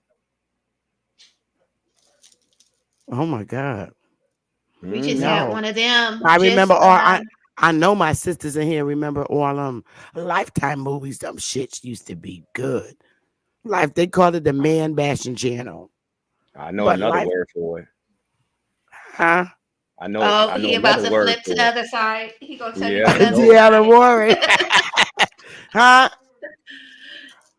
It's another phrase for that on the other side. What, the man bashing channel? Yeah. Yeah, it's I another name that men got for it on the other side. what is it called? Sister Betsy, Battered don't bitch make him say network. it. Oh Oh Lord. but that be good. Like, oh, one of the YouTubers, it played in one of the Lifetime movie networks. Sister Empress. Oh God, what's her name? She played, and I went and pulled her episode. It was good, but I love Lifetime Movie Network. Lifetime Movie Network because they tell you, how when that really came out, when people started complaining about how white crimes are not reported because Mhm. you're paid, they're paid, and they could keep this shit out of the media. But Lifetime Movie Network came out, a lot of them were based on true stories. So that's how we really learned about white crime because all the Oh, Lifetime movies were predominantly about white people and and the shameful shit they would do, like husbands killing their mother, pushing them down the stairs to get policy. Oh, Lifetime was the mess. men, And the women men killing their wives. and That's wives what. killing their husband. That's why they got Right. wives with knives. Mm. Wives with knives. And those was all true stories. They had this one with this African chick. She literally killed her husband and she was sitting at the table eating his ribs. Ugh. That was, yeah. Well, I watched the ID channel too. The investigative discovery channel. You don't watch that? No, I can't No, watch that How could you stuff. not watch investigative the ID channel? That's what they called it. I I can't do can't it. watch it. I mean, it just shows you how brutal we are, or how we could be like, man, there's like murders out there. It's crazy. I love look, Lifetime Network. All us races of women watch that and enjoy it. Uh, it begin to show you about a lot of white crimes. And I mean, look at the fucking wood chipper down here in Connecticut. That freaked me out because she told her girlfriend, I don't know why she didn't leave his ass. She should have left him. And she told her girlfriend, if anything happened to me, it was not an accident. If you thought like that, why didn't you leave? This man she wanted a divorce. This man put his wife in a wood chipper Mm. and they were able to find her, I think, because of the rent. I forgot how they found it, but read about the wood chipper. What did he say? Put She her ran away. He don't know what happened. She packed her bags and left. Is that what he the told whole police? story's Like that? online. The wood chipper. My husband was in prison with that fucking fool. Wow. Hmm. But he got out. But the wood chipper. Hold on, you said he got out? I'm talking about my husband got out. Oh, But I was look about to up, say, good look up God. the wood. Let me see. I was about to say that dude walking the street. He probably is right now. Let me About to see the throw wood another motherfucker in the wood chipper. wood chipper murder. Here it is, right here. Murder of Hell Crafts. The wood chipper murder. Oh, Man, I seen Charles Manson. He was talking about he killed people with his mind. is he He said, finally dead yet? I don't know, but man, he said, I ain't do nothing. Y'all up here talking about I killed somebody, I didn't kill nobody. Like, Herzog Vesco is convinced that Connecticut-based airline pilot Richard Crafts bludgeoned his stewardess wife to death in November '86, cut up her body with a chainsaw, and fed its remains into an industrial strength wood chipper. And Damn. that really happened. And I remember his ass too. Down here in Connecticut, he did that shit. And she told her girlfriend at work, if anything happens to me, it was not an accident. And I'll never forget this lady. I'll never forget her face. And that's Wow. her crazy. He looked like he probably from Ukraine. Right? I mean, look at the name Herzog. I don't know if he's out of jail. Let's see. I could Google and find out. It has some crazy crimes. Is the wood Ain't no way in hell he chipper got. Ain't no way. He gonna rot in there for that. Richard Crass, the cold-blooded Connecticut killer who utilized a wood chipper as a means of disposing his flight attendant wife corpse, has been freed from prison. What? Yes, sir, honey. Hold on. What? I'm looking at it right Crass. here. How? He listen, I'm about to show you right now. Oh, I hate when this happens. I'm not subscribing to no goddamn newspaper. Let me see. Let me see if I can get it another way. You fed a person into a wood chipper. How are you even remotely getting out of jail? You should be on death row.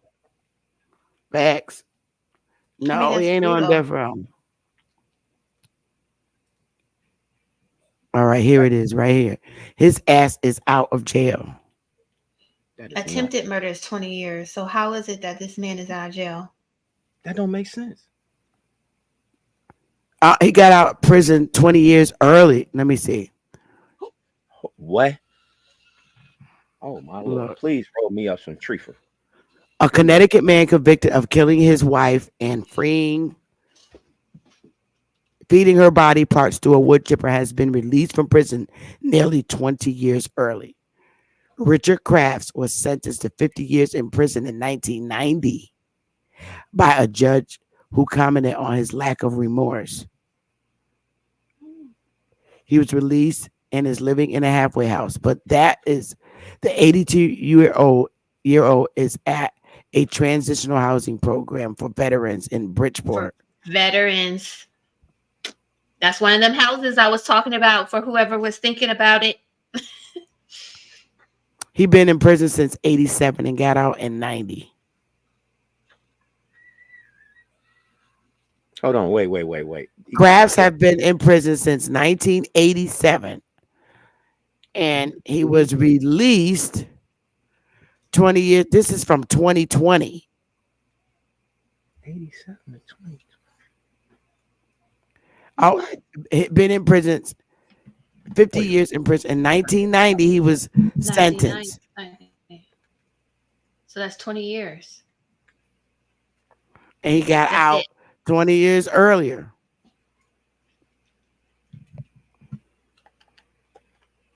No, he should have died in prison. Jury needed convicts. transitional housing. Oh, damn. A Wisconsin woman got in trouble for poisoning her co-worker's eyes With eye drops. with eye drops. What the hell?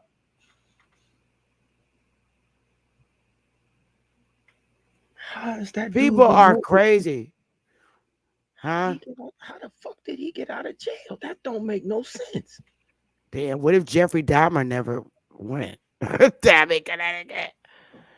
Ain't that Jeffrey Dahmer case a Connecticut case too? I don't know. The white lady went to the prison and married his ass. The man who ate people.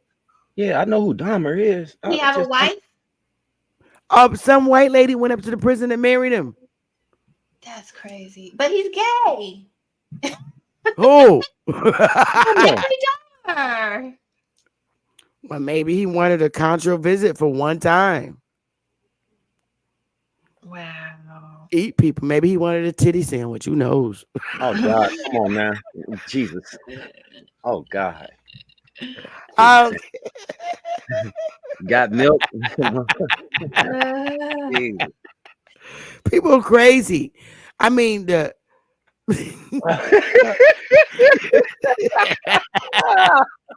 I mean, didn't they went there and found a black dude's head? I'm sorry. Wasn't it? You know, So he when did we some was heinous little, crime. and we talked about him, as we go back to the days of the old movies, we would say, "Oh, he liked to eat black folks." He likes to eat black folks. Black folks barbecue type of stuff. But what we Yeah, didn't know that he was really on the other side, and I didn't know that. I didn't know that. Yeah, a lot of the guys that he got was on that other side. Oh shit, Yeah, that's that's what I'm saying. crazy. This Well, stuff what is about that? What about that Texas Chainsaw Massacre guy? I saw that movie and it freaked me out. that was an inbred family. A what? That was an inbred family. really, Yes, his daddy was the law enforcement of that town. That's how they was able to just do what they wanted to. But wait a minute, you're saying they? I thought it was just one man with a chainsaw. It was his family. He was, yes, the guy himself. Yes, he was doing the killing, but his dad was bringing these folks to him. His dad Oh was my the only god! sheriff in that town. That's a I, true I, I, story. I saw the movie and it seemed like he was at a party with his friends and he was crazy. And I'm sick. I'm a sick man. After he done bloodied up, it was just horrible. They did a documentary about it. It's pretty bad. Yeah, but that was an Oh, inbred and family. here in Connecticut, this girl, black girl, she worked at Hooters, and this white man took her out in the suburbs where he lived, and he killed her. I guess she was tricking him or whatever. I don't know what happened, but the police checked his house, and I think the detective said we checked everywhere except the backyard. The thing that you have in the backyard, you could cook on it, or you could light a fire. What do you call that? A big round circle thing. Yeah, that's a fire the pit. pit, the The burn fire pit. pit. Yeah, I couldn't think about what you call. Look, I'm from the hood. We don't have fire pits. Um, the cops went back. He said it was just something that told me to go back, and they found her foot in the fire pit. Everything burned except her foot. That was all was left. That was burned. They found like the ankle part and the foot, one foot. That's how they was ever got his ass. That was sad. There's a lot of these females that are coming up dead. And they're saying that they might be meeting them on like these dating apps. Like in LA, there's like two models who were found dead in their apartments. And, of course, the police is trying to say no foul play, but I don't know how you could tie yourself up and stuff yourself in a refrigerator. But there's these women, and I don't know if it's those, what's that app called, Tinder and stuff like that. There's all these Yeah, they girls that do. are they're coming up dead, like our Yeah, girls. yeah. Black girls It's are funny just that you showing should up. mention that. You know how whenever they say it's no foul play and it was probably like self-inflicted, then how did this Yeah, dude get 2 shots to the back of the head and they say it was a suicide? right. Yeah, That's what this they said. This girl walked into the apartment all by herself. So obviously you got a camera, right? And then they said that she was tied up like hamstring, like her hands behind her back, her feet behind her back. She was stuffed in the refrigerator. And they Oh talking God. about they have no evidence of foul play. Yeah, because you know how you can tie your hands behind your back and your feet and put yourself in the And your feet. refrigerator, you know. Right. Yeah, yeah, you hog tied, And, but and you then can get yourself in the refrigerator. and Hmm. then how can you know that she walked into her house alone? But so you know that, but you don't know if anybody else walked in there later or earlier or anything like that? Of course not. Of course not. Come on now. Who you gonna believe? Me or your lying eyes? Which one now? You gonna have to pick one. Mm-mm-mm.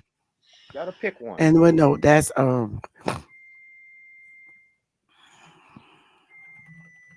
and Hog what is tie. that tower? Yeah, hog tied. Um.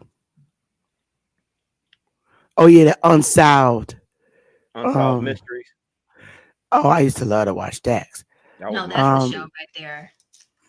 And even the new one's good. I can't rock with the new one. Really? I can't. It's something about it's like just like when we was discussing like Law and Order. The spinoffs ain't as good as the original to me. The one with iced tea and stuff? You don't like Man, I'm not those? watching that crap. I'm not watching that crap. Unsolved Kid, murders. I couldn't do Law and Order because all the criminals were always us. And even as a young girl, that just highly irritated me. That's why I And I stopped think watching now it. they do a little Old bit ones. better, but yeah. The old ones, they was coming after everybody. Okay. These women's bodies. What was her name?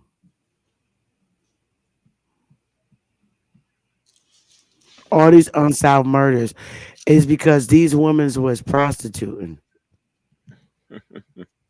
Yeah, always that. They were, Right. they were, They fault. they keep, and they keep dropping them off in the same area.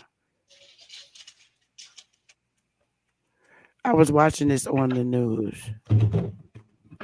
They keep You're talking of just dropping them in, huh? someone is mentioning the 1,000 teenagers missing in Oklahoma. There's a lot of kids missing in Ohio. It's a whole bunch of kids missing in Maui. Oh God, he looks weird. They're saying this guy probably did it. William Department of Corrections. They're saying he did. Oh, Mm-mm. he was taking the women and killing them and dumping their remains in the same place. Oh God, he looked like a serial killer in Connecticut. He would meet these prostitutes and then kill them and drop their remains in the damn, what do you call it?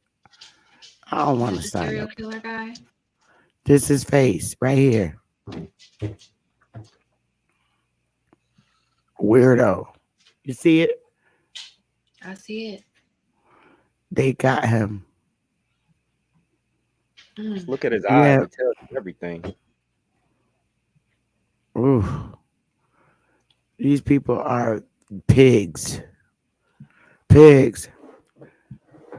I used to watch um Unsolved Mysteries. That was my show, but it would scare me because they would it would be in different states. And they Mm. always say on a beautiful sunny day in Missouri. That's how it always starts off. And then they would say, when they ever said a beautiful day in Hartford, Connecticut, I'm like, where the fuck at?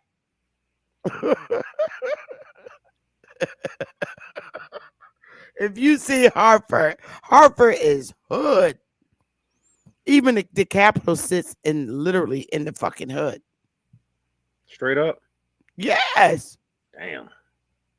literally. When I tell you literally, they have the capital sits literally in the hood in Hartford. It's literally in the hood. And people get raped in the back of the Capitol on Capitol grounds. Prostitutes be prostituting. Damn. Um, do you find that strange that most of the capitals are in the hood? I mean, I find that really strange. Even here in California, go try to walk up the street at night. Willie's saying, babe, we ran shit That's why they're in the hoods. Yeah, you have to take it from the hood first. Yeah, that makes total sense. It's like all the capitals. If you look, DC That's a whole hood. different snake. Whole different snake. You know they got their own laws there. DC is bold. I seen two fat black dudes walking down the street holding hands. They was Yeah. like 300 pounds and they were lovers. Each was 300 pounds. Oh yeah, that's a wrestling match, baby. Wrestling match. I'm not being funny, but no. Yeah. Literally, Get that baby oil. they're very bold. I hate DC. I don't like the way the streets are. I don't like where the fucking street lights are. The street lights are on the side. I'm used to driving and seeing the street lights in the middle. So I read so many lights because I had street lights on the side. I'm like, it had to be a nigga that put the street lights on the side. Who does that? And then all the streets are letters. They're not no names. Yeah, Oh, we that's got on that in L Street, parts. M Street. I'm like, who the Yeah. fuck did this? I'm like, okay, you think the next street over is gonna be M. It's not. You gotta go all the way around the corner to get to M Street. I'm like, this don't make no damn Cul-de-sac or sense. some shit. That's I funny. hate DC. I hate DC. And I don't like they project. Look, the way they projects look. In New York, oh my God, they're high-rise buildings. Like, I don't think I could sleep at night living on the 42nd floor. Nope. I'm not sleeping. I'm gonna tell you the truth about that. Me and my wife, we stayed in the high-rise building for 6 months. 6 months. You What know why we floor? left? We was on like the 11th. But you know why we left? Why? A stupid motherfucker went to sleep with some grease on, set half of the fucking building on fire. That always happened in the Bronx. So guess what? When there's a fire in a high-rise complex, guess what don't work? The elevators. Oh, You got to hit them stairs. there's a lot of times in New York, the elevators don't work.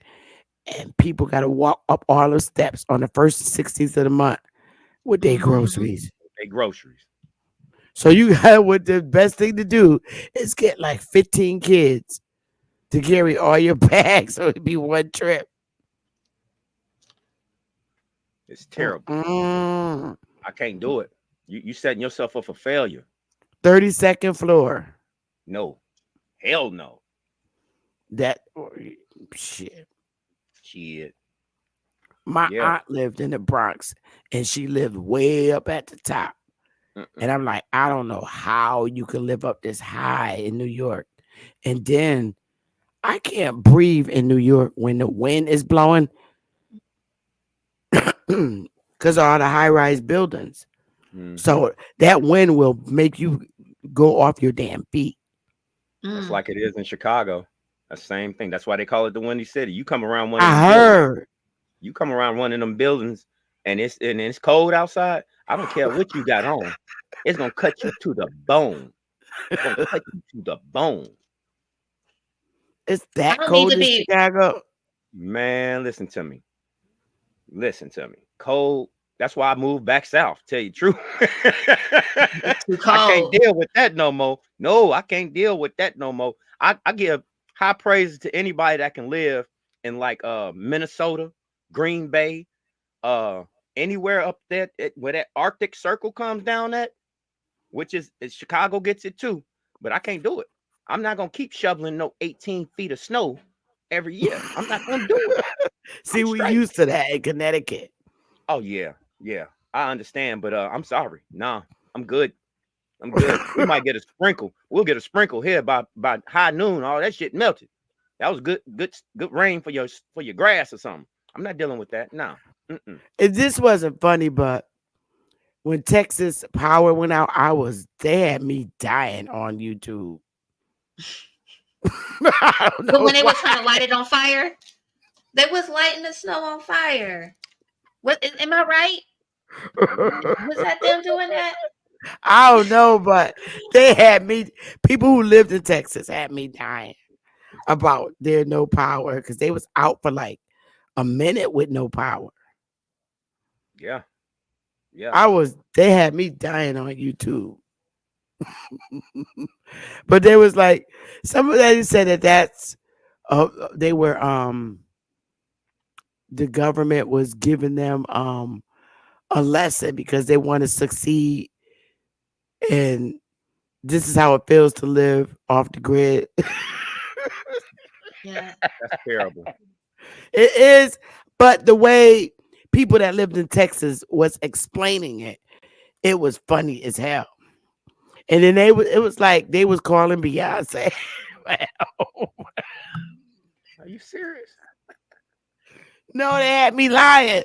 They had me dying because you know how people make stupid shit up Yeah. on YouTube. They was reach out to Beyonce Oh God, what's she gonna do? She ain't gonna be able to turn the power back to on. help them get some power. I was just laughing so hard. People stupid, y'all. People are stupid. They be having me dying. And it's so Um, crazy about that. Uh, huh? they literally did that on purpose. Well, this is what a lot of quite a few people from Texas was telling me because they always say Texas wanted to succeed and they wanted their own grill or whatever. And Yeah. so the government gave them a little taste of how it's gonna be to live off the grid. So they won't keep. But That's what they were saying. I don't know how true it is. Allegedly. So you like Isness, you stay in Cali, don't y'all? Every right. now and again, y'all get rolling blackouts, right? Yeah.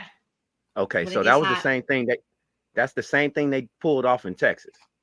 But it's a little bit further because they use that weather engineering to get them. Yeah, So that's what they were saying is that the snow wasn't even real, and so they was putting lighters to the snow, and and it wouldn't melt. it would just sit It there wouldn't on melt. It fire. wasn't. Yeah, they Yeah, was it would showing that melt. on YouTube. Wouldn't melt. How it Yeah. wasn't real snow.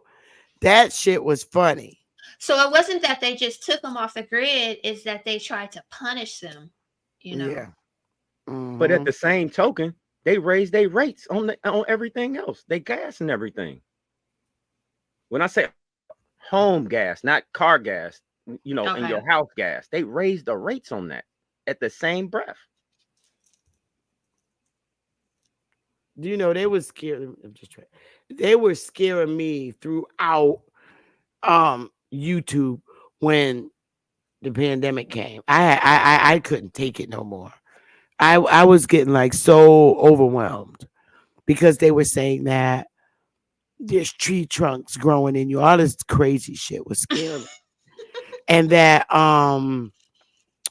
the military was coming to our doors because China took over, and the military is gonna be coming to our doors and shit and ordering us to stay in the house and we can't come out. Some kind of shit. They was scaring us. And I got so annoyed. And me and Willie's stupid ass out driving on the highway when they said stay in the house. Which Oh brings me God, it back was to what just you were saying terrible. earlier. That was horrible. Huh?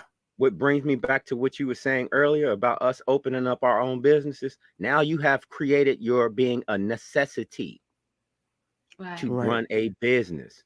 Mm-hmm. Now you're a necessity to the economy. Open you Correct. up a business. Kai said he was car shopping. Yeah, no kidding, right? Oh, Jeremy Worthing said that wasn't real snow in Texas.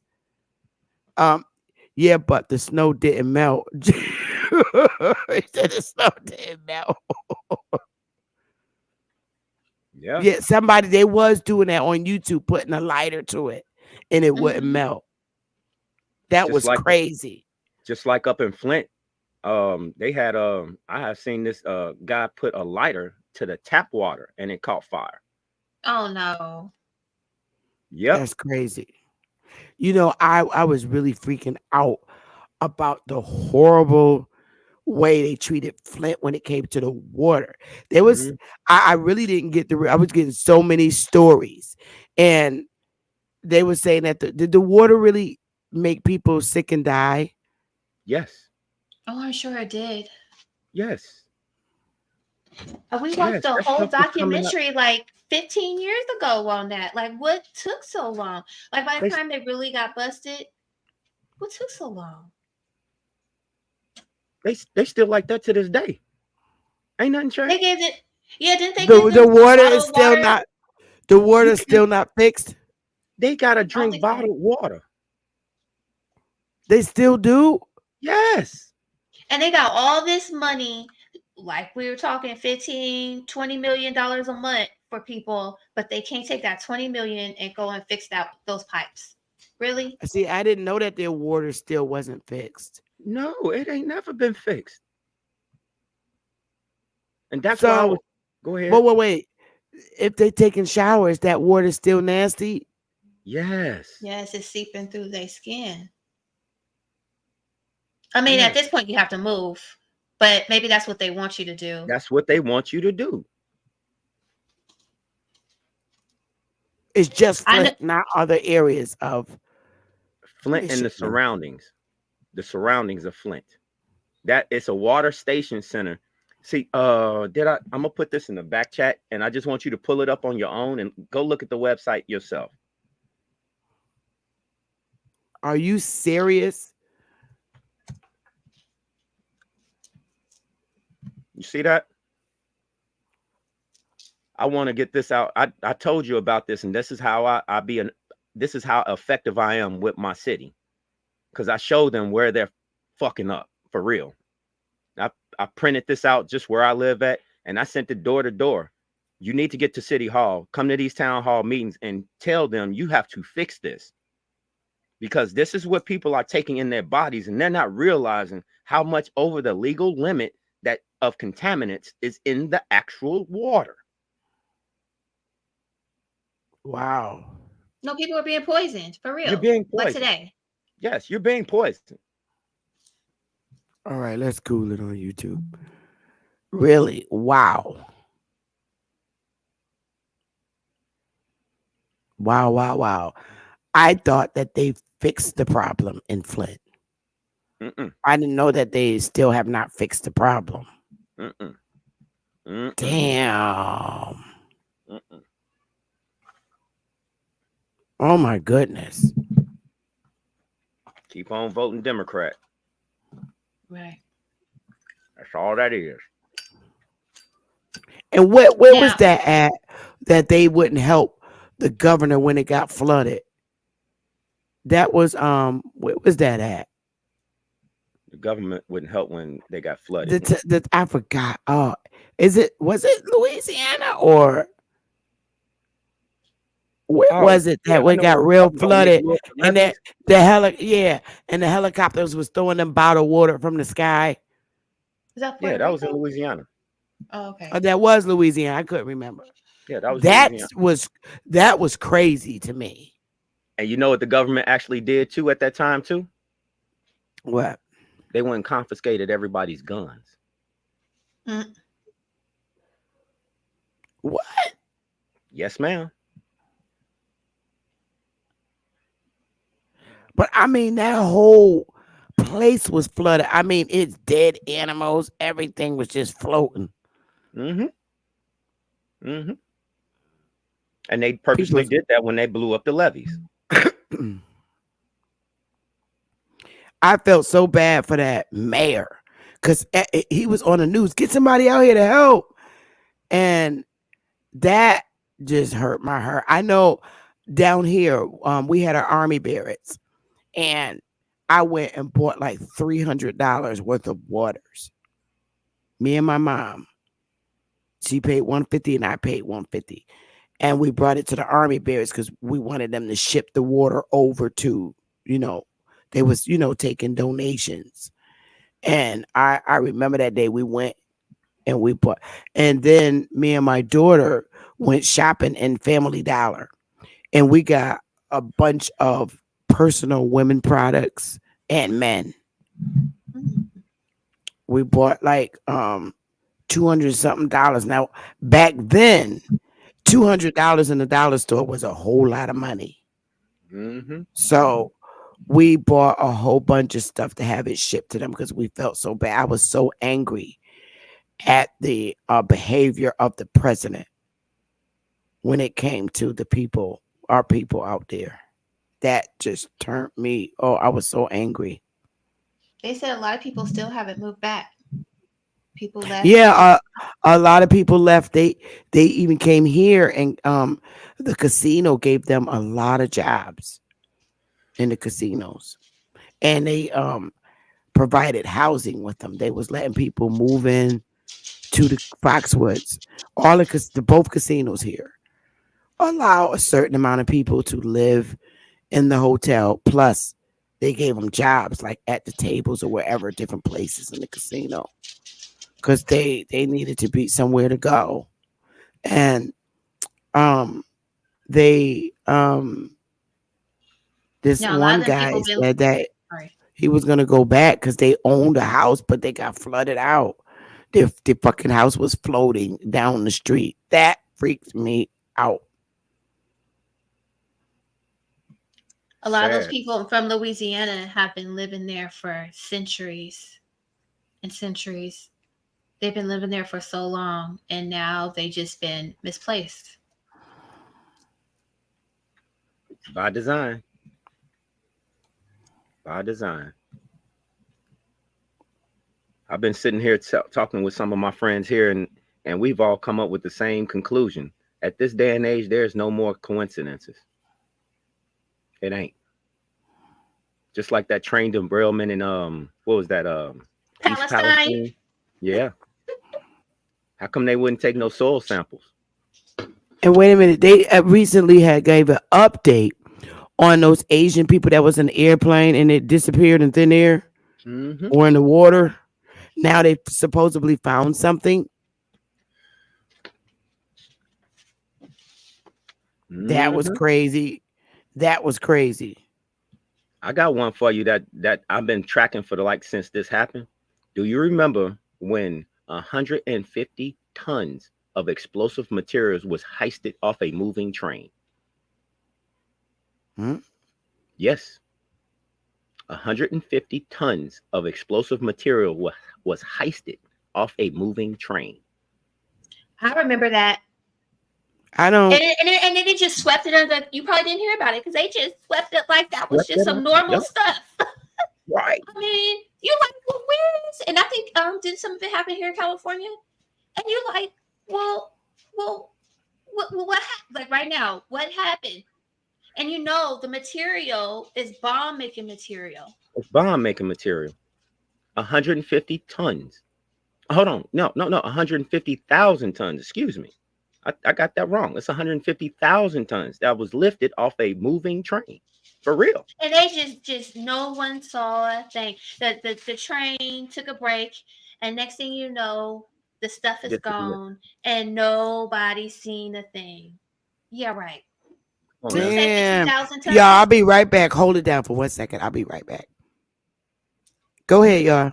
You seen that too, huh, Essence? I've seen it. I'm like, what's going on? Yeah. You know So what's go ahead. No, I'm listening. So what kills me is how come they never mention what train company this was, like CSX or Norfolk Southern? You see what I'm saying? They never pinpointed on the actual operators. Where are the operators of these trains at? Where are the interviews to them? Right. And were there any cameras around? You know, who said what really happened? I mean, there was no in-depth Nothing. Investigation, like public investigation about it. Nothing. But how do you move 150,000 tons? All I read, it was like a few kibbles on the ground, and nobody heard a thing. Like, really, that's all you gonna tell Right. me? That's it. That's the end of the story, huh? I couldn't believe You know, that. I've been tracking this for a minute. so somebody got a supersized bomb somewhere floating around here in the United States. Pretty much. Pretty and much. nobody knows a thing. Exactly. And that East Palestine, you're saying that they want to make those 15-minute homes, but I think, excuse me, I think that was a bomb. I think they blew them people up. I think that we're in some type of East war, but Palestine? yeah, that was a That bomb. train derailment had chemicals on it. I mean, a lot. I mean, a lot of chemicals on it. So they pretty much saturated the land to where it's not fertile no more. The water, everything. They even took this guy I was following. He went down there and he owns his own company that processes soil and water for contaminants. They removed him and took all his equipment. So he couldn't do that investigation. And that was paid for by a private entity. Yep. Wow. Yeah. I kid you not. That's the stuff that I get into, Isness. That's the stuff I get into. I'm a political buff. I don't mess around with these people. I don't. I mean, but you have to, because look at Flint. They're poisoning folks, okay? That is a deliberate poisoning, because like I said, I literally watched a whole documentary on that water crisis way like 20 years ago or something. So if I knew about it way over here in California, how was it that nobody around there knew that they had a water problem?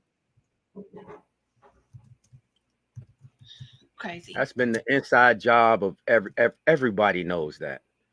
Everybody knows that. And then I live here in San Francisco, so there's a historical Black neighborhood called Hunters Point, right? And that's where the naval shipyards are. These guys during the Great Migration, these men were making bombs so the Jewish person can be free from Hitler, right? So while they're freeing the Jews, they're being poisoned. And their families are being poisoned because everybody lived in Hunters Point. And now y'all know y'all not supposed to be talking about that, y'all. Why? What's that? No Jewish conversations on YouTube. Oh no, I'm just talking about World War II. I'm just talking about World War II. They were making bombs on it. This is the military. This is a military base. This is a naval base where the Black Panthers was up on Kiska Road, feeding people and stuff like that. And so what I'm saying is, this military base is poisoned, and this is where we were only allowed to live because a lot of places were segregated. And all those people have been poisoned. And they were trying to do a cleanup. They were asking those people to clean it up. And as they started cleaning up, the people, our people, were told to leave. And guess who is starting to? It's another group of people who are repopulating this area now that it's becoming clean. Now, when those people were out there marching and protesting to clean it, nothing happened until we started leaving. Okay, so I pulled it up, Isness. I want to correct myself and correct the record. Okay. So what I was talking about as far as the explosive material that came up missing off a train, it came up missing in April. It was reported in late May. And this is the estimate of it. It was around 60,000 pounds, the equivalent of 30 tons of ammonium nitrate used commonly in explosives, has disappeared from a train on its way from Wyoming to California. It went missing in April. It was reported in late May and still has not been found. That's crazy. That's about what you said. I just want to correct the record so I make sure I'm factually correct.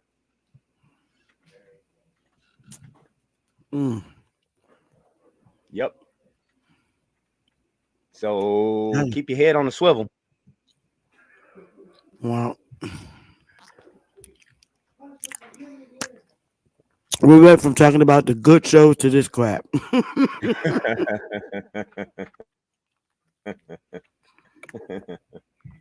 There's still many more good Hey, shows, but you just have to watch it on the other network. They show all the back in the day shows. And you know what? I was not a fan of the Cosby Show. no. Mm-mm. I was not a fan. Right now, they have episodes I never seen. Mm. All the Law and Orders, whether it was Special Crime Unit, um, I saw all episodes of all versions. I used to love to watch New York Undercover. That was the show, New York Undercover. Come on. Mm-hmm. That was it right there. With Malik Over, right? That was like one of the first shows that just merged hip hop and, a TV show. That was Hey, it. mm-hmm. I love Sister watching. Beth, you're killing it, ain't you? Oh my god, I was so hungry. That's why I got up. Um, I ain't eat nothing. Oh. All I had this morning was some turkey sausage. That's it. Mm. The little wiener ones. Oh God. Okay, I'll be right back on that. The the frozen ones, the little ones, the links. They were good. I love those. And you know what? I didn't think that I would like a turkey burger, and I tasted it, and it was good.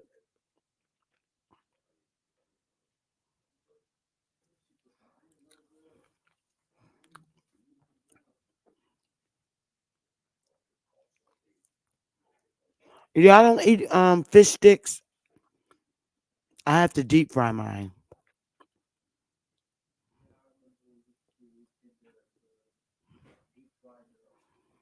Yeah, muted. Your mic is muted. I have not eaten fish sticks since my babies were like little. You don't like them? I no, I haven't, because my mom used to always give it to us when we were little. It's just one of Man, those things. that could be Yeah. torturous. Yeah. That was her go-to was fish sticks. You know what I used to hate in the hood? When kids tease you for eating pork and beans and hot dogs. Like, Right. that's the fucking meal right there. I'm like, how could you tease somebody for eating pork and beans and hot dogs? But Sister Bethy, I couldn't do that one either. I couldn't do the pork and beans and like my mama bust that out. Are you serious? I couldn't do it. I couldn't do Yo, it. I'm sorry. I know my grandmother was definitely raised with her morals, man. Shit, we was poor in the hood, but my grandmother made shit work. But I ain't even gonna lie, that big ass box of carnation milk, powder milk. Ooh. Wow, you done. Wow. Yo, I don't know if anybody gonna be honest. If your parents or grandparents ever bought the carnation milk in the box I and remember would make the that. powdered milk. I Some remember of the that. But best my damn mom tried to cereal do I it ate. a little bit. And my mom would do a little bit better. She'll try to do the evaporated milk and make it with the evaporated one. Man, I The remember they were powder. eating cornflakes with canned milk. You know, you add water to it. Yup. That's it. Canned milk. That's it. You said it right. Canned milk. Canned milk and add water. My grandmother used to make big ass pictures of that milk that came in the box. You ain't hood if you ain't eat that or or drink that. You not What did my hood. grandma call that? What did she call that? Pet milk? I think that's what it was. We It call it used to canned milk. say it. It used to be called pet milk back in the Yeah. day. Yeah, pet milk. Yeah. Yeah. Now, was it pet milk? Is the question. Oh, come on. Don't ruin my childhood now. No, I'm serious. Was it? I don't know. That's what I'm sitting there like, I don't know. Oh. Was it supposed to be in the animal food aisle? Sister Bethy. What? uh, Remember yeah. that episode on Good Times when they said the lady next door you cook dog food and and Jimmy and Thelma and all them and James would eat the food she brought. She made a meatloaf. Why you doing this to me? Why you doing this to me? That episode was crazy as Why you hell. doing this? That's just not right. Deanna would say he couldn't drink that powder milk. Yeah. Then in my household, if you didn't eat what was given to you, you just wasn't gonna eat. And the colorful food stamps. You're not hood if you didn't have that.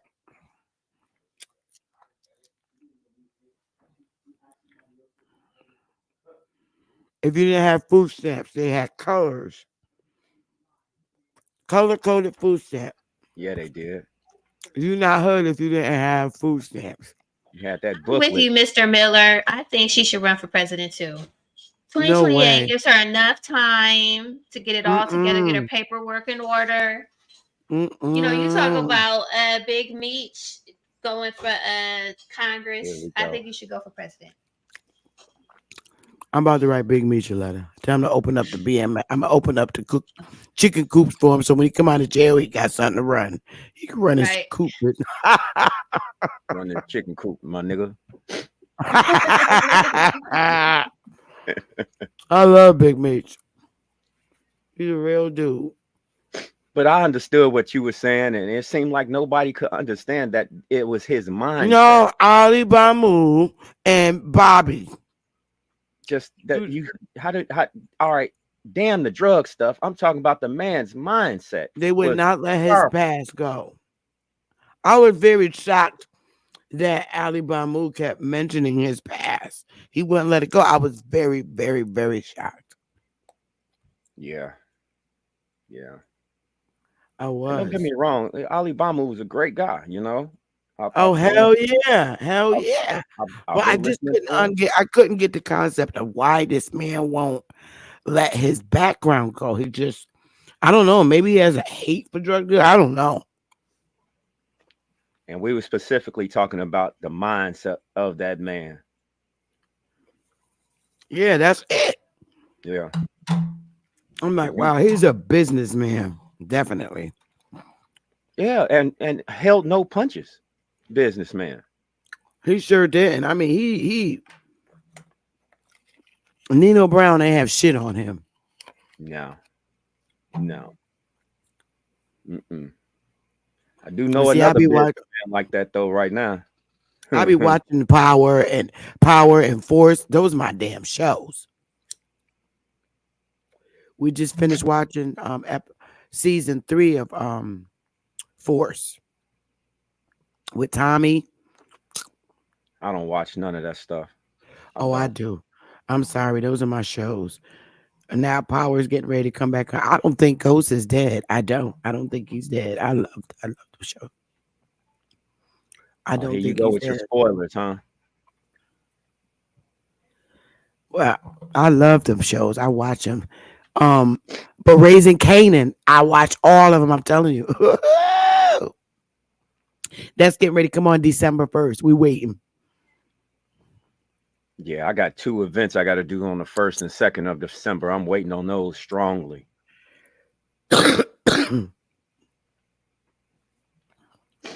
Yes, ma'am. Yeah, I just got the notification that Ab is gonna go live. Oh, he is? Yeah, live in 30 minutes. You think you want to hit him up? See, do the redirect? Oh, he already know I'm gonna do the redirect. Okay. So I'll wait for when he go live. Okay. And I'll do the redirect. But I love, our YouTube chat, audience chat, because I like the way we are dialoguing here. Oh, wait a minute. OJ Sherlock Holmes said, did you know that Washington State is the most nuclear polluted place on earth?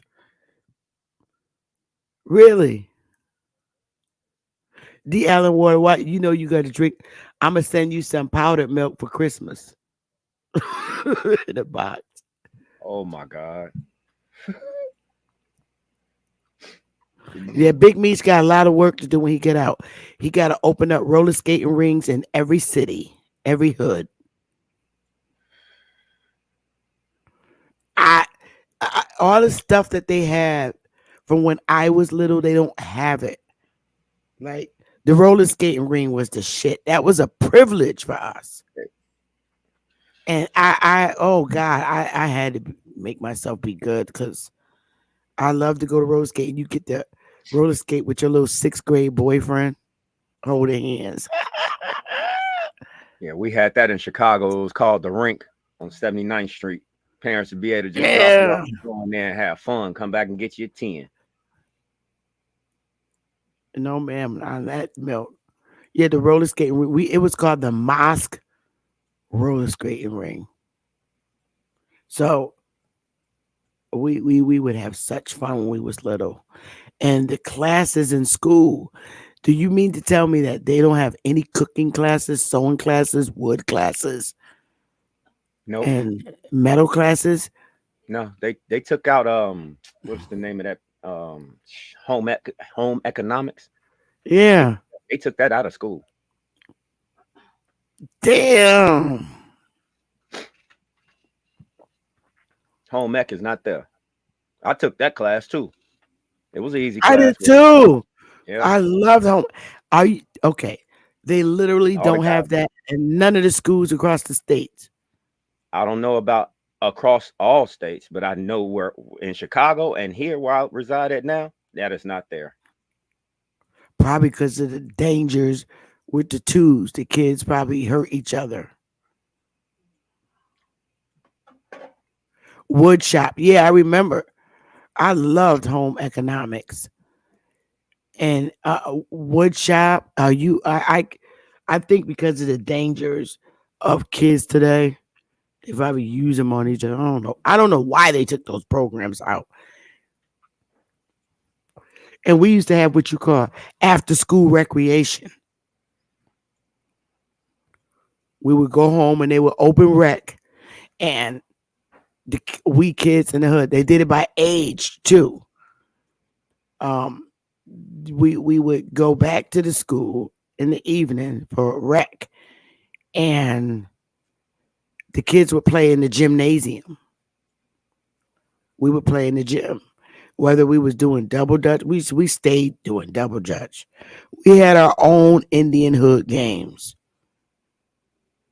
And these kids today don't do none of that. We used to play what you call three because we lived in the hoods and the projects. We used to play a game called Three Flies Up. You would throw the little tennis ball up against the wall, and whoever catch it get to throw it. They do nothing. They don't even jump double dutch like they used to. So you go to college, and so you wouldn't have no skill. And then they let the privileged kids go to the uh, technical schools where you did have that.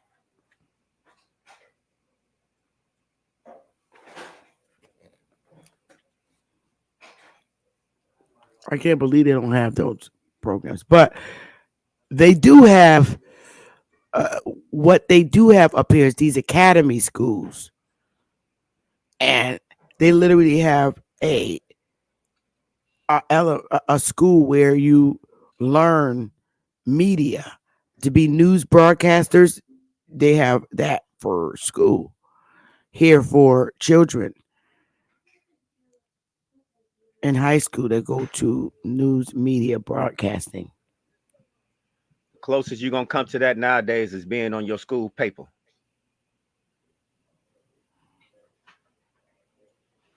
No more physical activity. I mean, like they do have basketball and football and cheerleaders, but I don't see any of the trade skills. I Uh, remember that. What's that class you call where you take the clay and you make your object and then you put it in this hot ass pottery. oven? Pottery. You I ain't gonna made my find mom. none of that no more. I used to love pottery.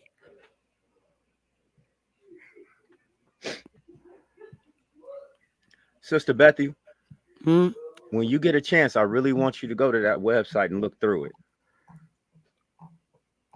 I am. It looks scary too. I'm sorry, but you gotta know. You gotta know. You gotta But know. damn, but you know what? It seemed like um, it's making it even. Okay, so you're saying that if the ground, if the soil is poisoned, it's gonna travel through to our own soil, our own personal soil. So it's what you intake or ingest or the orifices of your skin.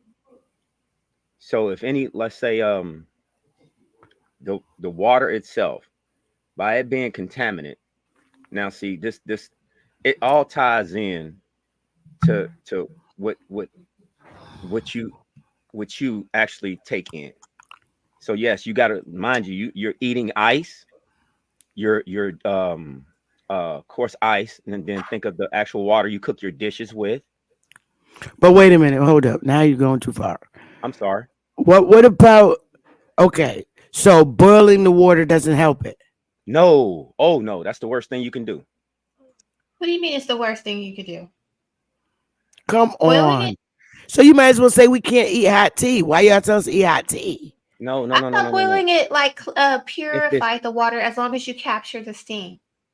okay, so it's what I'm saying is this. If they put, let's say you get a boiler advisor on your water, right? Technically, you're not supposed to use that water until that advisor is over because that's them flushing out the toxins in the water through the pipe system. So when they tell you it's a boil advisor in effect, that means don't use your water. That don't Well, mean go and get we don't water. have that here. Oh, okay. That's what it is. That's what they do in Flint, where you're at. No, I'm not in Flint. What they in Flint is a whole nother animal. I thought that's where you were at. Uh-uh. No, no. I'm in Kentucky. No. Yeah. Oh, That's why he has the accent. Here you go.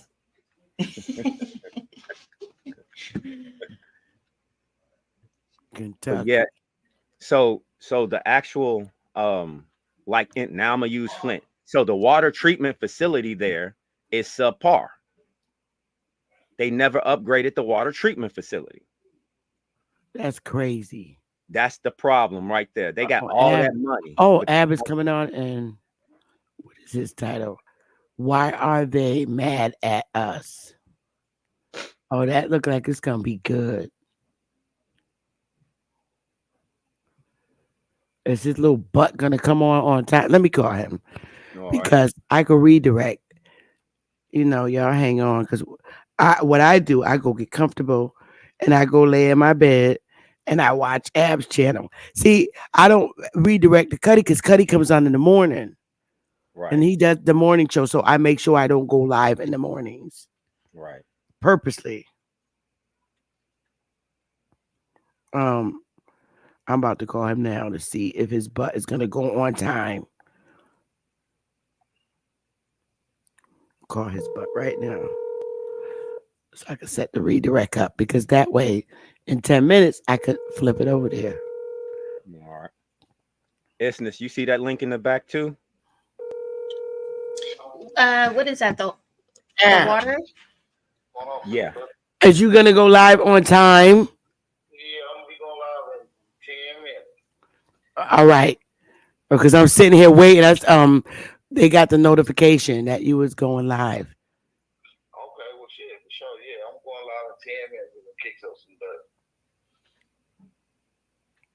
10 minutes. Yeah, I hear you. Okay. I'm setting the redirect up. Okay. All right, tell everybody again. I said what's up. They can hear me. I don't know if they can. I think they can't hear you. Say what's up to everybody, Ab. Hey, peace, motherfuckers. He's stupid. All right, Ab. Bye. He crazy. Ab. That Tennessee accent be making me laugh. I talked to his wife the other day. She had me on the damn floor. That nut. She Mm, is funny. mm. She's hilarious. Hilarious. Big bap. Oh, Empress Hope going live too. So now you know what? I got two places I can start doing my redirect. I forgot, but she hasn't been going live lately. She must have took a little break. Um, let me see. Ever power. This has been a great segment. Oh, wait a minute. Yes, they do boil water advisories in Houston sometimes. What? Mm-hmm. Boil water? Wait. I don't understand Water that. and How does that go? what That's did a they send you a rupture of a text or pipe in the something? ground. How do you know? It, How it's did a I it's a rup. inform you that there's a boiled water advisory? They'll tell you. It'll come across your TV screen. It'll come across your phone. Any media platform you got, that Okay. is gonna put that on there. Damn, we don't get that. We do get the emergency broadcast system. Like alert, like if it's going to be a war or something, the emergency broadcast system throughout the state. We get that. And it scares the hell out of me because it's real loud, very loud. Yeah. So how you get boil advisories is when a ruptured pipe in the ground has ruptured. So the water is it's a broke pipe in the ground. Okay, so we get that. Y'all would just call it something different. Like if it's a water main break. Right. But these be under the ground. Yeah, that's what I'm talking about. Yeah. Mm-hmm. Wait a minute. OG Green said we also had. Oh, wait a minute. Now they're both saying something. Chris said cross contamination of the flood waters to the drinking water. Said, "Oh my God!" There it is. And That one too. then, OG Green said we also had body and fender in high school. By the end of the semester, we got to paint a car. I got my mom's $300 and $450. Mm.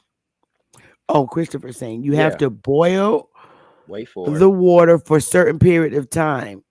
They tell you on the advisory. What? So Sister Bethy, right there, think about what he just said. This is what I'm talking about. People actually understanding stuff, comprehension. Why would you take water that needs to be boiled and use it? Make that make sense. They're telling you if you have to use this water, it should be for flushing your toilet, not for you to consume. But wait a minute. So what about it coming out of your sink? You're That's not the water you have to boil? if you plan on using it, which I don't recommend. I highly go against that.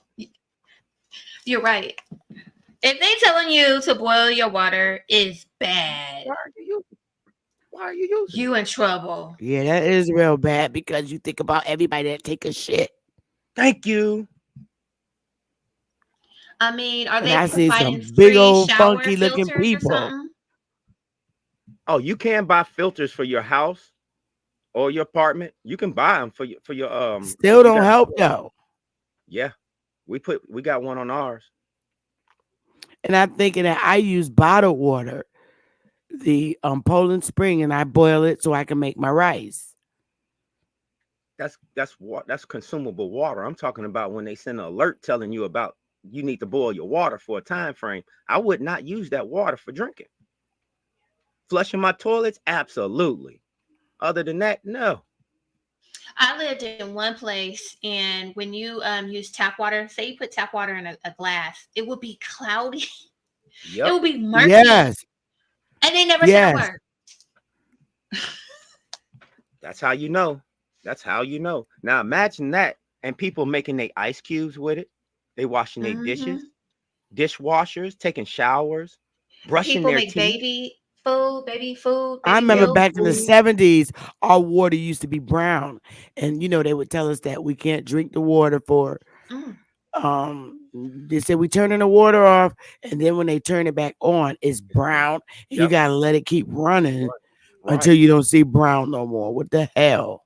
Yeah, that's because it's in your water lines. So they're telling you to flush your house system to get the bad water out because they just pump the system with some bullshit, and they know through the advisory. That's why they have to tell you, don't drink the water, don't use the water. You've been alerted many Wait a times. minute. Yeah, Eating raw meat will keep you hydrated. Who eats raw meat? for all you baloney eaters out there. What Smoke talk about? He said if you need don't stop banging on the he's punching the fist. What Smoke talk? That's scary. I don't know. Scary. Y'all scaring me. No, that's why I gave you that link so you can actually go see because it covers all 50 states. What? Sherlock Holmes said brown water doesn't mean bad water all the time. Then what do Okay, it mean? okay, sure. How so? Okay, you go ahead. Come on, you can't be serious. And then he said eating ramen. Oh God, that's just disgusting. I saw some documentary of some man eating raw chicken, and then something happened, and he tried a piece of cooked chicken, and the man died. Oh gosh. It's safe to say that that is not in our way of eating or our diet. So, Right. Right. hey, if that's what you want to do, my dude, hey, have at it. Have at it. Mm, Salute. that's a hot mess, man. D. Allen Warren. I'm about to do the redirect to Ab, y'all.